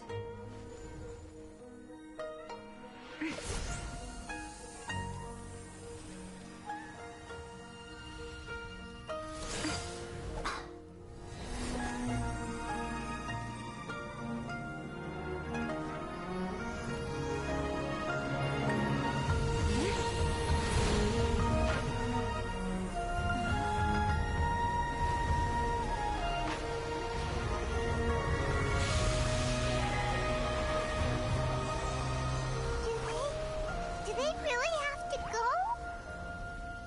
It's a feast, and all feasts come to an end. Since you're sorry to see them leave, why don't you do the recital along with me? O Hakushin, cause of this enchantment, in reverence I perform this rite. In reverence, I perform this rite. To be a guiding light.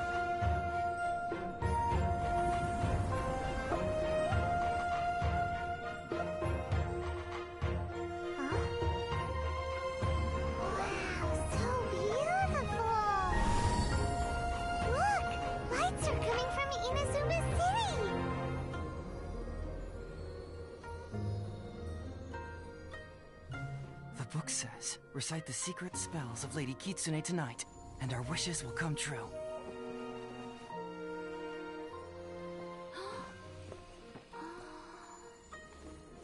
O Hakushin, cause of this enchantment. I perform this rite to be a guiding light. Your unrivaled power will be honored eternally.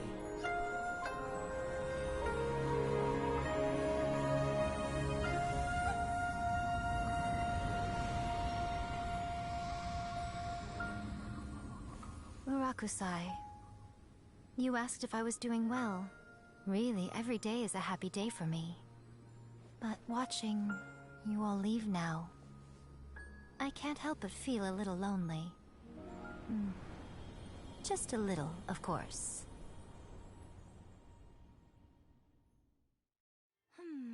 Just as I thought. The ritual went very smoothly. Thank you both. Oh, I'm great. But the look on your face just now... I'm fine, seriously. Really, No. Honestly, you two. Hiko... Fine. Well, if you're dead set on doing something for me, you can treat me to a meal. Die Cutscene war insane nice. Ich mochte den Legendenauftrag vorher nicht so, aber die Scene, die war echt ziemlich geil. Da kann man nichts gegen sagen.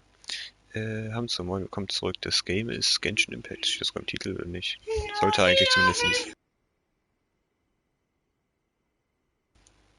Also ja, tut es. Es war so eine rhetorische Frage. Okay, dann bin ich auch durch mit dem Auftrag, soweit ich weiß. Also es war es halt eigentlich, nach der Cutscene war es das mit dem Legendenauftrag. Okay. Mit den meisten Well, Aufträgen, see wenn es you eine soon, Cutscene gibt.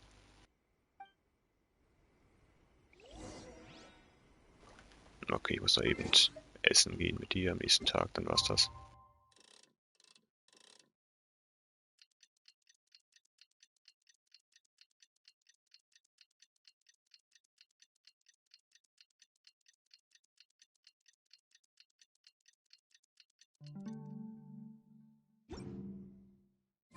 Today is the day we agreed to...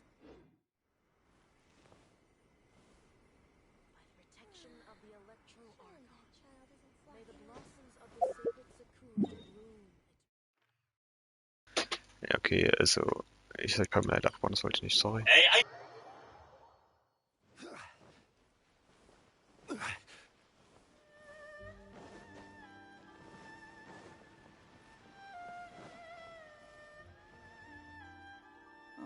Wait is unbearable. How is the next chapter of the miraculous adventures of the Traveler not released yet? It was quite a surprise when the moonless night finally came. Yeah, that huge black cloud over Mount Yogo that night.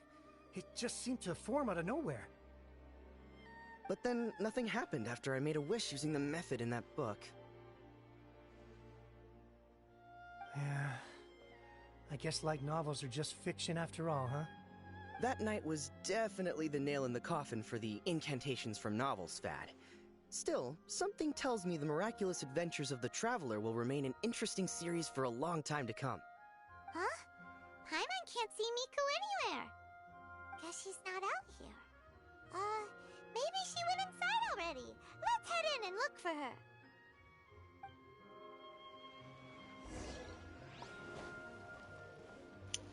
Ja, schmackhaft im Stream-Chat ist gerade mein Bruder, den man manchmal im Hintergrund hört, weil er unnötig rumschreit. Was?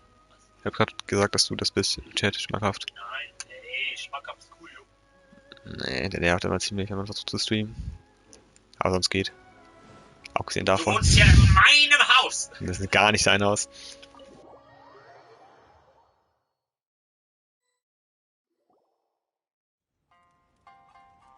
Ah, my little friends. There you are.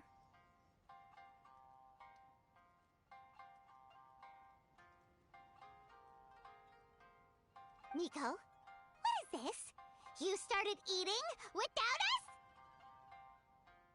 I did, yes. You're paying after all.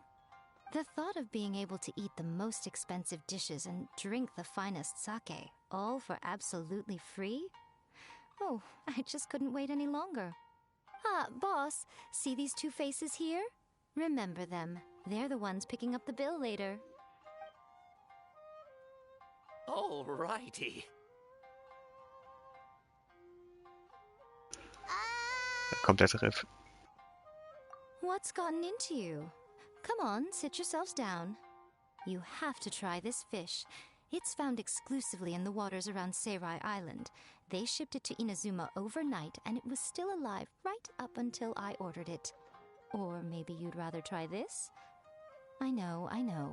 I normally can't bring myself to drink sake this expensive either. If you don't drink alcohol, that's fine too. There are all kinds of fruit juices covering the whole price spectrum. Nico! You are outrageous! Last time we were here working on the novel, all you ordered for us was the plainest kushikatsu! Strange. I remember no such thing.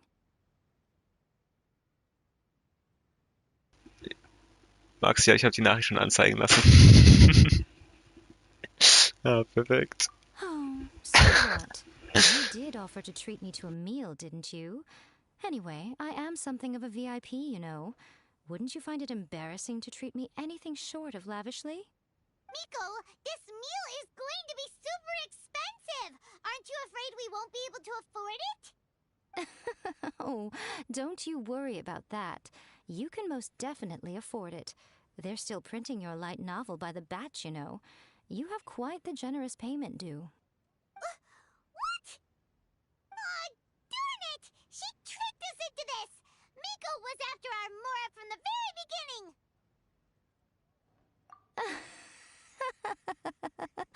Oh, the looks on your faces right now. Too perfect. Oh, by the way, since nobody's wishes came true on the moonless night, novels with incantations are no longer in vogue. So you'll have to come up with something new for the next chapter of The Miraculous Adventures of the Traveler. The deadline is looming. I'm counting on you. Wie sie Auge macht, oh mein Gott.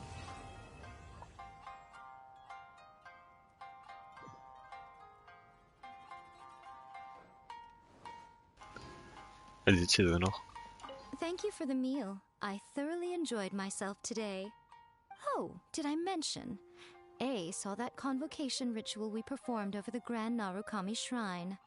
I know she can be pig-headed, but it still took me by surprise when she wrote me a long and sternly worded letter about it, chastising me for taking this whole thing much too far. Ugh, I hardly see what all the fuss is about. Everyone seemed perfectly happy to me. For real so, jetzt soll man die Sorge machen. Okay, mich jetzt damit durch, endlich. Ich glaube, das Hobby inzwischen online, weil wie wollte der um 1 Uhr kommen? Nee, ist ja nicht das, wie ich wollte, doch nicht mehr on-stream mit Hobby. Müssen wir mal schauen. Mache ich jetzt aber das Event weiter, mit mache ich auch noch ein paar Plays. Noch mache ich jetzt vorweg nochmal meine Dailies, bevor ich das wieder vergesse.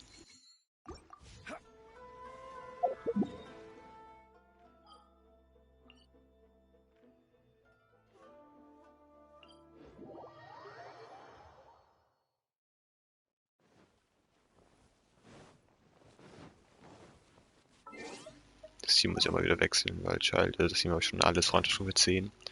Die Dailies bringt er am meisten.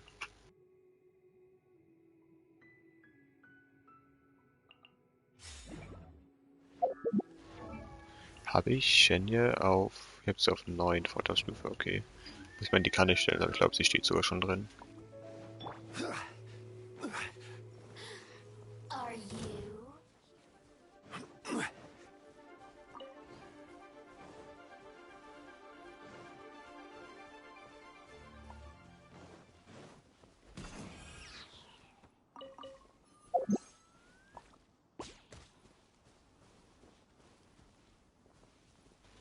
Wait, kann ich nicht vielleicht die mitnehmen? Ich glaube, so große Tiere gehen nicht, aber ich probiere es einfach.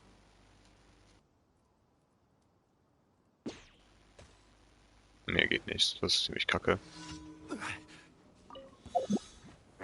Gather! This is order!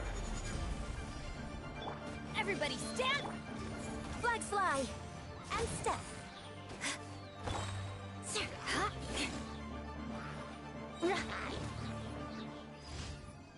Ach, das war's schon. Ah, okay, okay. More speed.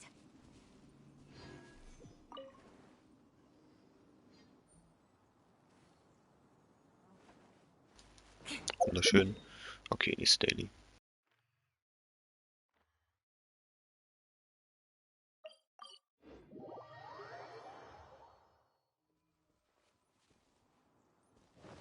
Time to scout.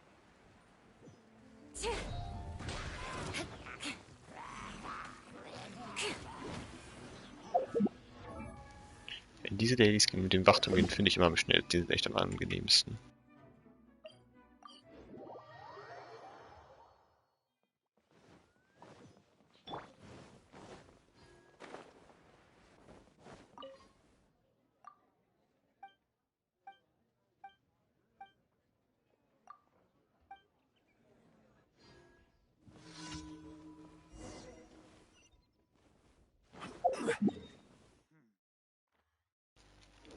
Die Idee hatte ich glaube ich echt noch nie oder so. Kann ich mich zumindest nicht dran erinnern.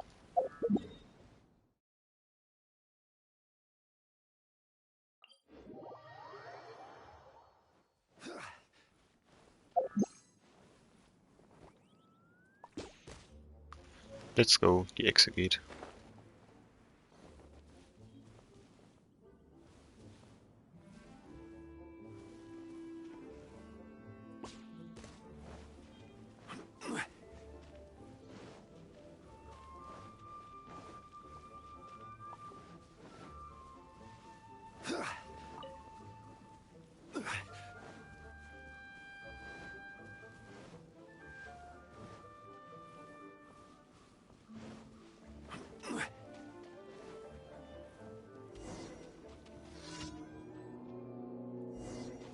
I will have order. Das wollte ich nicht, eigentlich wollte ich meine Fähigkeit machen. Kacke.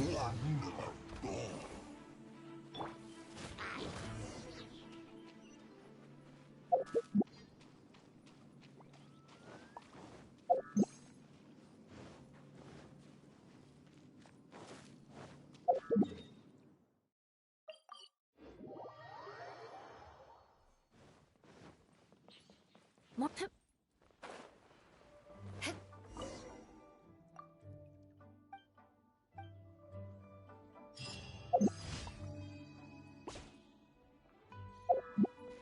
Zu schade.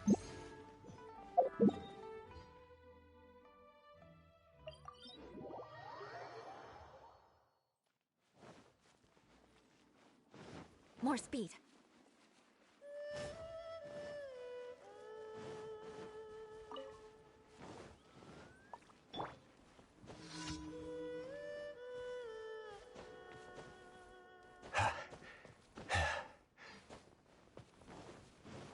This is order. Solidify. Flags fly! And leap!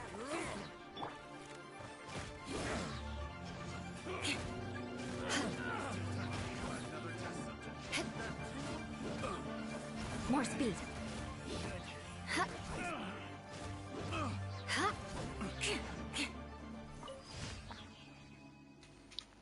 So ja, circa in 20 Minuten, vielleicht eine halbe Stunde, ein Stück später kann passieren, aber ungefähr, ja.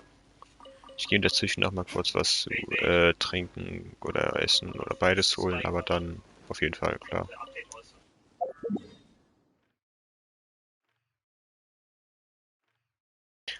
Ich dachte, mir fehlt noch eine Daily, wo scheint alles gewesen zu sein. Perfekt.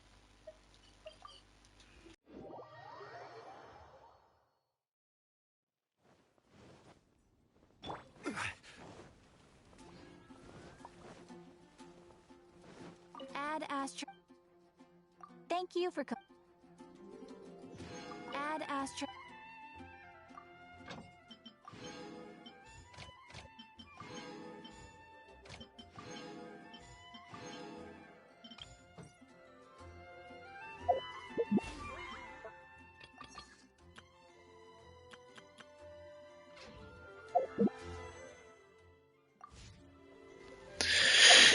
genau, 100 Primus, kacke. Ich mach mal jetzt hier das Zeug. Bringt sogar 45 Primus, ja, das Event halt.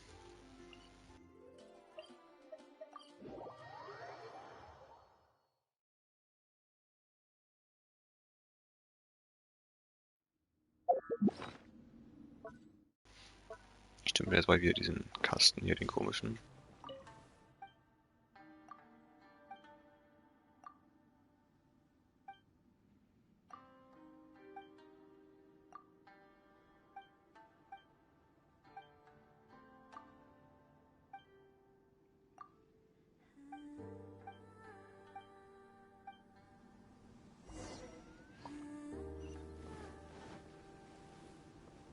Ich mache mal eben den Auftrag, dann gehe ich wieder erkunden, alles in die Richtung.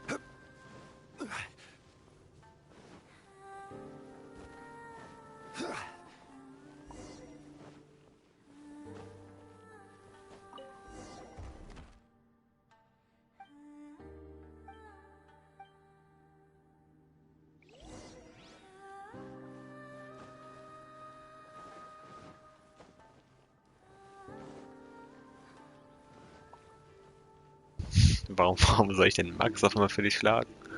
Was ist denn jetzt los?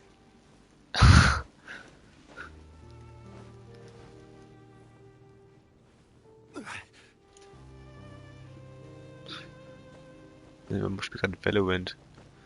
Bisschen mies mittendrin. Einfach so, na perfekt, weiß er nicht, Mann. Wäre schon witzig so, aber weiß er nicht.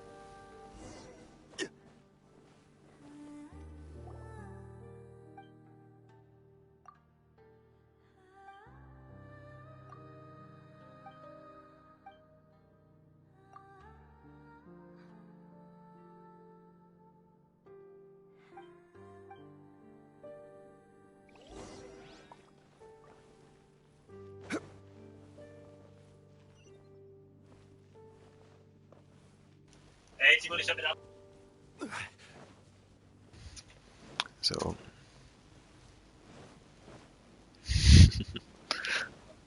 Aber kommt jetzt hier Warzone. Passt doch alles. Hab eine Frage nicht. The Revenger, moin, willkommen im Stream, wie geht's? Was ist denn die Frage? Hau raus. Was ist los?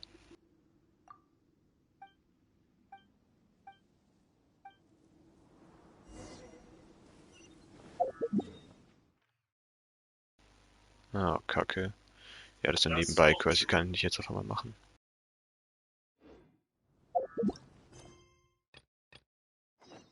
Dann mache ich aber den Auftrag weiter, würde ich sagen.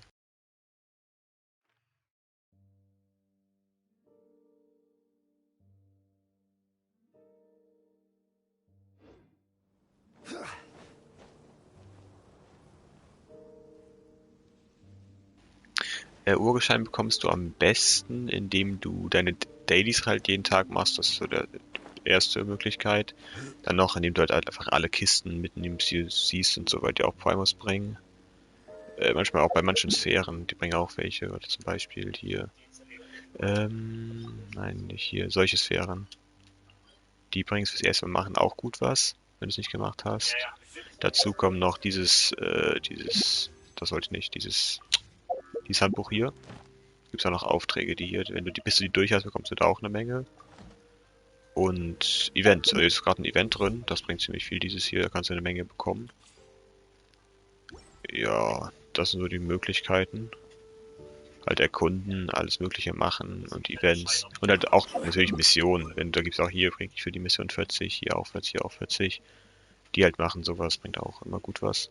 Das ist so, oh fuck. Das sind so die einzigen Möglichkeiten, so. Sonst durch Sphären, hartes Game bekommst du nichts. Genau, habe ich vergessen, Abyss machen. Du kannst hier, wenn du das hier machst, da bekommst du vor allem was für. Der Wort Resetted, die kann ich auch mal gleich machen. Der Abyss, da bekommst du immer gut vor allem was für auch. War eine gute Idee.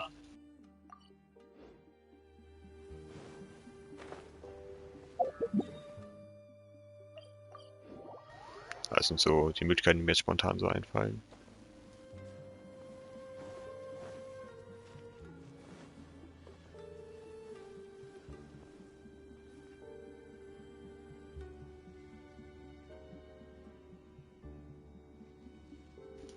Ja, für mich auch gerne, kein Problem.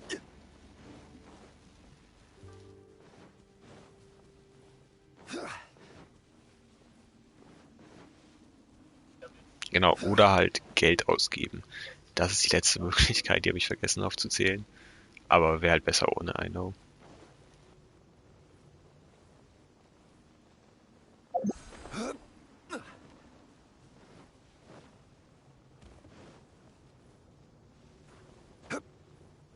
Ich habe mich so erschrocken. Ich dachte, ich wäre tot. Ich dachte echt, ich wäre tot.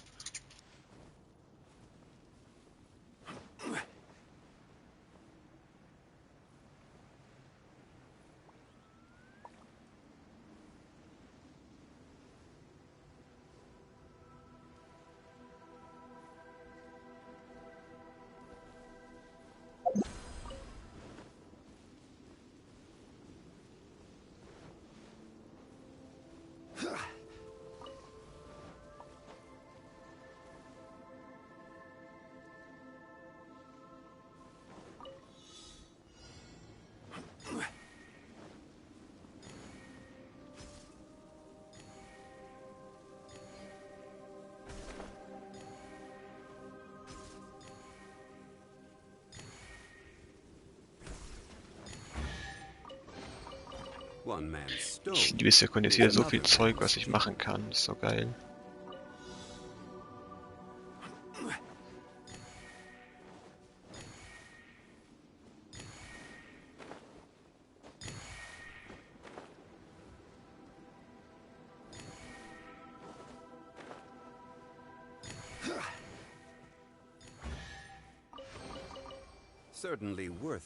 Okay, eigentlich wollte ich erstmal den Teleporter aktivieren gehen. Ich muss mal kurz zurück. Wie komme ich am besten dahin? Ist die Frage. Ja, ich kletter einfach hoch, geht auch.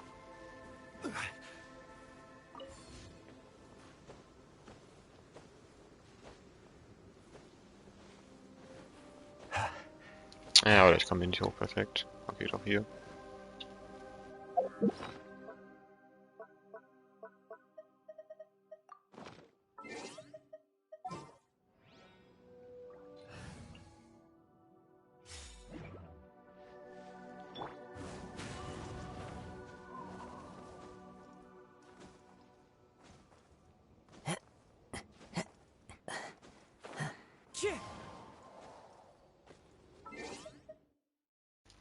Ich habe tatsächlich komplett vergessen, Fischlied aus diesem Team herauszunehmen. Die gehört da eigentlich gar nicht rein.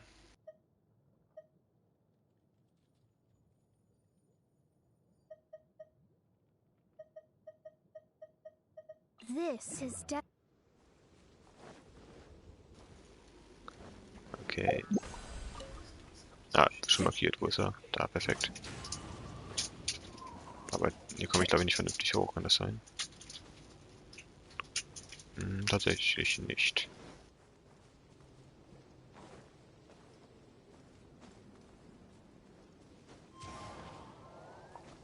Ja, okay, so geht aber gut.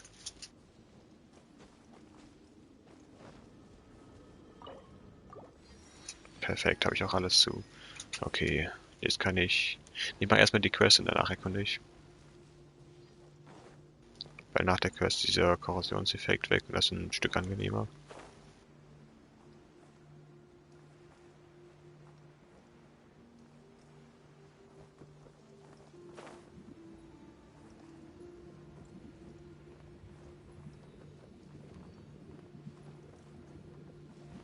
Ich bin fast rausgeschoben, habe ich gerade gemerkt, oh.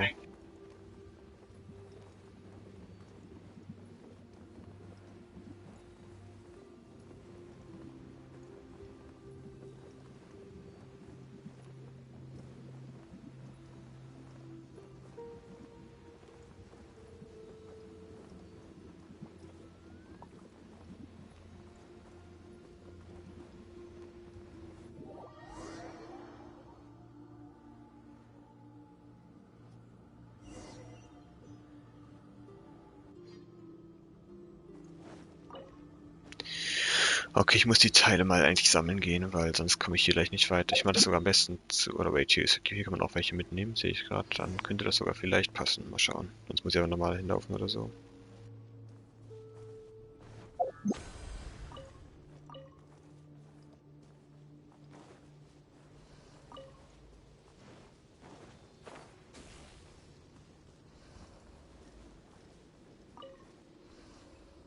Time to go.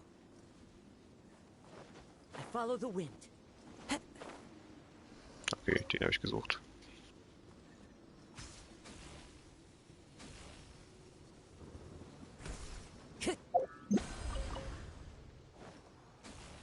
Time to go.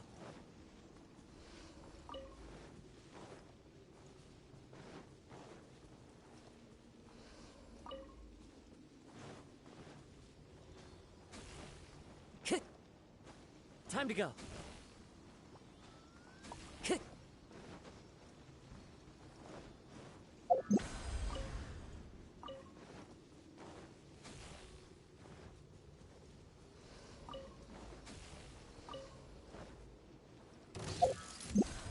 Order guide you. Solidify. Written in the stars. Delved into... Clouds high. The birds...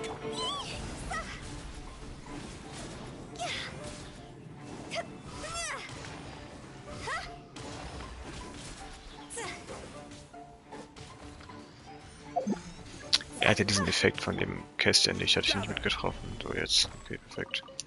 Bisschen verwirrt war ich schon. War leider keine Kiste gegeben oder sowas. Dann Seele jetzt erstmal weitermachen. Und die Teile auch mal schön mitnehmen. Weil sonst habe ich da am Ende zu wenig von. Das wäre nicht so geil. Aber ich bin sogar schon ein bisschen vorbeigelaufen. Bin zum Glück oben links auf dem Minimap markiert, wenn ich diese Fähigkeit mache. Das ist das Gute. Okay, wo ist die Seele? Scheiße, ich hab nicht aufgepasst. Da, perfekt. Glück gehabt. Die jetzt verloren wäre echt ekelhaft gewesen.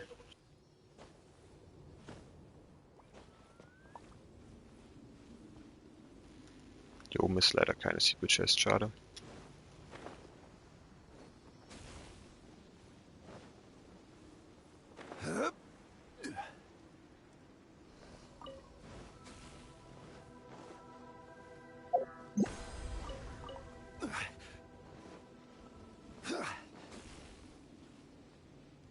Für den neuen Gegner, ich finde die irgendwie echt neues. Atem den Speer, den kenne ich noch nicht. Ich finde die echt cool. Ein Banner hat er da oder so. Weird. This isn't good. See? Higher, higher, pants on fire. Fate is upon you. Die haben eine insane Verteidigung und auch eine Menge AP. Das ist ziemlich krank. Stabilize. Into the wind.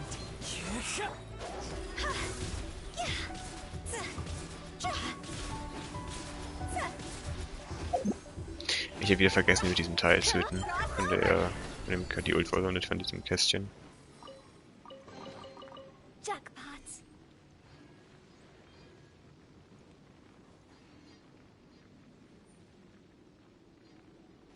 Was für eine lebendige Rüstung meinst du?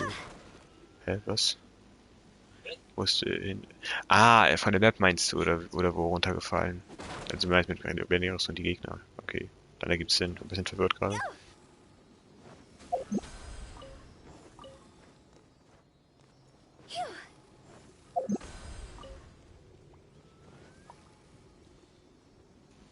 Ja, mit Freeze Team ist glaube ich echt krank. Ich könnte Ayakati mit Mona probieren oder so. Wo ist die Seele hin? Das ist gerade mein Problem.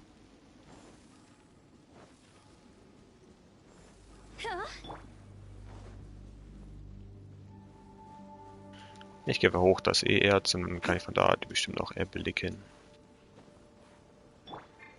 Außer Zhongli will verfickt nochmal nicht hoch.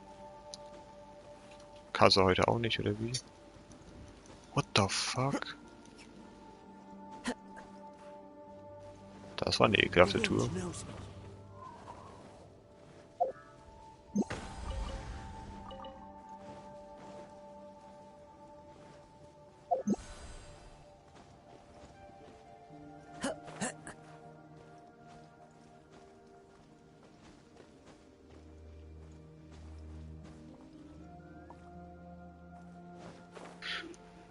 Die Seele war hinter mir. Ich dachte, sie wäre weitergeflogen, weil ich halt durch sie gegangen bin, so, aber scheinbar nicht. Dann habe ich mit ein Stück vorbei, aber ich dachte, das hat noch gereicht, tatsächlich. We probably have to use the controller again for the second tower.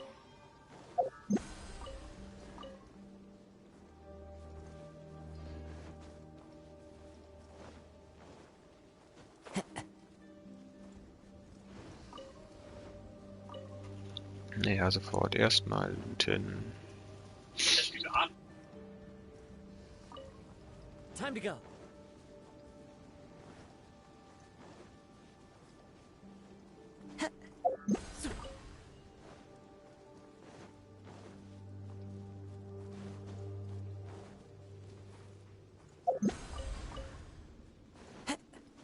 Okay, noch zwei, die auf der Rückseite des Turms. Dann mache ich erstmal den Turm.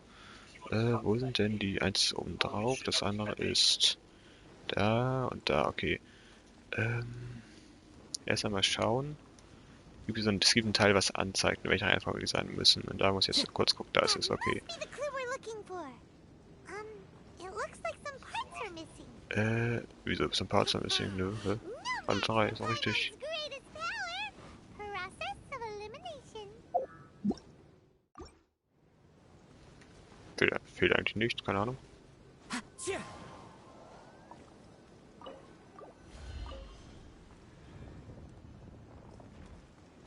Das ist das mittlere und da muss dieses Ding-Symbol rein. Schwierig zu beschreiben.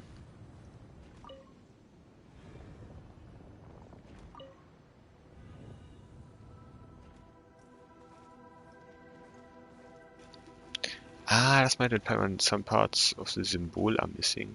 Dann ist das wohl richtig. Ja. Oder? Nein? Kurz gucken. Ich gehe nochmal lieber durch, aber eigentlich sollte das passen.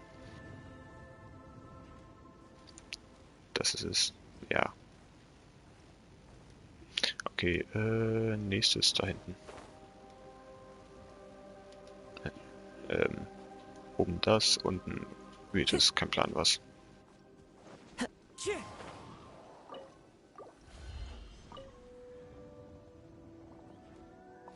Als ob das genau unten ist.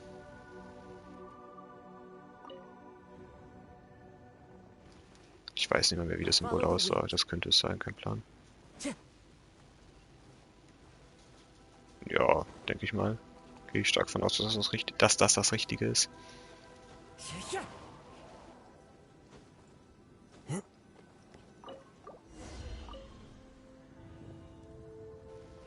Und das ist auch richtig, perfekt.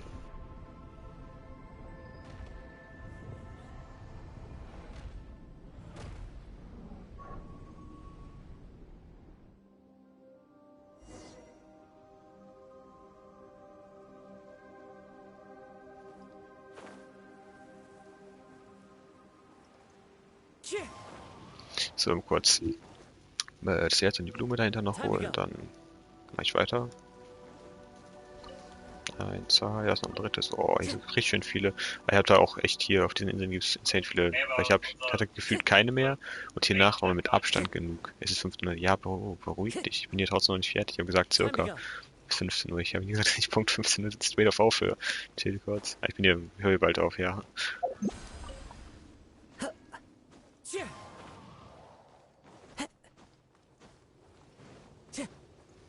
Also länger als halb vier mache ich auf keinen Fall. Das steht fest. Das ist 15 Jahre, aber I know.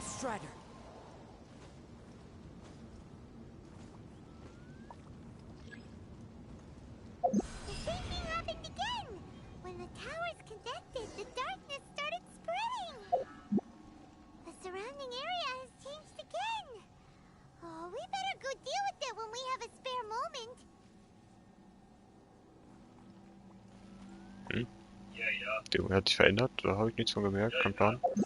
Wird.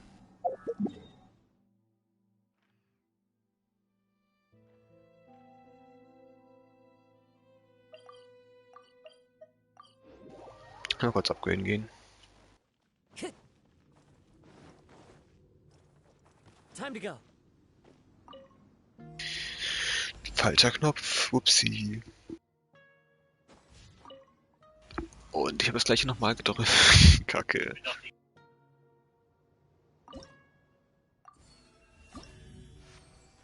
So, einsammeln. Hier kann ich auch nochmal, oder hatte ich das schon gemacht? Hatte ich schon gemacht, okay.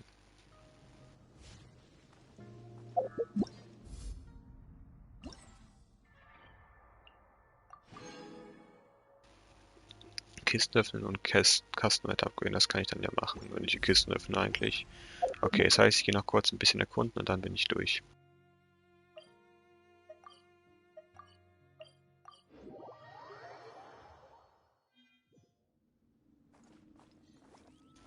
Self Amigos, moin, willkommen im Stream, wie geht's, Rex?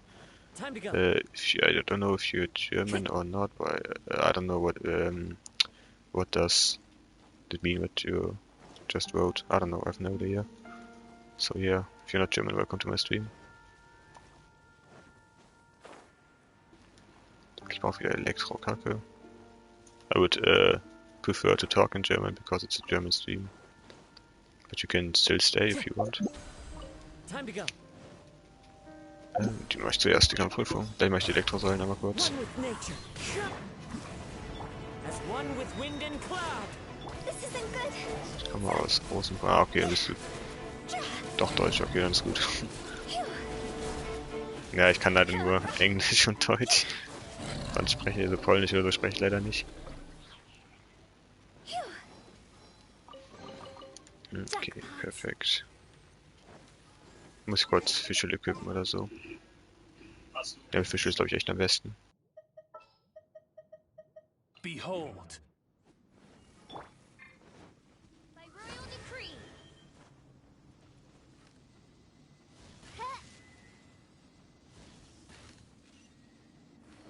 Was waren noch 3? Welchen Namen? Ah, ich glaube, du kannst nicht ganz so gut Deutsch, oder das ist aber nur kein Plan. Das Game heißt Genshin Impact. Wie es im Titel steht, schreibt man es einfach nur. Mehr ist es nicht. Ich habe eine Frage an dich. Ja, wie kriegt man am besten... wait, sorry, ich habe den Chat nicht aktualisiert gehabt. Jetzt. Beim nächsten Turm dort. Da musst du links Level 11. Okay, das muss ich noch kurz ein bisschen mehr leveln als erwartet, aber dankeschön, dann weiß ich Bescheid. Da hätte ich wahrscheinlich nicht rein... Damit hätte ich nicht gerechnet. Das ist so hoch. Ich hätte vielleicht 10 gedacht. Na gut, 10 auch nicht. Ich hätte schon echt niedriger gedacht.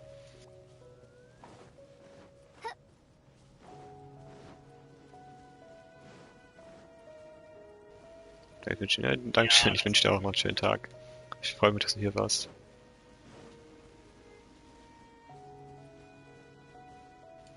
Nee, Weltverlichkeit. Ja, das war ja sonst auch immer so, alles gut.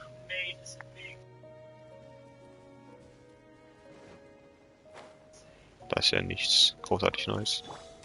Gather. Order guide you. Midnight Phantasmagoria. Into the wind.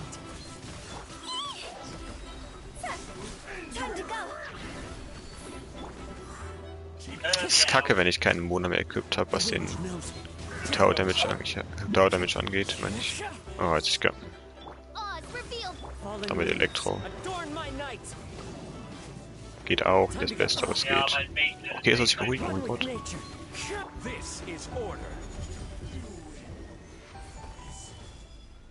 Diese Schmetterlinge sind echt cool. Die füllen halt nur den Kasten auf, aber die sind echt cool.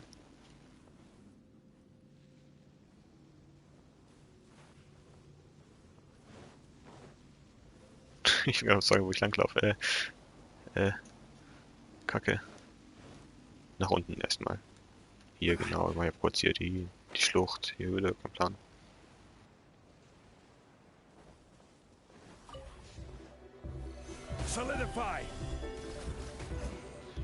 Die kann man fangen. Okay, das muss ich gleich ausprobieren.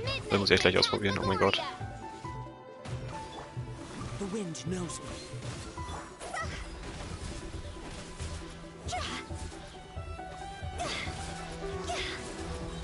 I will have order.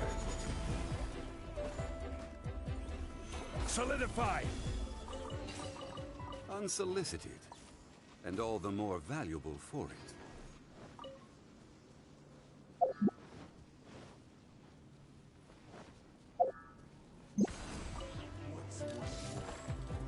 By royal decree. Clouds high. The birds call. Into the wind. Cross over. Go.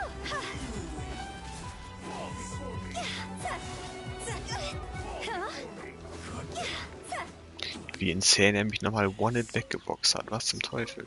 Die machen insane viel Schaden, mein Schild ist immer straight weg. Ich kann mir gleich deine Kann anschauen, klar. Mach ich gleich.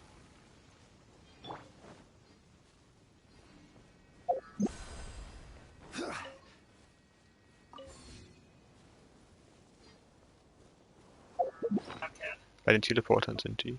Okay, warte. Muss kurz erst equippen.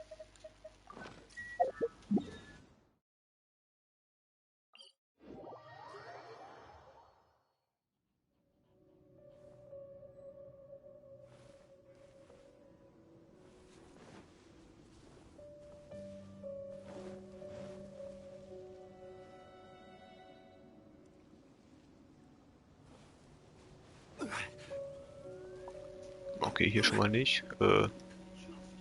Jetzt sind nur in Gebieten, wo ich noch nicht dieses Dings aufgedeckt habe. Ah, du meinst bei dir in der Kandidat. Ich dachte, da kann ich welche finden bei Teleportern hier. Ach so. Ich dachte deswegen, okay.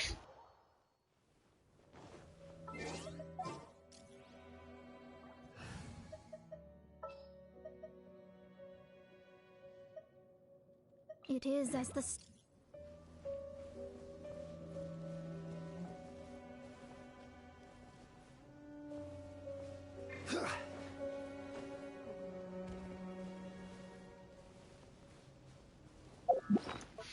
Okay, bevor ich jetzt den Kasten equipped.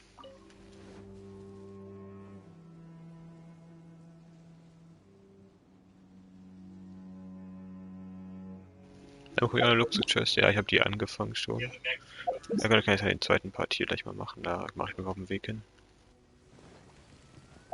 This is order.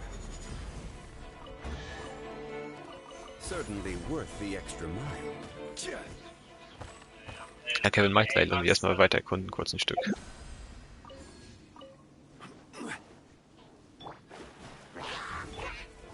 wind knows her. Perfekt. Komplett verprügelt. Oh, what a cute treasure coffin.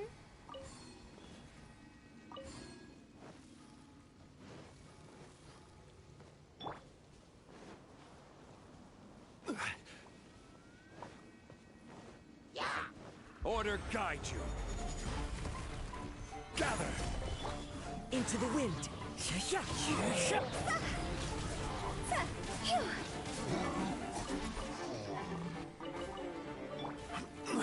This is order. Die Ult war so unnötig. Aber egal, hat ihn getötet, alles gut. Unsolicited. And all the more valuable for it. Oha, was ist denn jetzt hier los? Das Labyrinth gibt's nicht mehr, dafür ein richtig fettes juicy Rätsel.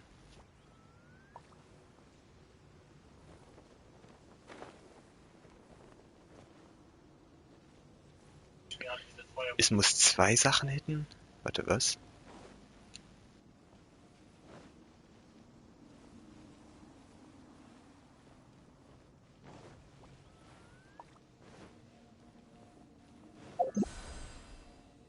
Hätte das Teil überhaupt? Nö, hä?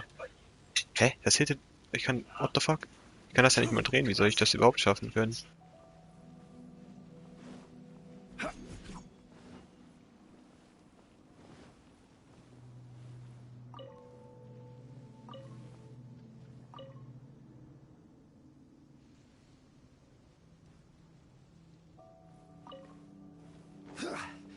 Das ergibt doch schon wieder komplett keinen Sinn. Wie soll ich... Hä? Ist jetzt eine... Geht das mehr wieder Modus? Ich glaube nicht, soweit ich weiß. Ich check das die Teile nicht, weil man kann sie nicht drehen. Das ergibt so keinen Sinn.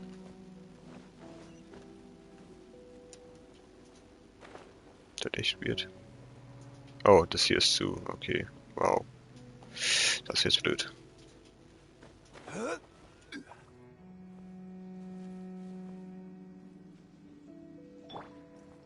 One with nature. Okay, ist okay, dann gerne.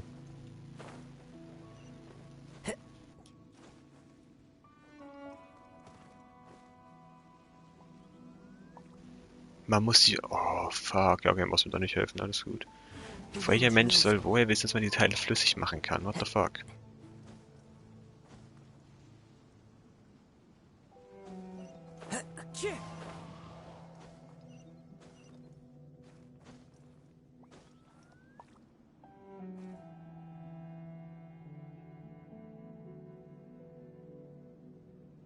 Into the wind.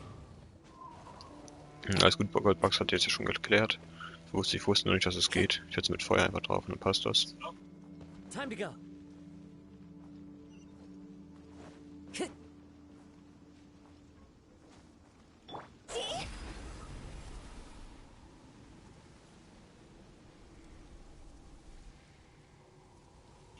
Ups, das war das Falsche. Cool.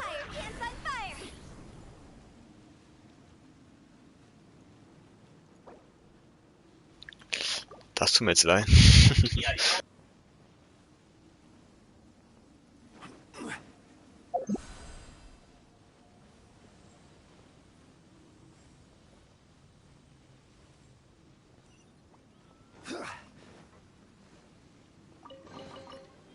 Okay, das war eins. Zack. Muss ich das hier zu... Ah, okay. Fuck. Kurz wechseln. Ich glaube, Ayaka-Team ist hier nicht am besten. Weil da habe ich Eis und Feuer dran. Halt das davon ab und dann fliegt das da durch. Perfekt.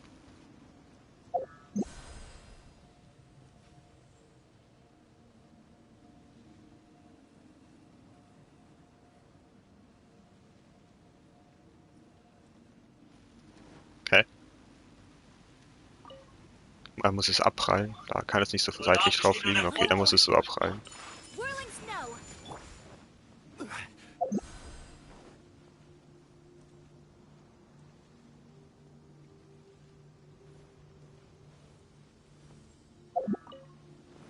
Das einzige Problem ist, dass ich dumm bin. So jetzt.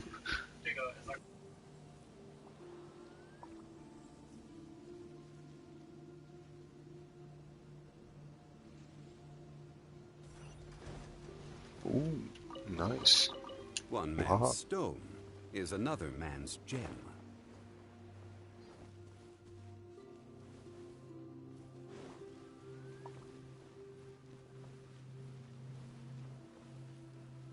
Unleash!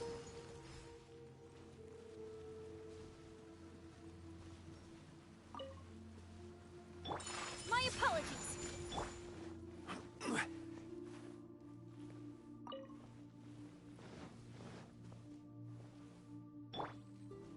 Whirling snow. Full out, einfach alles Eis machen. Let's go.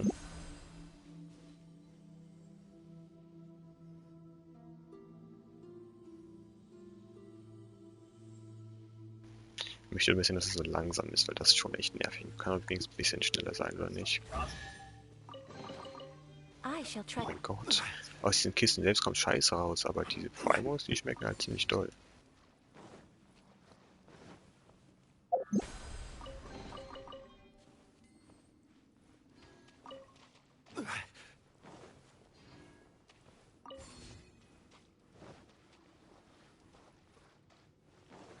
Ich schwöre, ich habe die nicht gesehen, oh mein Gott.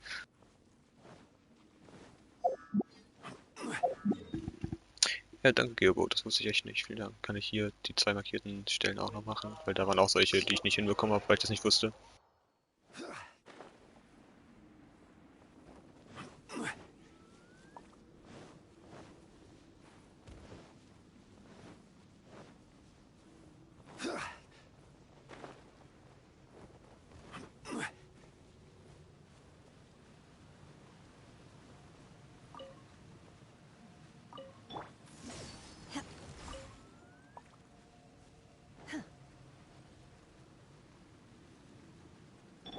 Take flight.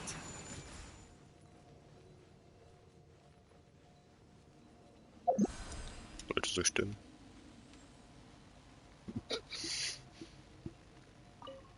Vielleicht auch nicht.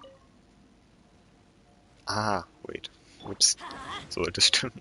Nein, nicht immer. Ich hab's ein bisschen gedreht. So. Das war ziemlich lost gerade, reden wir nicht drüber.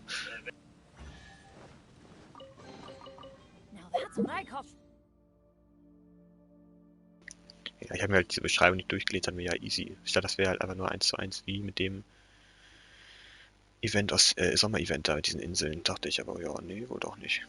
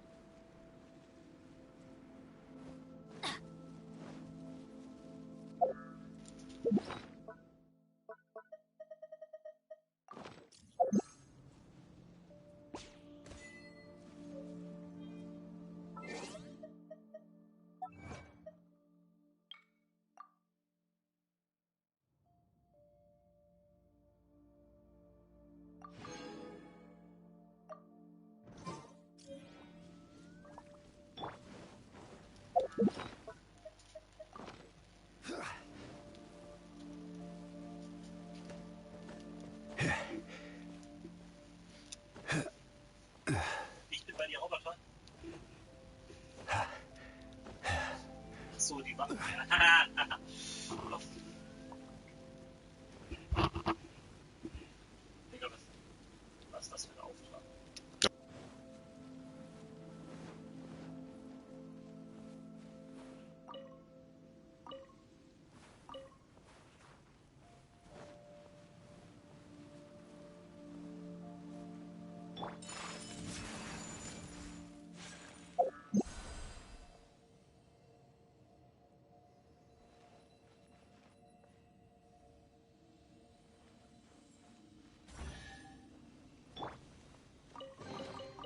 Certainly worth the extra mile.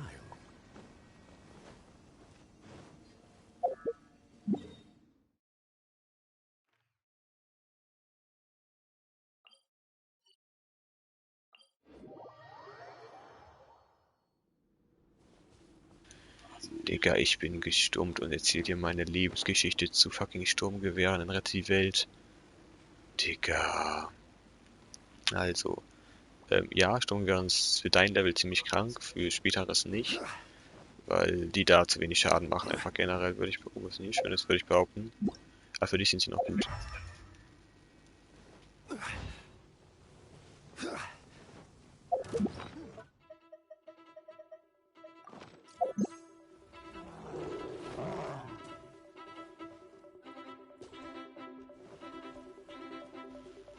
Kacke, jetzt liegt er weg und ich habe 6 Sekunden Abklingzeit noch, wird wohl nichts.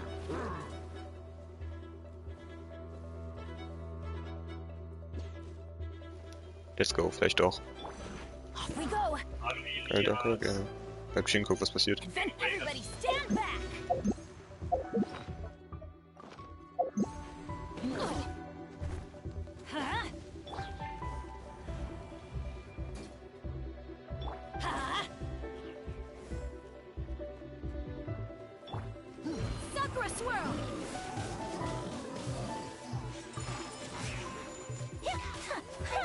Der Wichser mit dem Scheißschild, man, der regt mich so auf. Ich mag den nicht.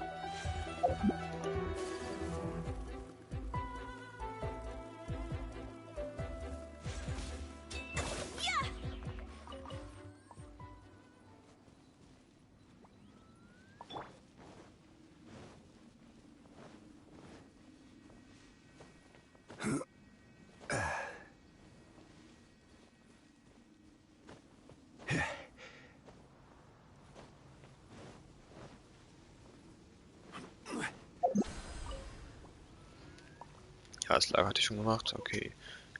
Da, die wollte ich machen, dann am hinten drunter springen, weil da habe ich mir auch irgendwas markiert. Stabilize. I'm going in. Cryo incarnate. Transfiguration. I will have order. Whirling snow.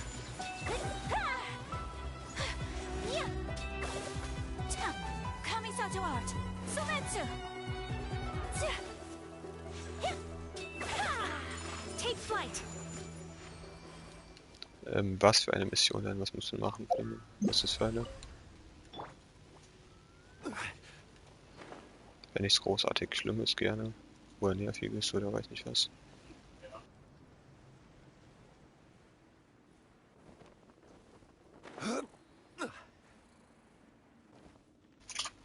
Oh mein Gott, hier ist eine Seele. Die fehlte mir doch letztes Mal hier zum Weiterkommen. Ah nee, das ist normal, ja genau. Die Seele muss ich weiterführen und das hatte ich nicht hinbekommen, glaube ich.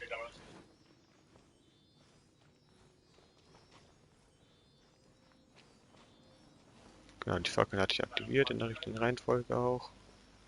Jetzt erst die, dann die da und dann die da. Okay, mein Problem war, ich hatte dieses Teil nicht gefunden. Das habe ich gesucht. Und jetzt sehe ich, dass es hier in einem extra fucking Raum ist. Perfekt. So. Da muss dann abprallen. Dagegen. Das muss aber so. Perfekt. Das hatte ich gesucht. 3 Stunden lang gefühlt. Na, eigentlich nur so 10 Minuten. Trotzdem ziemlich nervig. Weil ich bin durch dieses Tor dadurch nicht durchgekommen. Weil, ja, jetzt kann ich... Oh, Hilfe. Weil jetzt kann ich dieses Eisteil auslösen, das ging vorher nicht. Perfekt.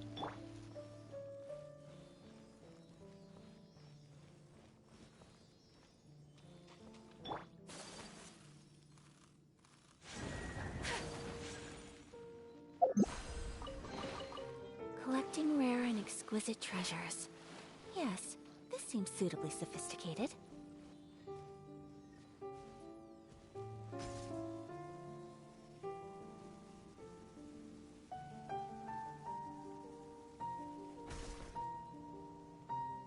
Wenig tun, aber ich würde vor allem auf die Seelen freien achten. Viele Unlock Mega Trades, geben die Chests in Puzzle Box.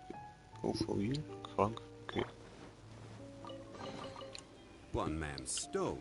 Ich hätte sogar gerne auch für Ausdruckschests diese Teile. Denke ich mal, meinst du? Krank. Ich muss 20 Stunden mit einer Fernkampfwaffe töten und 20 Nahkampf. Das ist doch einfach.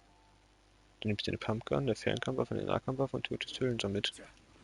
Du sollst dir auch Low-Level von dir selbst craften können, Low-Level-Waffen meine ich.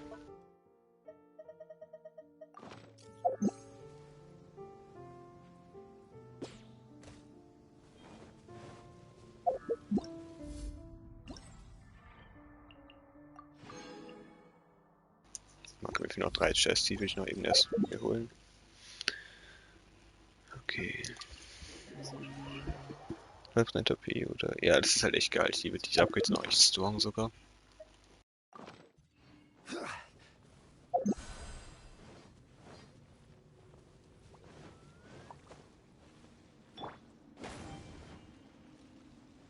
Everybody stand back!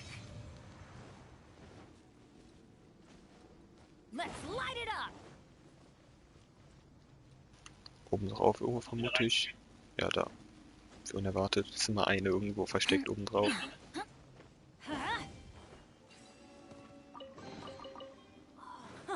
It's a miracle!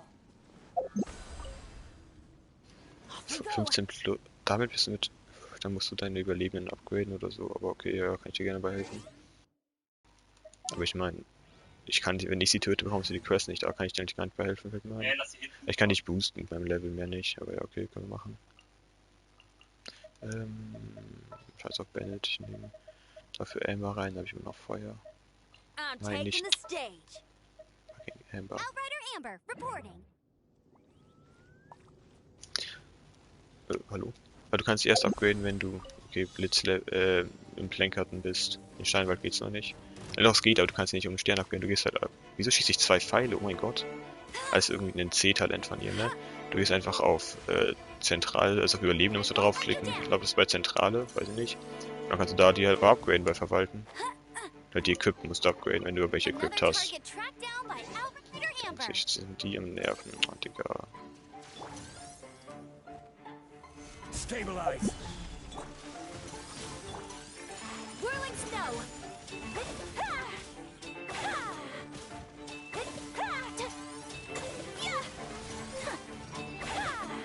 My apologies!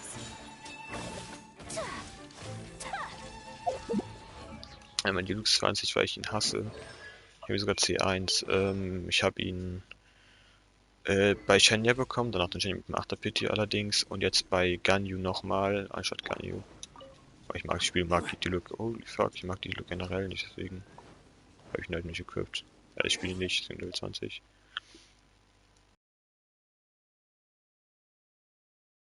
Bei mir steht nicht ab, dann habe ich keinen Plan, wo du guckst. Oder es geht einfach noch nicht, keine Ahnung.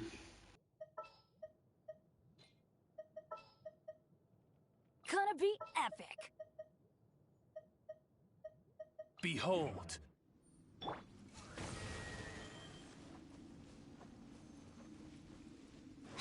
Oben drauf, weil ich war am Überlegen, wo ich die gesehen hatte.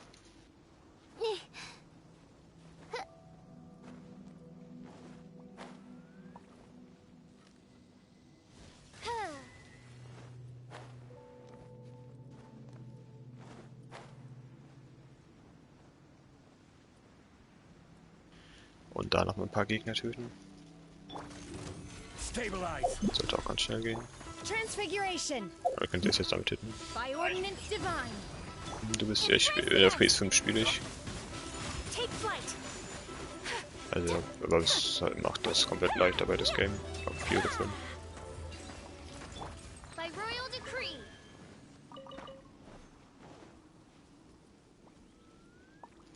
Es fehlt immer noch eins. Muss ich ja mir dafür die Seele machen oder so? Kein Plan.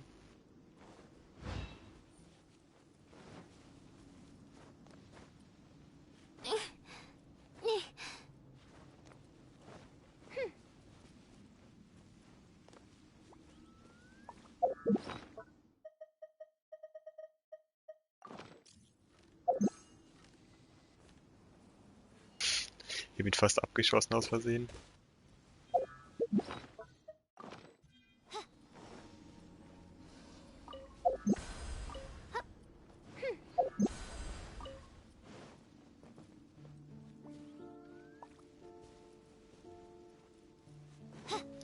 Gott, nicht gesehen. Ist mir du klickst auf Zentrale drauf, auf Überlebende und upgradest aber dein Überlebende. Dann, indem du willst, klickst du auf einen Überlebenden drauf und dann klickst du auf Aufrüsten, Begutachten und dann aufrüstest du ihn und upgradest du ihn. Wenn es dann nicht geht, musst du erst Plankarten kaufen von der Story her.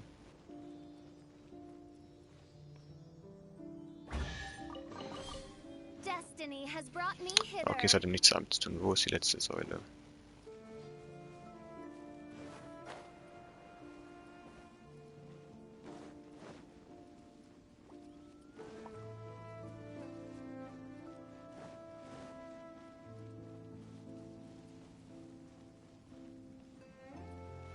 Da oben, okay.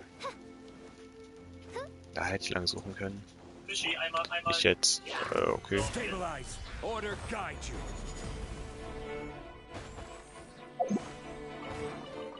One man's store. My will and body.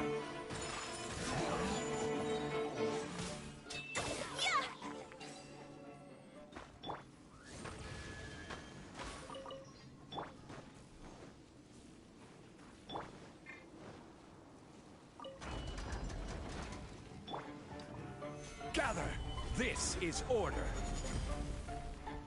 Transfiguration. Cryo incarnate. Kamisato art. Sumetsu.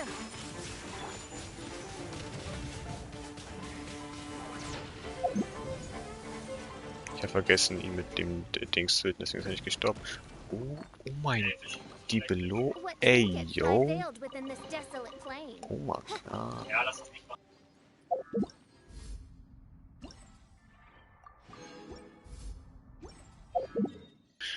Dann bin ich durch damit für heute. Let's go. Alles erreicht, was ich machen wollte, außer Abyss machen. Ich mache morgen Abyss und Event weiter. Also jetzt tue ich morgen wieder Genshin. Sag jetzt, du klickst auf Zentrale. Ich glaube bei Zentrale eins der großen Tabs, wo Überlebende steht. Das sollte Zentrale sein. Da wählst du dann, gehst du auf Verwalten und wählst dann einen Überlebenden aus, den du upgraden würdest, gerne. Klickst da drauf und dann auf Aufrüsten, Begutachten. Mehr nicht. Der Korrosionsschirm wird auf 69 erhöht, mashallah. Das ist eine gute Zahl.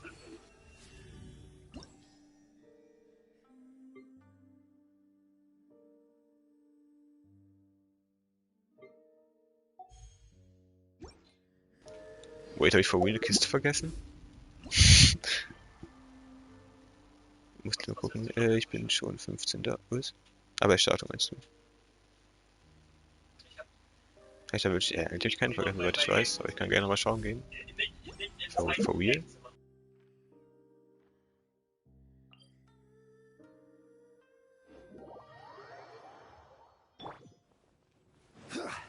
Geht nicht, sage ich doch. Da musst du nämlich erst Plankarten erreichen, die Welt, und dann kannst du es machen. Fuck, wo war ich? Wo war das gleich nochmal, wo ich eben war? Hier? Genau, hier. Alter, habe ich keinen vergessen.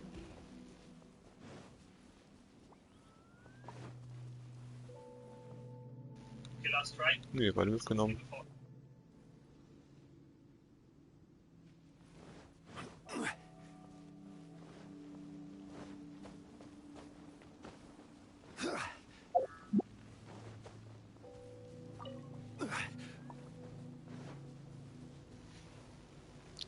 Tut schon weh, einfach so dran vorbeizulaufen an den sehen, aber ich möchte mir erstmal nur den Teleporter holen.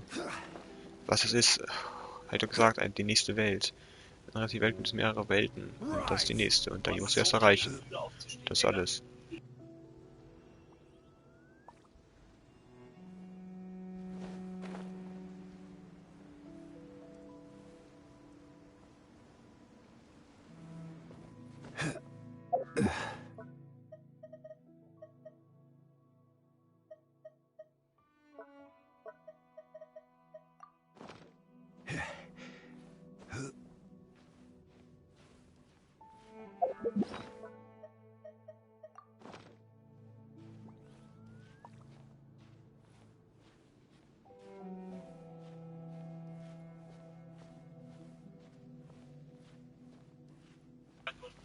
Du reist, wenn du deine Mission weit genug gespielt hast.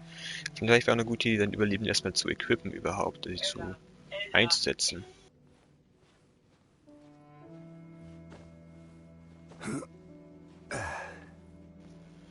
Was für ein... Oh, Digga, Plag. Ist verstaked sich halt dann. Oh Mann. Warum? Warum tust du so etwas?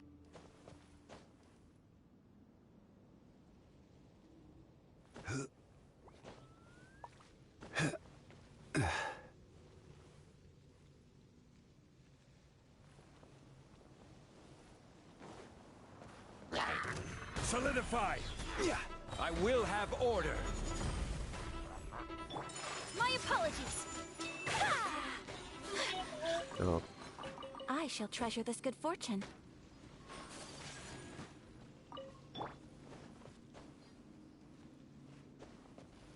Digga, ich entstumme mich, mein Bruder fängt straight an zu singen. Der hat mich straight wieder gestummt. Perfekt, Mann. Also Plag wird jetzt mal deine Witze irgendwie überdenken oder so. Ich weiß auch nicht genau. Das war mehr cringe als ein Witz, aber okay. So, trotzdem, so will ich es sagen.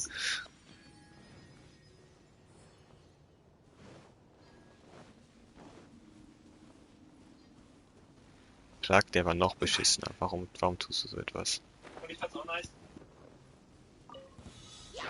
Stabilize! Unleash by ordinance divine. Take flight. Embrace the ice. Oz, reveal thyself. Wings of darkness. Stabilize!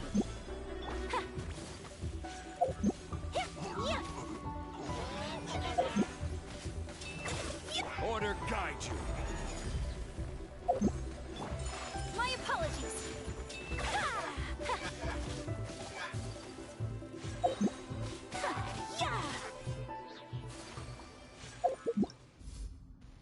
So, ich will noch kurz was hier machen. Jetzt gibt's die Welt gleich.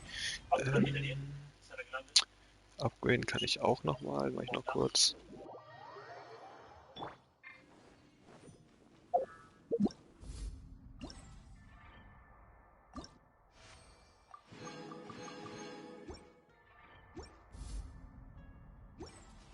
Ich vergesse es immer, Noto komplett einzusammeln.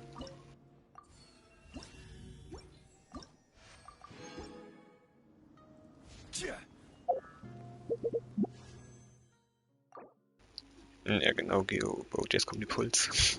Ich glaube, ich könnte einen Forster wieder bekommen vom PD her, aber ich weiß es nicht mehr, ich habe generell keinen Plan. Nein.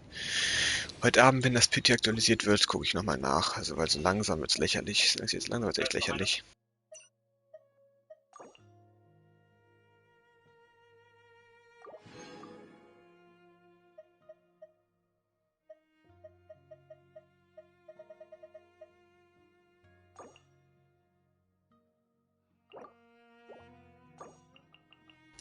Das wollte ich gar nicht auf sein Geld ausgeben, auf sein Geld ausgegeben fast.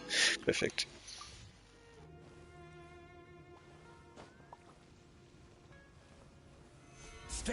Ich bin, glaube ich, bei 60, 70 oder so inzwischen. Ja, okay, dann würde ich mal jetzt hiermit aufhören. Ich werde mir kurz was zu essen und zu trinken holen und dann in 10 Minuten mit Rette die Welt anfangen. Und später um 18 Uhr, wie schon gesagt, Apex. Und erstmal danke fürs dabei sein und sieht man sich hoffentlich gleich schon oder die Welt wieder. Ciao, ciao.